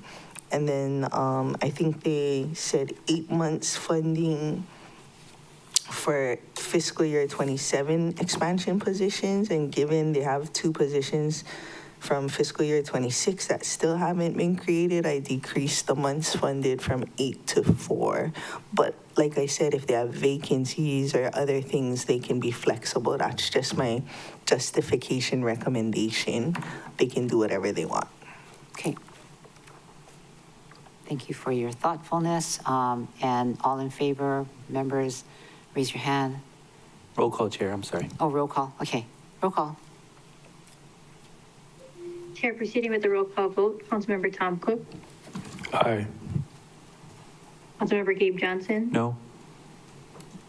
Council Chair Alice Lee, Aye. Councilmember Tamara Paulton, Aye. Councilmember Kiani Rollins Fernandez, Aye. Councilmember Shane Sedensi, Aye. Councilmember Nohe U. Hodgins, Aye. Committee Vice Chair Kawonoe Patangan, Aye. Committee Chair Yukili Sukibura. Aye. Chair, that's 8 ayes and 1 no. Motion passes. Okay. Very good. Member Batangan, you have, Yes, thank you, Chair. I move to reduce the. Oh, I'm sorry, Chair, is that a cut? May I interrupt real quick? Oh. You know, I do have language change. I want to make a language change, and I don't know if I should do it before we start cutting, you know, about the food stimulus program. So when is appropriate to do that? A language change? are you, it's not an ad, it's not one of your No, priorities? it's just amending the language to help them administer the food, Lanai-grown food stimulus program better. And I didn't know where to put that right now, but we're into cuts. I'd rather do it before we do cuts. I don't know, it just felt right, but I'm kind of wanting to let you guys know I want to do this, so can So we? you're adding to it. I'm not adding any funds, I'm just amending the language so that they can administer the program better. Can we do that after we do all Because this? actually, it's not going to change then. It's not going to Yeah. change, but I just figured, I don't know where to put it. I figured I'd do it before the budget, let's before do the the- cuts. But if you're doing the cuts, that's fine, but I just don't want anybody to forget it. I'm going to try to lobby Okay. for that as well. We can't forget about you, Member Okay, Johnson. and then I also have something about Georgia Pinsky, guys, and I want to ask the department if they remember to put that in. Remember they came before us about the Maui Farmer Support Network, if that was put in. So again, I know we're cutting, but if we hear from the department that, you know, Maui Farmer Support Network got put in, because remember they said on the floor it was a mistake that they weren't put in. So maybe we could ask Director Milner. I'm sorry, I don't mean to jump the gun on anybody, but we are getting into cuts and it might be relevant. So you should put that in as a priority? No, Is that what you're saying? remember the administration said they were meaning to put it in, they just forgot. And I'd like to hear Director Milner if she had put it in. Okay. Okay, wait. A departmental request. Yes. Let's hear Member Batangan first. Actually, Chair, the budget director just popped on board, so I'm happy to defer. Thank you so I will, much. I Oh, okay. actually like to let Member Okay. Johnson go first. Okay, go ahead. Director, Thank you, Chair. Thank you, Councilmember Johnson. Yes, that's listed in the department request list that I've put together. I've reached out to the BFED staff to ask how or if the chair would like that transmitted to the committee. no. Okay, so no. And so no, that will not be added. They will need to apply through the competitive process unless it sounds like the process is it needs to be a council member priority rather than a department request. Thank you, Chair. Yeah. Okay. Got it? So they're not getting their money? Well, none of you put it in as a priority, and it would have gotten in as a priority in that way. Miss Milner when I asked her, she said she would make it be the departmental request, and that's why I didn't put it in as a priority. Oh, you were going to? I was going to, but then she said that she was going to do the Farm Bureau and the Maui Farmer Support Network as a departmental priority because of their miscommunication. Yeah. So that's why I didn't put it as mine. Same as myself. Oh. And that's why I put in Farm Bureau, but, Councilman Rollins Fernandez hands is up. oh, Member Rollins Fernandez. Yeah, I would like for us to be able to vote on this to make it a process so that it's not just you alone making that decision on the process, Chair. Because it sounds like there is some communication about expecting departmental requests to be considered as departmental requests as they had been in the past. And so I move that we amend our budget process, our review process to include departmental requests as departmental requests for us to be able to vote on and not as not considered a council member priority. Okay. Member Rollins Fernandez and seconded by Member Johnson. So you're basically saying to change our process so that if the departments or administration comes up and says that was what they were going to do and they forgot to do, then it can be added even if it doesn't come from you. Is that what you're saying? Not exactly. That In is the what I'm past- saying. In the past, we've done Well- it like, when COVID or the fire, and the budget was being created, we need to change things. In this case, I would say the gas prices and whatnot would be the changes if they're calculating them. It's all the things that happen from the time they put their budget together till we're considering it, things have changed, and we want to be as accurate as possible. Okay. Right. All right, So members. they submit their budget back in like November, December time. And so if anything happened, like this example, I would like for us to be able to consider and vote on those. Okay. Members, And it's, Ready to and it's vote? not a change to the process because I didn't know that this wasn't going to be part of the process. it's, And the process belongs to all of us and not just you. okay. All right, members, so it's up to all of you. We can vote, right? So at this time then, all in favor, or why don't we do a roll call vote? Chair, proceeding with the roll call vote, Councilmember Tom Cook, Yeah. We're voting on what? Restate the motion. Can we please, I'll reiterate. So, Chair, the motion before us is whether we will have the department's requests be before us to vote on them.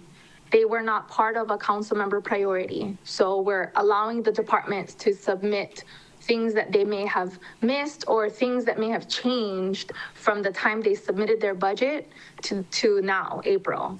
And like Member Paulton said, a lot has changed. So in order to take them up. Question? Okay. Would the departments be submitting it to the chair to put on or a council member to propose? The budget director has put together a list of requests from the departments. And that'll be submitted to the BFED committee for all of us. So I will tell you that in the past, yes, that has happened where the administration would come in after the members have, gone through the budget and said, oh, by the way, you forgot this, right? And so in this case, I had asked for the administration to complete their process, to communicate with us through all the meetings that we've had, tell us what was forgotten or whatever, so we're not at this point of decision-making and saying, oh, by the way, we forgot this and we forgot that, because then it was not the process that we had set up. So vote, let's vote. Roll call. Are there any other questions before we vote so that it's clear? Okay. I don't see any. All right, members, roll call.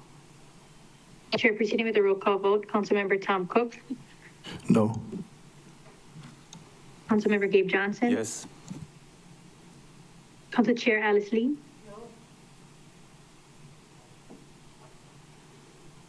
Excuse? What happened? Oh,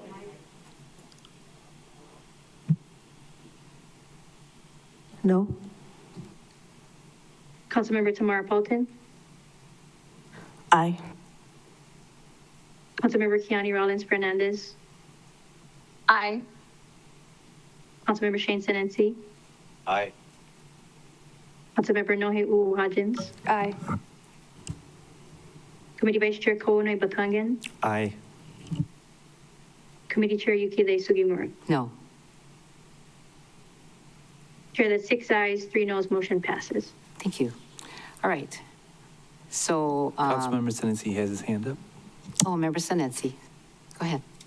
Thank you. Thank you, Member Johnson. Real quick, Chair, as we going through the reductions, will and should we have some discrepancy with the departments, will they have a opportunity to speak to them, or would they be going through the budget director? Budget Director. Or We haven't testimony. called. We haven't called, yeah, they've come to us and provided testimony, but we haven't called the departments to come before us. It's only you and Ms. Milner, and I'm sure she has the departments with her. I think I've seen that in the past, but not visible to us, so their voices are being heard through her as well as through public testimony, like in the past. Yeah. Okay, thank you. All right, Member Batangan. I do have a language change. Do you want me to do that now or later? Okay, since you have the floor. Sorry. All right, so this is a language change in Department of Ag under the Lanai Grown Food Stimulus Program, and that's page 3 in the budget ordinance, And I'm going to amend the condition to read, and I'll read it into the record. Funds must be used for a grant to implement a food voucher program for Lanai residents. Vouchers must be used for the purchase of locally grown or sourced fresh produce and fruit, edible algae, poi, meat, fish, eggs, and honey with the County Lanai Farmers Markets vendors. Vouchers may be issued with preference given to kupuna children or members of a household with kupuna children. That's the language. And I can explain a little bit more if I get a second. Second. Okay, that is page 3 of the budget ordinance. And did you want me to read it again, you said? Okay. Vouchers may be issued with preference given to kupuna, children, or members of a household with kupuna or children. The updated proviso will allow for flexibility in how the vouchers are distributed, removing the requirement for the vouchers to be distributed the day of. That's important. Additionally, this language will allow Lanai Farmers Market vendors to accept the vouchers at any location where they sell, hopefully expanding the reach of the program. We have removed the age limitation for the children, opening up the preference to include any child under 18. So it's budget neutral, it's just helping them administer the program better. Thank you, members. And we heard that from the community. Thank you for doing that. And I do see Councilman Rollins Fernandez. And you got that, right? I can give it to you in writing if you like, send staff. to them. Okay, good. Member Rollins Fernandez. Hello. Member Johnson, how are you defining a senior citizen? What age? Sorry. Oh, it has been 55 and older. I like that, but I don't know. I have to get back and ask. It might be good to like write that in, like 55 or older. I could do a friendly amendment with, yeah. Yeah, I think that would be clearer for everyone so that it's not left up to anyone to deny that they're kupuna. With kupuna 55 and older? Is that the language? Also, kupuna doesn't mean senior citizen, like an older person. Makule means older person. Kupuna is actually a status. Okay. Preference So, given to like 55 years or older. 55 years or older is the friendly amendment, members. Is that okay? I support that. Thank you. Thank you, Chair. Very good. Okay, Member Hodgins. Thank you. Did you say, and I was trying to write this down, but did you say you're going to change when they can receive their voucher? Like they can, because remember that there was an issue with the 6 months? Right. So they'll get it when they go in MEO, register, file, and then they'll get it. But it used to be like you had to spend it within a certain amount of days. Mm-hmm. This is going to be removing the requirement of vouchers to be distributed day of. Okay. So it doesn't say that, So they don't have to spend it in a certain amount of days. Right. Are you changing when the farmers can capitalize on that vouchers? Because we also heard that they only could do it every 6 months, and it was Right. kind of difficult to carry that. I did not change the language to do that, Okay. but if you'd like, Well, it might take a little. I'm not familiar with this program. You Yeah, are, but, It might take a little bit of. okay, change. I don't think for this language and this purpose, we're ready to amend it there, but. Okay.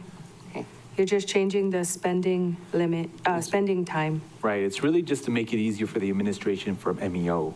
right? Sounds good. It's Thank you. one person on Lanai. Okay, we're good. Chair, Yes, Member Batangan.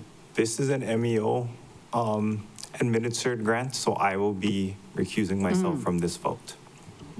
That's fair. Okay. So, members, we're ready to vote. Any more discussion? Member, all in favor say aye.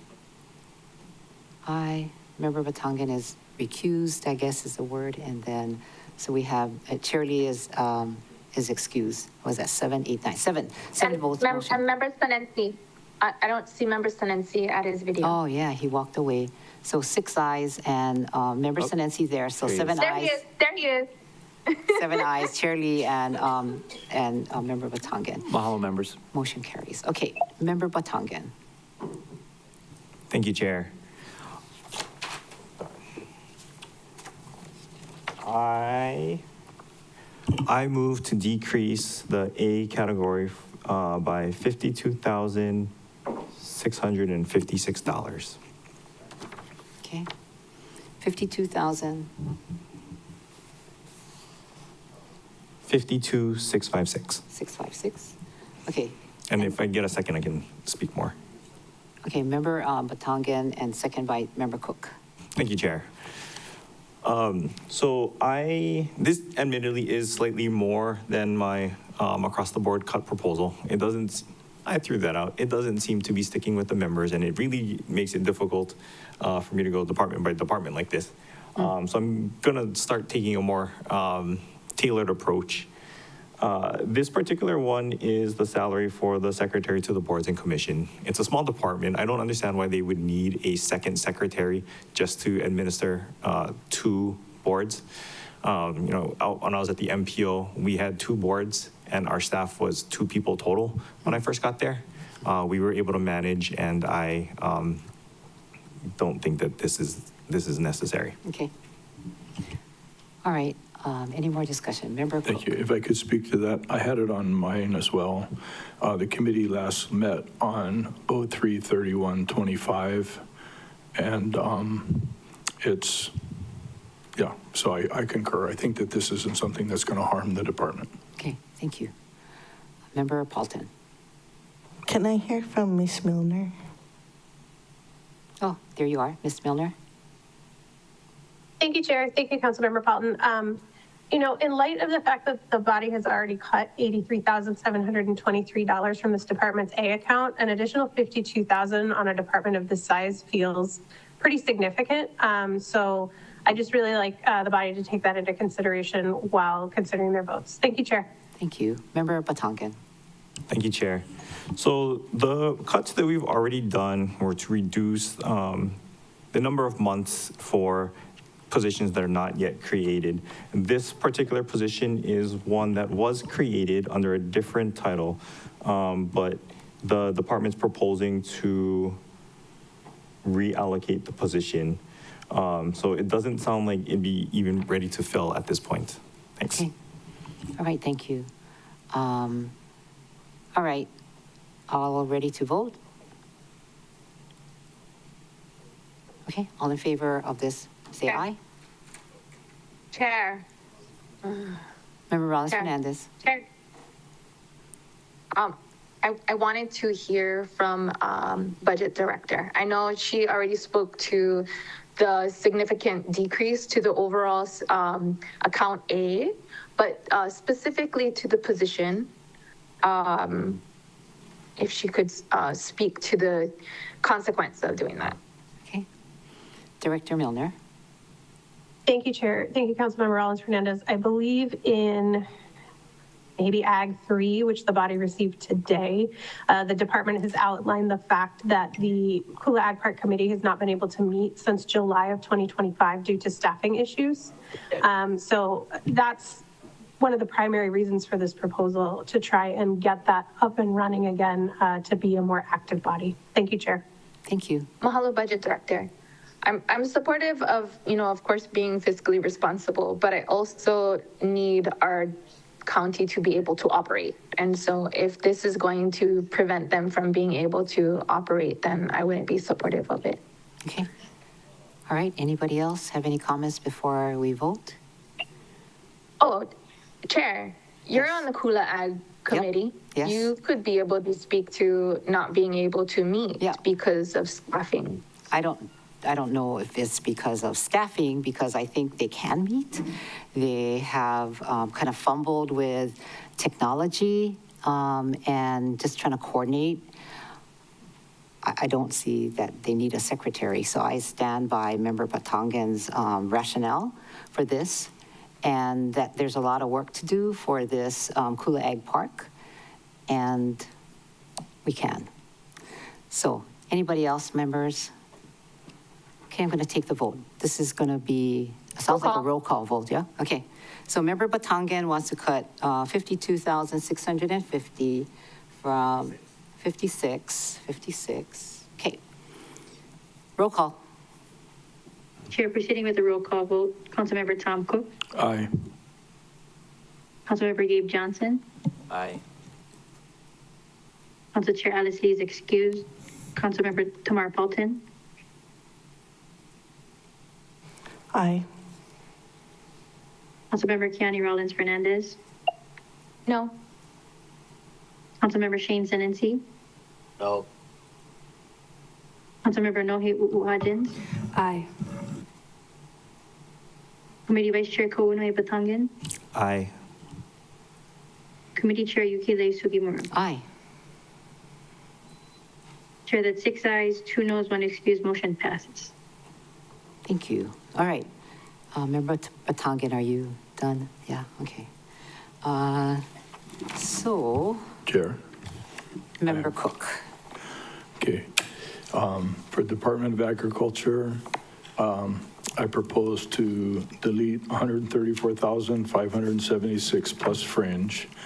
The explanation is to delete funding for expansion positions requested in FY 2027 so the department can work with DPS and figure out what types of positions are needed to prevent the department from requesting a position in one fiscal year and reallocating the next, and the position in the next. In FY 2025, the department requested an apprentice position, which has never been created and is now transferring to the Parks Department. In FY 26, the department requested a value chain coordinator, which has not been created to date, and the park project coordinator that is now being relocated to the Department of Personnel officer position. I just want to tell my colleagues I'm very supportive of the Ag Department, and it's just that I see that this particular funding can be deleted without harming the department, and we can continue to support them. Thank you. Okay. Member Cook made Just the a motion. point of information, we already decreased those fiscal year 27 expansion positions 4 months, so there's only 4 months left to delete. So if you're deleting 100% of the expansion position funding, you might need to cut that in half, because I already cut it in half. Thank you for that clarity. I'll modify my proposal if I can get a second. And I need to do the math. Okay. Okay, Member Cook and Member Batangan second. Go ahead. Since he's doing math, can I speak as the second to Yes. give him some time? So I guess I'll just start by thanking Member Paulton. The way we took this up, we cut once by position ID numbers, and then Member Cook brought it up by position titles. So I was also trying to figure out whether or not we were double cutting these. So thank you, Member Paulton. Would still like to hear the full repercussions of this proposal, since it is an additional cut on top of what we've already done. Hopefully I've talked long enough to give Member Cook some time to do some math, and we can hear what the full proposal is. I would reduce my reduction. I propose to reduce it by $67,288, and it is for the expansion position request in FY 27, so the department can work with DPS. We know how challenging it is with DPS.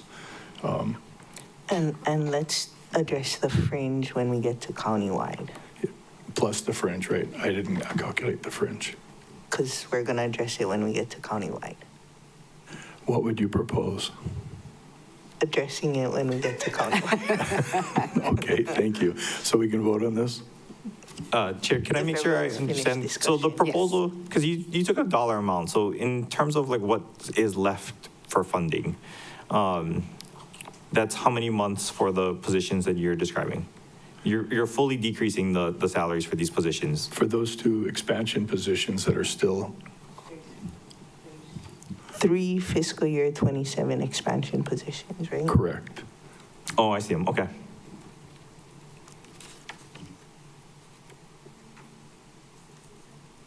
And there, it's not for the department not to be able to expand. It's the challenge that we have with DPS funding and then the department not being able to pull the trigger and actually get people at work.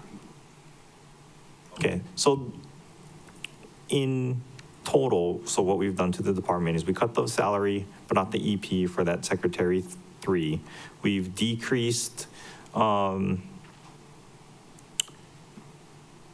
positions from 10 months funding to 8 months funding, and then we're proposing to zero out the salaries for the remaining 3. That's the last 3 expansion positions for FY27, is that correct?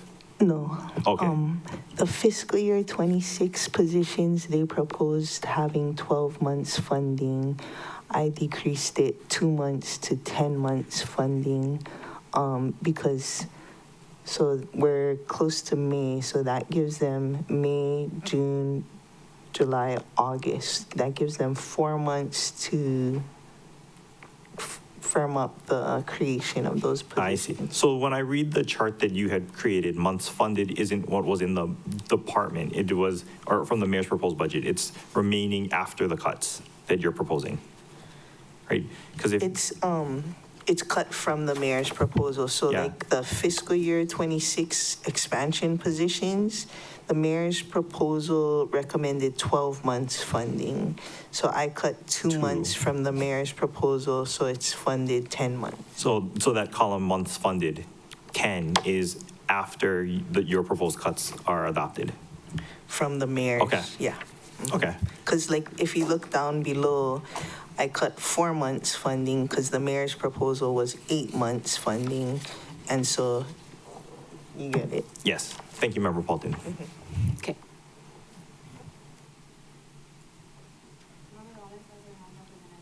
Oh, Member Rollins Fernandez. Oh, Member Director is popped up. Okay, go ahead. Yeah, I was supportive of reducing it by 4 months. I'm not supportive of completely eliminating it. And then I'll hand it to Budget Director since you're recognizing her. Oh, you can finish off, Member Rollins Fernandez. Oh, that was what I was going to say. Okay, Budget Director. Thank you, Chair.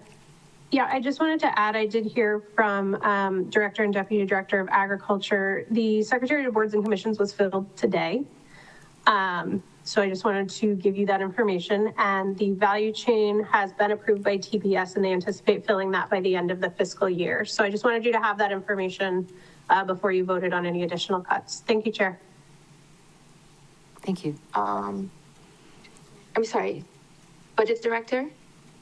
Was that the position that the committee just cut that was filled? Thank you, Chair. Thank you, Councilmember Rollins Fernandez. Yes, it's my understanding that the intent of the committee was to cut funding for that position, and it was filled. The committee didn't cut the EP, so, you know, the department does have flexibility, but Ag is one of our departments that has done a pretty decent job with their vacancies, so I just really like the body to consider that before voting on any further cuts to their A budget, as they are one of our smaller departments. Thank you, Chair. Oh, interesting.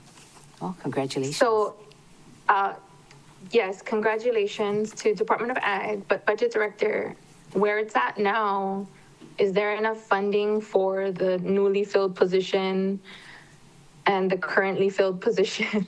Because the position's still there. Oh, there, Chair Lee is there. Good. Yeah, and the person is there, so we have to pay the person.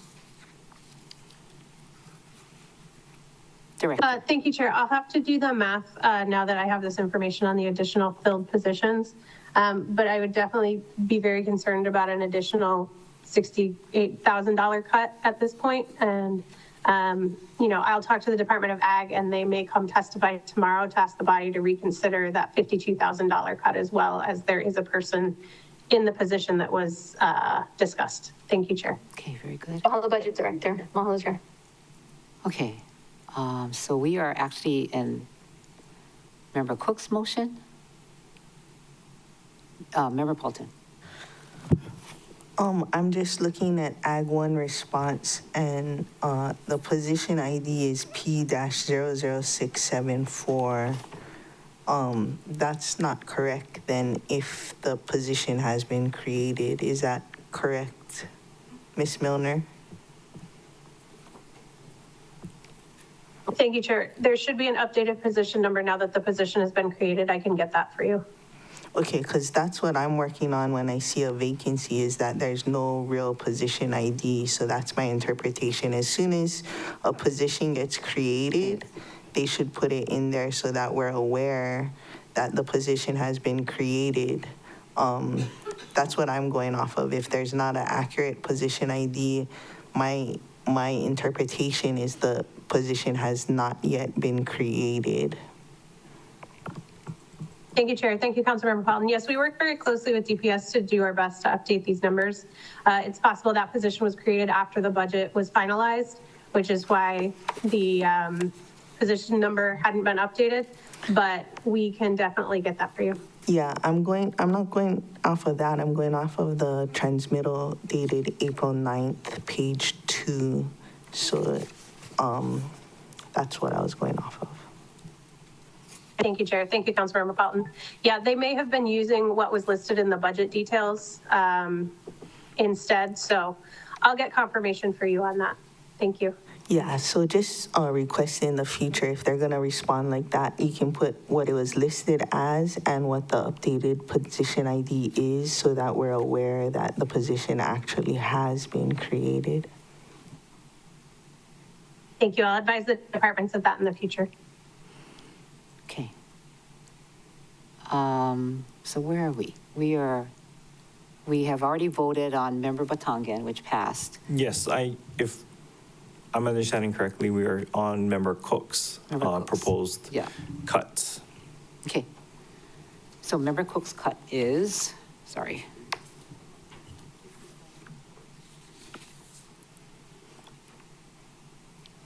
What page are we on now? So Member Department of Ag, Member Cook proposed reducing count A. Okay, thank you. Yes, chairs. So we had previously cut the funding for 3 expansion or FY27 expansion positions by half. Member Cook is proposing to completely cut the funding for them this year. So it went from 8 to 4. Now the proposal before us is to go from 4 to 0. And given all the recent discussion, I'm going to withdraw my motion so we can move on. Okay.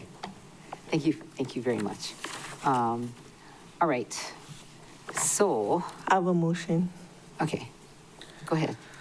I move to reconsider the vote on the warm body position that we just cut. Second. Second. Okay. 2.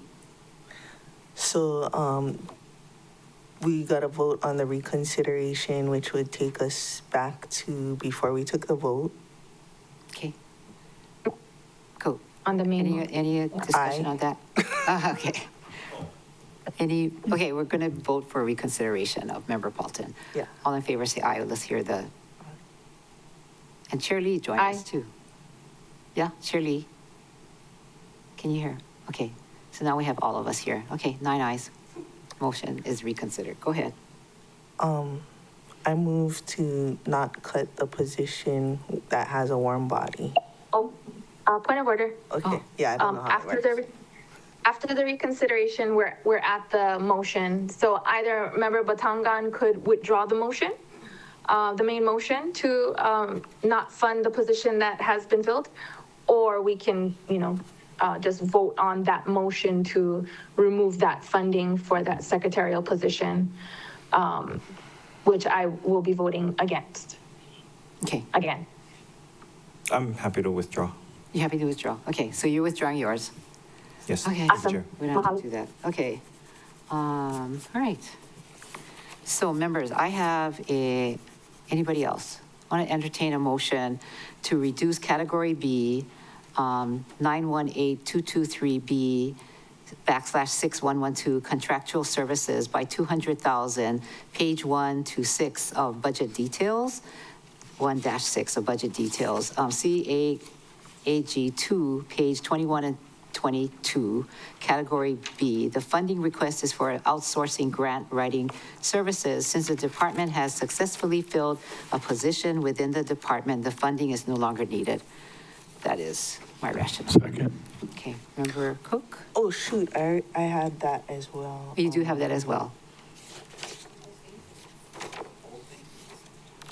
Let me try to look. Shoot.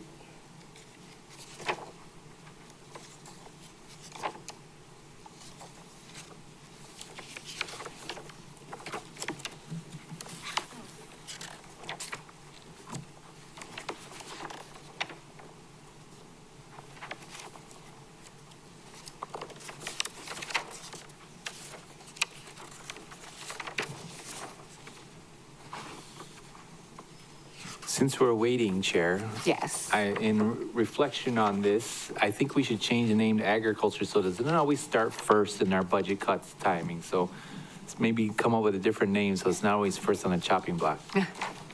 Like starts with a Z. Zagrich. I have a question. Member Paulton, are you done looking? I'll let Member Rollins Fernandez speak. Yeah, Go ahead. Her. One, I wanted to, how much were you cutting it by, the total? 200,000. 200,000. And what transmittal So look was at that Ag response 2. under? Ag 2. Ag 2. Ag 2, page 21 and 22, category B. I decreased it on page 16. Sorry, I forgot about it. It's at 918223B-6112. Exactly. Oh, yeah. I decreased mine by 40 grand. Okay. So mine is 200, the full amount. That's coconut rhinoceros beetle work. Oh. So basically, they have a grant writer, right? They have a really good grant writer, by the way. Additional funding So for basically, additional this request for outsourcing grant writing services for the department has successfully been filled, and very successfully, I must agree. Can I hear why Member Paulton only reduced it by 40,000 instead of all 200,000? Member Paulton? Member Paulton is talking to Member Batangan. I decreased it by 40 grand because somewhere in their answer they put offsetting the cost for households feral chicken trapping, and I had offset this for the Maui farm people because I heard that they lay eggs, and so I thought perhaps they could catch the chickens and eat the eggs, and then it would be no harm done. Okay. It's on page Oh, Sarah, you 16 might of like your that. matrix.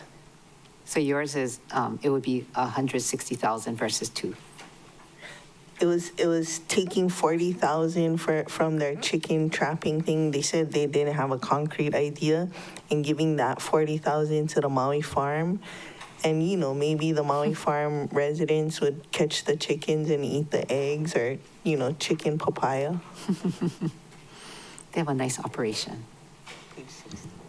Okay, So Chair, would you lower yours to 160? You had 200. 160. Okay, so I'll lower mine to 160. Second. Okay. Instead of 2. Okay, members? Yes. Member Johnson? If you're going forward with this, I'm going to ask for a roll call vote. You know, sometimes I think there's a lot of funding out there that this position could go and, or this contract could go and get those funds. So sometimes grant writers pay themselves in spades, you know, and grants that people are contracting out to get those grants can come back and pay itself. So that's what I just wanted to add. Okay, so your roll call. Member Sinensi? Thank you, Chair. I too feel the same way. These are smaller departments that are still kind of getting up and coming. So some of these grant funds is to increase their, reporting. They need to do reporting for the grants, those types of things. But grants would greatly bring in more funding to the department and increase their operations. So I'll be voting no, Chair. Thank you. Okay. Any other discussion? Okay, so this is now category B, contractual services will be 160,000. Oh, I'm going to reduce it by 40. Yes, agree. Okay. Vote. We're going to vote, right? Roll call. Roll call, okay. Roll call. Chair, proceeding with the roll call vote. Councilmember Tom Cook. Aye. Is agriculture grants, yeah? Councilmember Gabe Johnson. No. Council Chair Alice Lee. Aye. Councilmember Tamara Paulton. I'm so sorry. I just want to clarify, we're cutting 160,000, not leaving 160,000. We're cutting. We're cutting 160,000. 160. Yeah, we're leaving 40. That's what you asked for, right? Well, I mean, the whole pot is 412,000. Correct. And we're taking 160 and we're going to take 40. We're going to take 200. If we take 160, I'm not going to propose my 40. But I'll vote yes. Okay. Councilmember Keani Rollins Fernandez. No. Councilmember Shane Sinensi. No. Councilmember Nohe Uwahadjins. Aye. Committee Vice Chair Ko Noe Batangan. Oh. He wasn't sure if he had to recuse himself or not. Okay. Oh, really? Excuse. Okay, excuse. So I vote yes. And Chair, that's 5 ayes, 3 noes, 1 excuse, motion passed. Okay.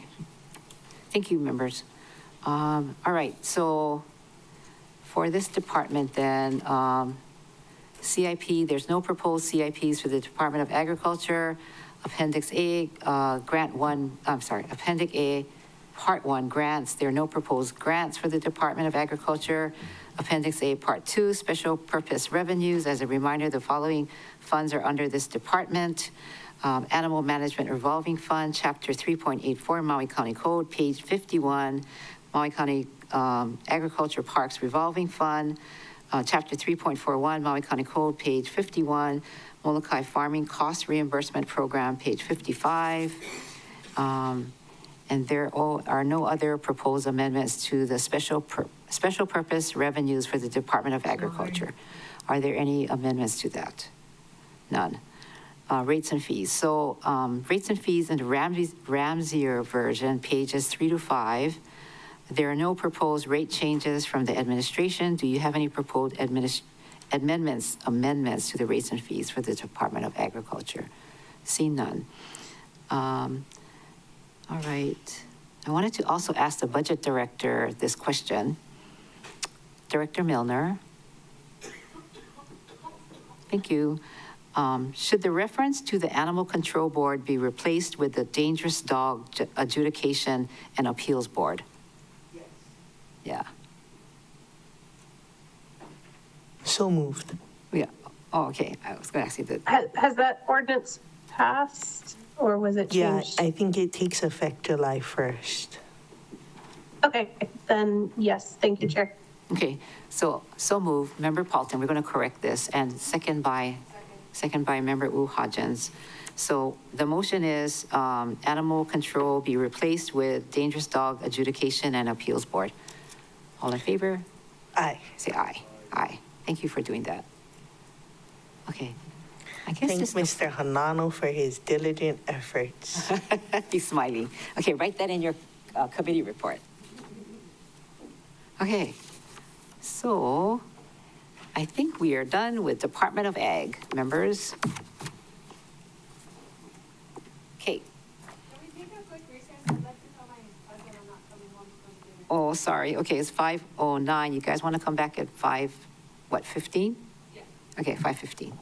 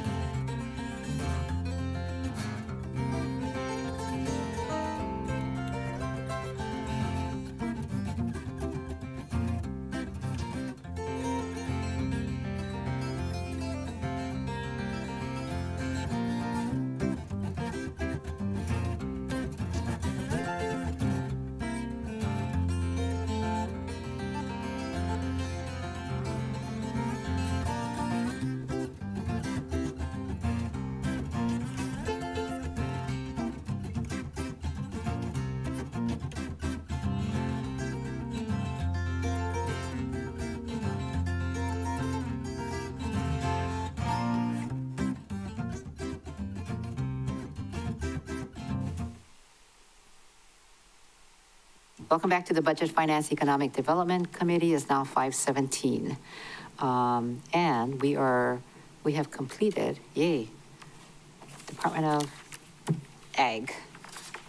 And we're going to move on. So next we have Corporation Council, East Maui Water Authority, and we just got responses from Emergency Management. So I think we'll save that for tomorrow because you can all then look at the responses.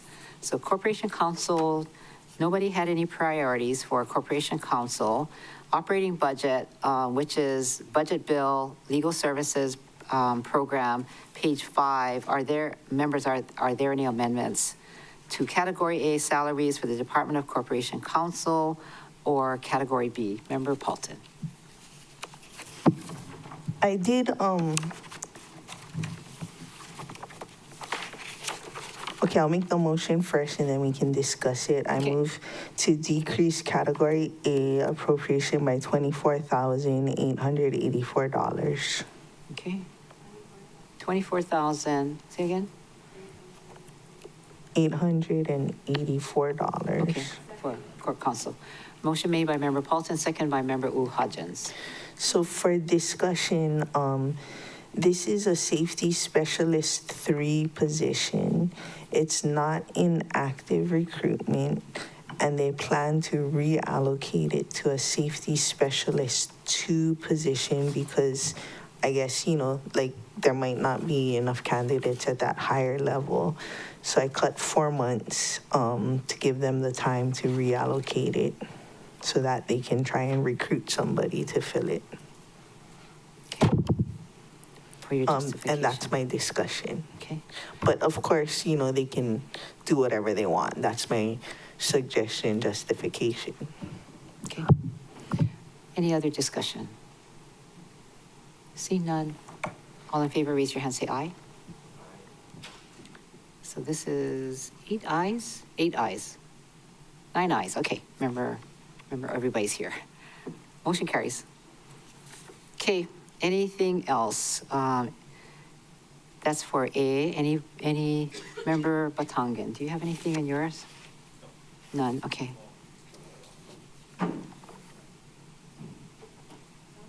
Member Batangan? No? Okay.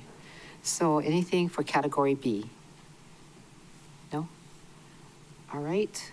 Capital improvements, there are no proposed CIPs for the Department of Corporation Council. Oops.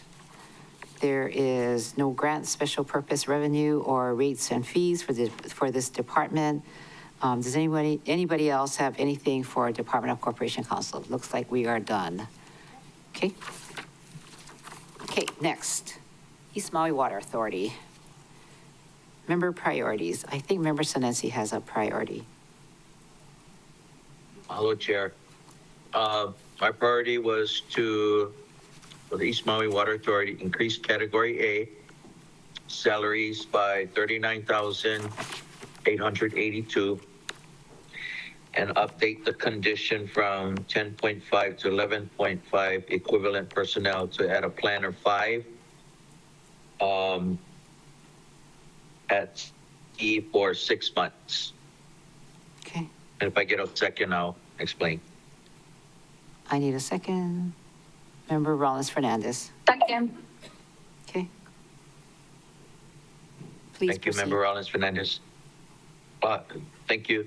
Members of Planner 5 would help the county save in consultant fees to do permitting work for watershed work, which they're starting to do. The permits to enter into the streams are reviewed by Army Corps of Engineers, DLNR, and the Department of Health. So the Planner 5 will assist with monitoring and reporting, which is also required for the grant funding reports. And I ask for the members' support. Thank you. Any other discussion? Member Paulton.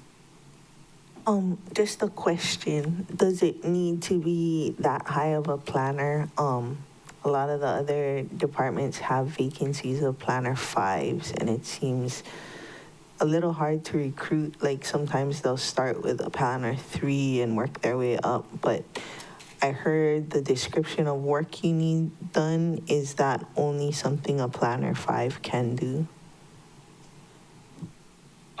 I know it's specialized permitting, but maybe I'll defer to Ms. Director Milner. Ms. Milne. Yeah, thank you. Director. Mahalo, Chair. Mahalo, council members. You guys keep trying to make me a member. Yes, I have spoken with Director Young about this, and they're actually looking at a Planner 5 or a Planner 6 due to the complex nature of the work. And she has been in conversation with people who are qualified for this position and interested in applying. So hopefully she will not have the same planner issues that some of our other departments have had when it comes to filling the positions. Thank you, Chair. Okay, answers your question. Any other discussion? If not, let's vote. All in favor? Yes. Thank you, Chair. We just have, staff would like to clarify if we should include fringe benefits or if the committee would like to take that up separately after when you get to countywide. When we get to countywide. Yeah, when we get to countywide. Thank you for asking that. Any other questions? No? Okay. All right, members, all in favor, raise your hand, say aye. Okay, very good. Motion carries. That's 9 ayes. Thank you very much. Thank you. Yes. Chair? Oh, Chair Lee, sorry. I meant to ask Member Sinensi, why wasn't that position included in the mayor's budget? Member Sinensi. Yeah, and this was from our last stakeholders meeting, so it came from the board, but I can refer to Budget Director Milner. Director Milner. Thank you, Chair. Thank you, Councilmember Sinensi. Yes, just to add on to what Councilmember Sinensi was saying, yeah, they weren't aware at the time the budget was created of how expensive the consultant fees for permitting were going to be. So it was determined that this was the more fiscally responsible route. Thank you, Chair. And thank you. Just to add, Chair Lee, I don't think the board wanted to add, there's no deputy director, so I think they wanted to, this was more of a priority than having a deputy in the department. Okay, thank you. Okay. All right, so I'm going to move on to, is there any proposed amendments to category A, which is salaries, or B? Oh, Member Paulton? I move to decrease category A by $26,998. $26,998. That's for fiscal year 27 expansion positions, 2 months off each position they requested. Okay. Did I have a second from Member Hodgins? Yeah, second from Member Hodgins. And that was the discussion. All in favor, members, raise your hand, say aye. Aye. 9 ayes. Motion carries. Okay. Next, let's see. Anything for B, account? Any amendments? See none. Capital improvements, there are no proposal CIPs for the East Maui Water Authority, and also no grant special purpose revenue or rates and fees for the East Maui Water Authority. Does anyone have anything else for the East Maui Water Authority? See none. Okay, that is done. Remember, Batangan, you don't have, yeah? Nothing, okay. Chair? Yes. Apologies to interject. Staff would just want to note that we have noted on the priority matrix that Chair Lee might have an offset in the East Maui Water Authority related to $253,000 in professional services. It's Chair Lee's grant number 1. Okay. I withdraw that. I have a different offset. Thank you. Okay, so then that completes the department then, huh? Okay. All right.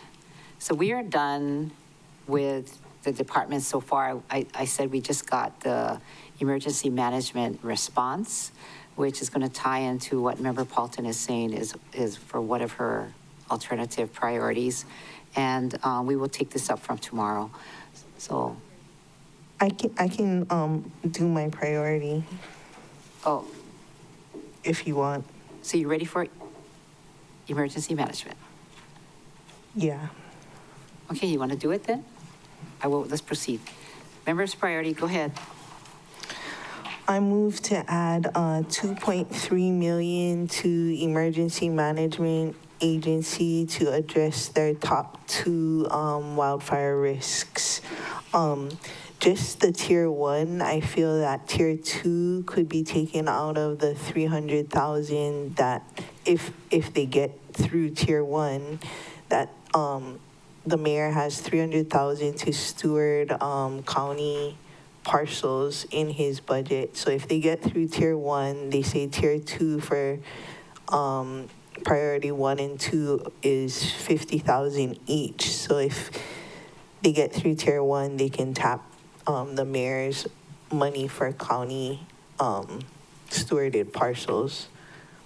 But 2.3 million to address the top two priority. Okay. Okay, motion made by Member Paulton, second by Member Hodgins. And this is to add, can you say it again? Add to?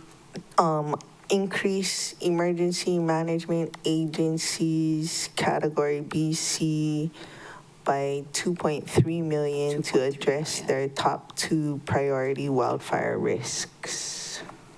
Okay. And that's what you were waiting for? Okay, this is your priority. All right, so that is the motion. All in favor, or any more discussion? All in favor, say aye. Aye. 9 ayes, motion carries. Everybody? Okay, so operating budget, page 5. Members, are there any proposed adjustments to category salaries for emergency management or Member Cook? Thank you. I propose to delete funding for all FY 2027 expansion positions. The need to establish the roles of MEMA and Office of Recovery as they overlap, and if the expansion positions are needed in MEMA or Office of Recovery. This is $323,340 plus fringe. It's not lack of support. It's just another one of those things with Department of Personnel Services and sorting out whether it's going to be in MEMA or Office of Recovery, because there seems to be an overlap. So that's my proposal. Okay. So, question? So it'll be for $323,343. One of those was a warm body, though, that was funded from Maui United Way that they wanted to roll over, and that might be what Director Milner has to say. Not sure. Director Milner. Thank you, Chair. Thank you, Councilmember Fulton. Yes, if you see EMA3, question 4A, P00767, Emergency Management Specialist 4, is the one that's currently funded by Maui United Way, and that's why a full year of funding has been included for that. Thank you, Chair. So how much does that affect my proposal? Member Paulton. We don't want to say that. That's Well, I have a question. a warm body position, and that's confidential information, right? Okay. I'm trying not to. So how about my colleague assess me and my proposal? Is it basically that doesn't fulfill all of this? So in other words, it's not the entire amount then? What if you just put back 80,000? Okay. Chair, I saw Director Milner come on. Maybe she can add to this. And we are. Director, are you? I was going to do the math. Thank you, Chair. If we want to work in ballparks rather than specific numbers. I think if you could reduce your request by approximately 65,000, that would leave the department enough to cover for that position. Thank you, Chair. So reducing the 323,340 by 65,000? Yes. Okay, you can do the math. Yeah, they got it. Oh, Director Milner, that's what you said, right? Reduce that 323 by 65,000. Yes, Chair. Thank you. Thank you. Member Hodgins, your hand is up. Thank you, Chair. I haven't had a minute to look at Member Cook's thought process. Like, are all of these expansion positions that are not with DPS yet? Member Cook? Are they with, is the description created? I don't believe so, and I think the challenge also is that whose department it's going to be in. I couldn't tell you if it's created.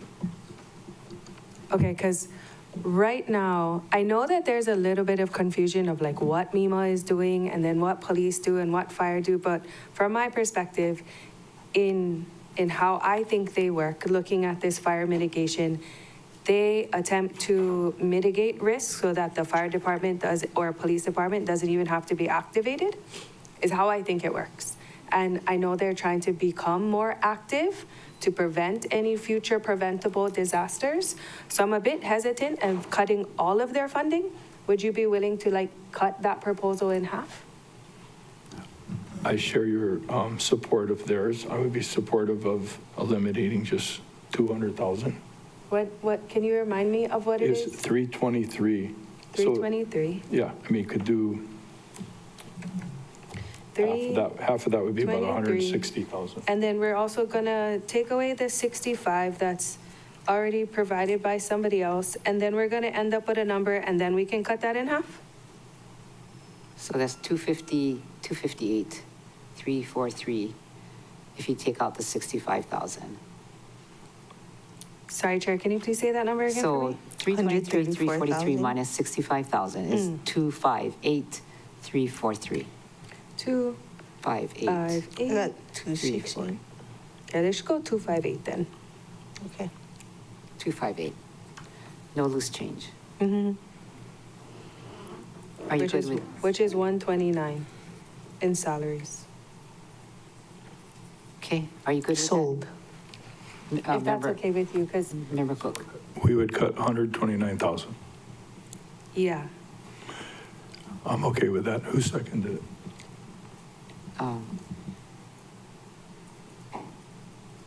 I'll second. Okay, Chair Lee. All right, Member Cook, Chair Lee, thank you. All right, so the motion is that we're going to cut 129,000 off of this 323, whatever that amount is. Member Cook is good with that, right? 129,000 from the FY 323. 2027 expansion positions. Okay. And they manage it as they will. Okay, yeah. All right. Ooh, coffee. Ooh, okay. Members ready to vote? All in favor, raise your hand, say aye. Aye. Aye. Okay, Member Rollins Fernandez. All right, 9 ayes, motion carries. All right, very good. CIPs, there are no proposed CIPs for this department. And Appendix A, grant budget, page 39. Are there any amendments for this section? None. There are no special purpose revenues or rates and fees for the Emergency Management Agency. Does anybody have anything else for MEMA? What does contractual services fall under? Oh, you have contractual services? That's B. Yep. Category B. Category B. Go ahead, you have a proposal for B, category B. So I have a proposal. Okay. Decrease funding under contractual services by 150,000 for a new fund total of $208,100. There seems to be a duplication of services under professional services, which is increasing by 500,000 for a total of 1.6 million. Okay. So your motion is to decrease this by So 100. reducing it by 150,000 for a new fund total of 208,100. Okay, all right, Second. all right.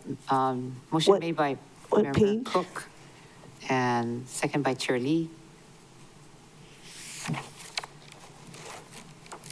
What's the budget detail page?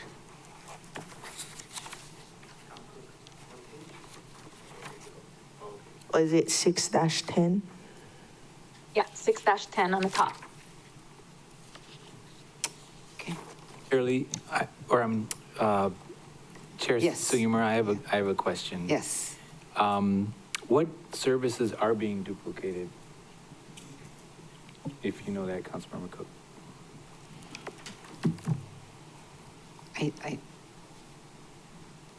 I think what he's talking about is because of the many services that are needed for response, I think there's some confusion and duplication. I even heard that from some firefighters out there, and I didn't hear it from Chief, but I heard it from firefighters that because of everything that goes on, it's sometimes looks Well, I guess, duplicate. leading to that, which ones are being duplicative and which one of the two duplications are we going to cut? Is it, this department or the other department that would be more suited? I don't know. That's why I figured I'd ask, because it's not my proposed cut.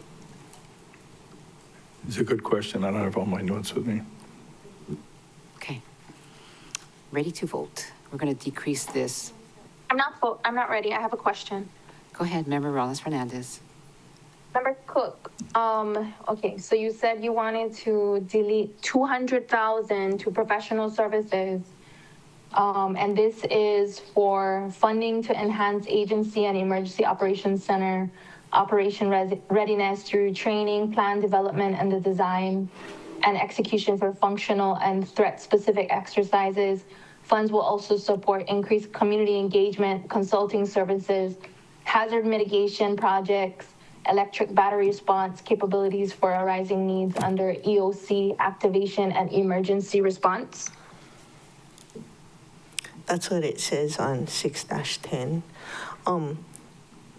If I can add? Go ahead, Member. If I can add?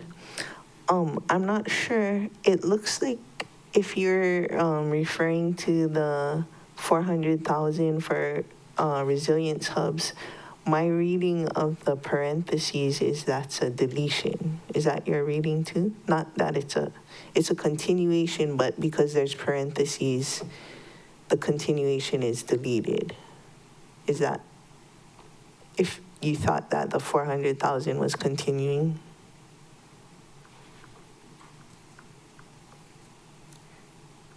Or I don't know who knows the answer. If it's in parentheses. I know.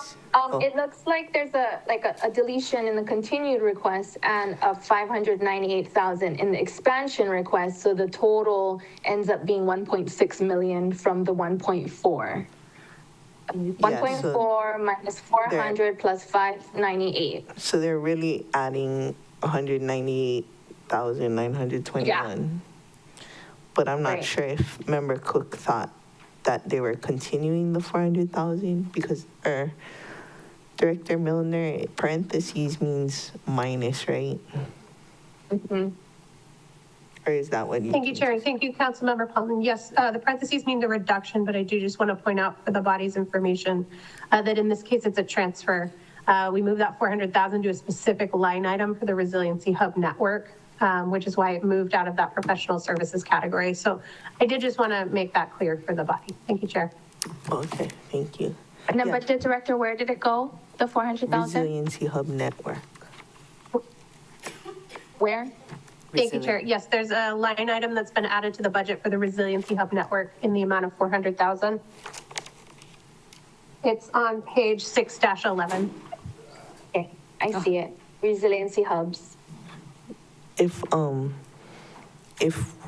I would be ready to vote once we identify the duplication.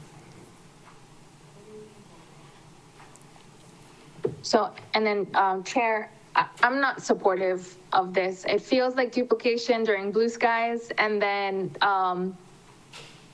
disaster strikes. and then there's not enough people. But this is what I read is some of the things that my community asked for just yesterday when Mayor held his storm-related Konalo meeting, that we need more training and exercise and community engagement and preparedness. Like, this is exactly what my community asked for at that meeting. So I won't be supporting this. Okay, thank you. All right, Roll call, okay. Oh, but were you gonna tell us what the duplications were? because I don't have the information with me, Oh, my notes. So anyway, okay, I'll be voting no because I don't see a duplication. mostly I just want to move on because I don't have your answer right now and I'm just tired. Okay. Would you like to withdraw it and then? Yes, I would like to withdraw it and I will bring it back. Okay. Okay, so then we're done with that then. Member Cook, we're good? Okay, Oh, Chair. Oh, Member I have Tonkin, go ahead. another proposal I'd like to make. yes. I'd like to decrease the B account by $50,000. Okay, B account by 50,000. Emergency, go ahead. Go ahead. So, Yeah. thank you, Chair. So, in looking at this page of the details, 610, I'm aware that they're proposing to add 6 new EPs, but the amount that they're adding for different lines seems excessive, right? If they had 25 people last year, they would ask for $20,000 for cellular telephone services. They're adding $10,000 for those 6 people now. So a 50% increase for a 1/6 increase in people. Right? So there are just a few things here that seem like they're inflated. There's telephones at $50,000 already. A per diem non-reportable rate is doubling from $30,000 to $60,000 for the department, which seems excessive given the expansion of, only 6 people. $90,000 for just airfare and transportation seems excessive. I'm not necessarily proposing to cut from any specific line item, but I think in the totality of all of that, these expansions based on an increase of 6 EPs seem disproportionate to the amount of increases they're asking for all of the line items. And I'm just saying $50,000, and then the department can figure out how they want to divvy it up. But I think some of the things that they're requesting for are excessive, given the explanation that it's for the 6 expansion positions. Okay, so your motion is to deduct 50,000 from, and it's for category B? Yes, Chair. Yeah, okay. Second. Okay, Chair Lee, second. Any other discussion? Chair, I actually think I already had a second. That was already in discussion, so it was. No, I don't think so. I think what you said, Member Batangan, was, I would like to. That's how you started the sentence. I would like to. Oh, okay. And Sorry, yeah. I thought Nohe had seconded it. But Happy to. Call my chair. she would like to also. Okay, now you have double Chair Lee and Member Uhajans. All right, so we have a second. And you have explained. Members ready to vote? All in favor, raise your hand, say aye. Aye. Aye. Aye. Okay. Member Johnson, you voted? Yeah. 9 ayes, motion carries. Okay. Very good. Member Paulton. Thank you, Chair. I'm on budget details, page 6-11. I would like to delete Maui Search and Rescue for $10,000. Index code 912066B-6317. Subject object code description, and if I get a second, I can explain. Second by Member Cook. In this year's information, Maui Search and Rescue have not applied for the 10,000 they were allotted this year, and something about they're non-compliant with the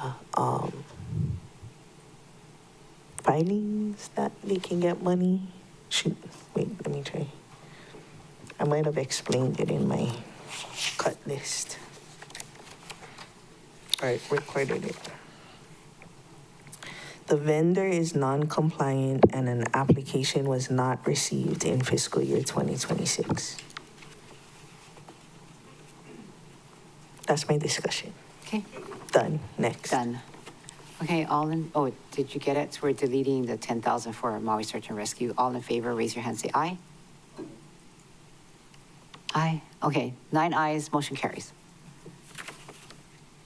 Moving right along here. Is that it, Member Paulton?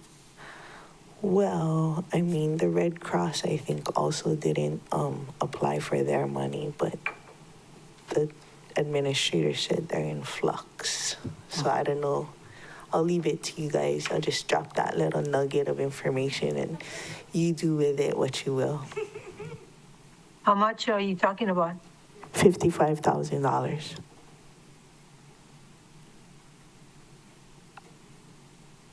Okay, 55,000 is what is allocated in the budget. yeah. And it's been not applied for? Is that what you said? In fiscal year 26. And they're in flux, which means they need a new administrator or something like that. I know after the fire, we were working with this one lady and she got fired. But I forget her name. She was on Oahu. She was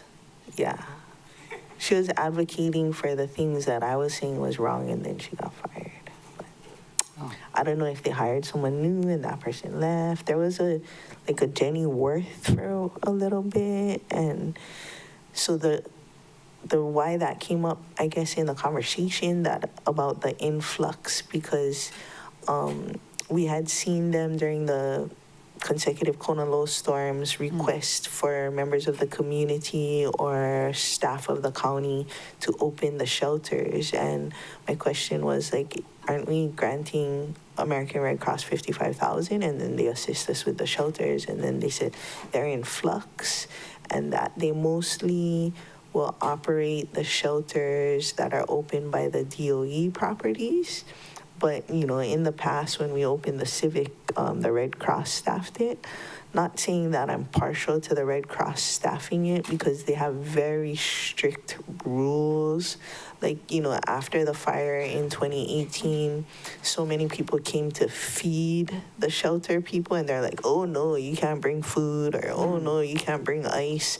If you bring ice, it's just a personal amount of ice for your medication. So it's not really what I feel like is trauma informed. They got their own rules and regs, which seem harsh to us local people. So after the second fire, that's why some people made the Brown Cross hui, because the Red Cross was not a good fit.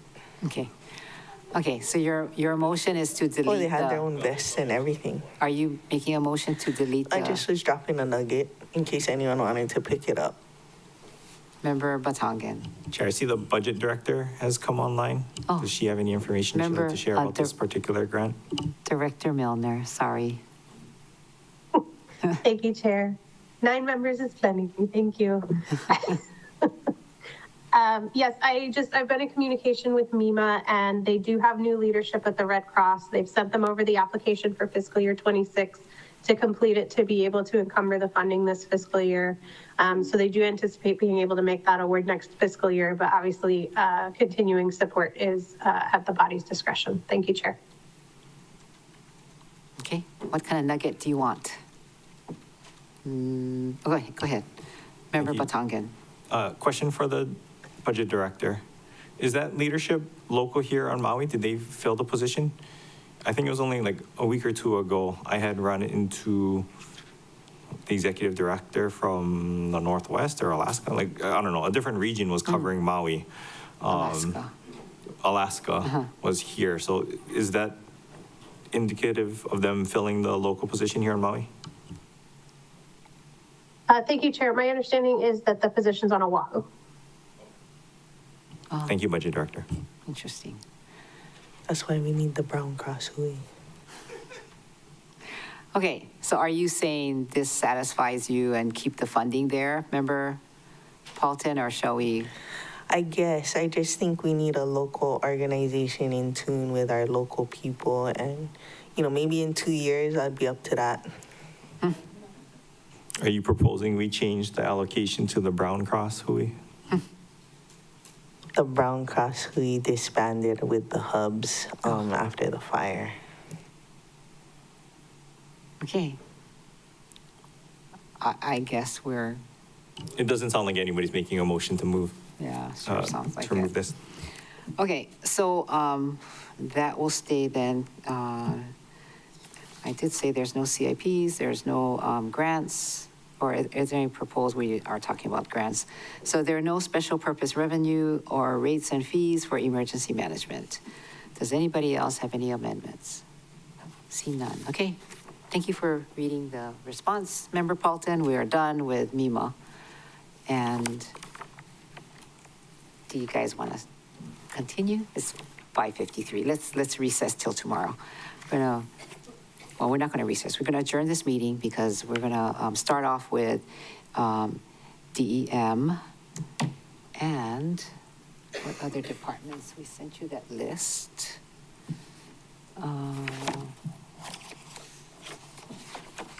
What departments we have tomorrow? I don't have my list in front of me. We have DEM. Oh, I have the list. We have DEM, finance, fire, housing, human concerns, and liquor. Okay, very good. So we're going to start off with DEM tomorrow. Thank you very much, members. For discussion today, we have kind of got ourselves organized and appreciate your patience. We will then see you tomorrow at 9 o'clock. This meeting is now adjourned.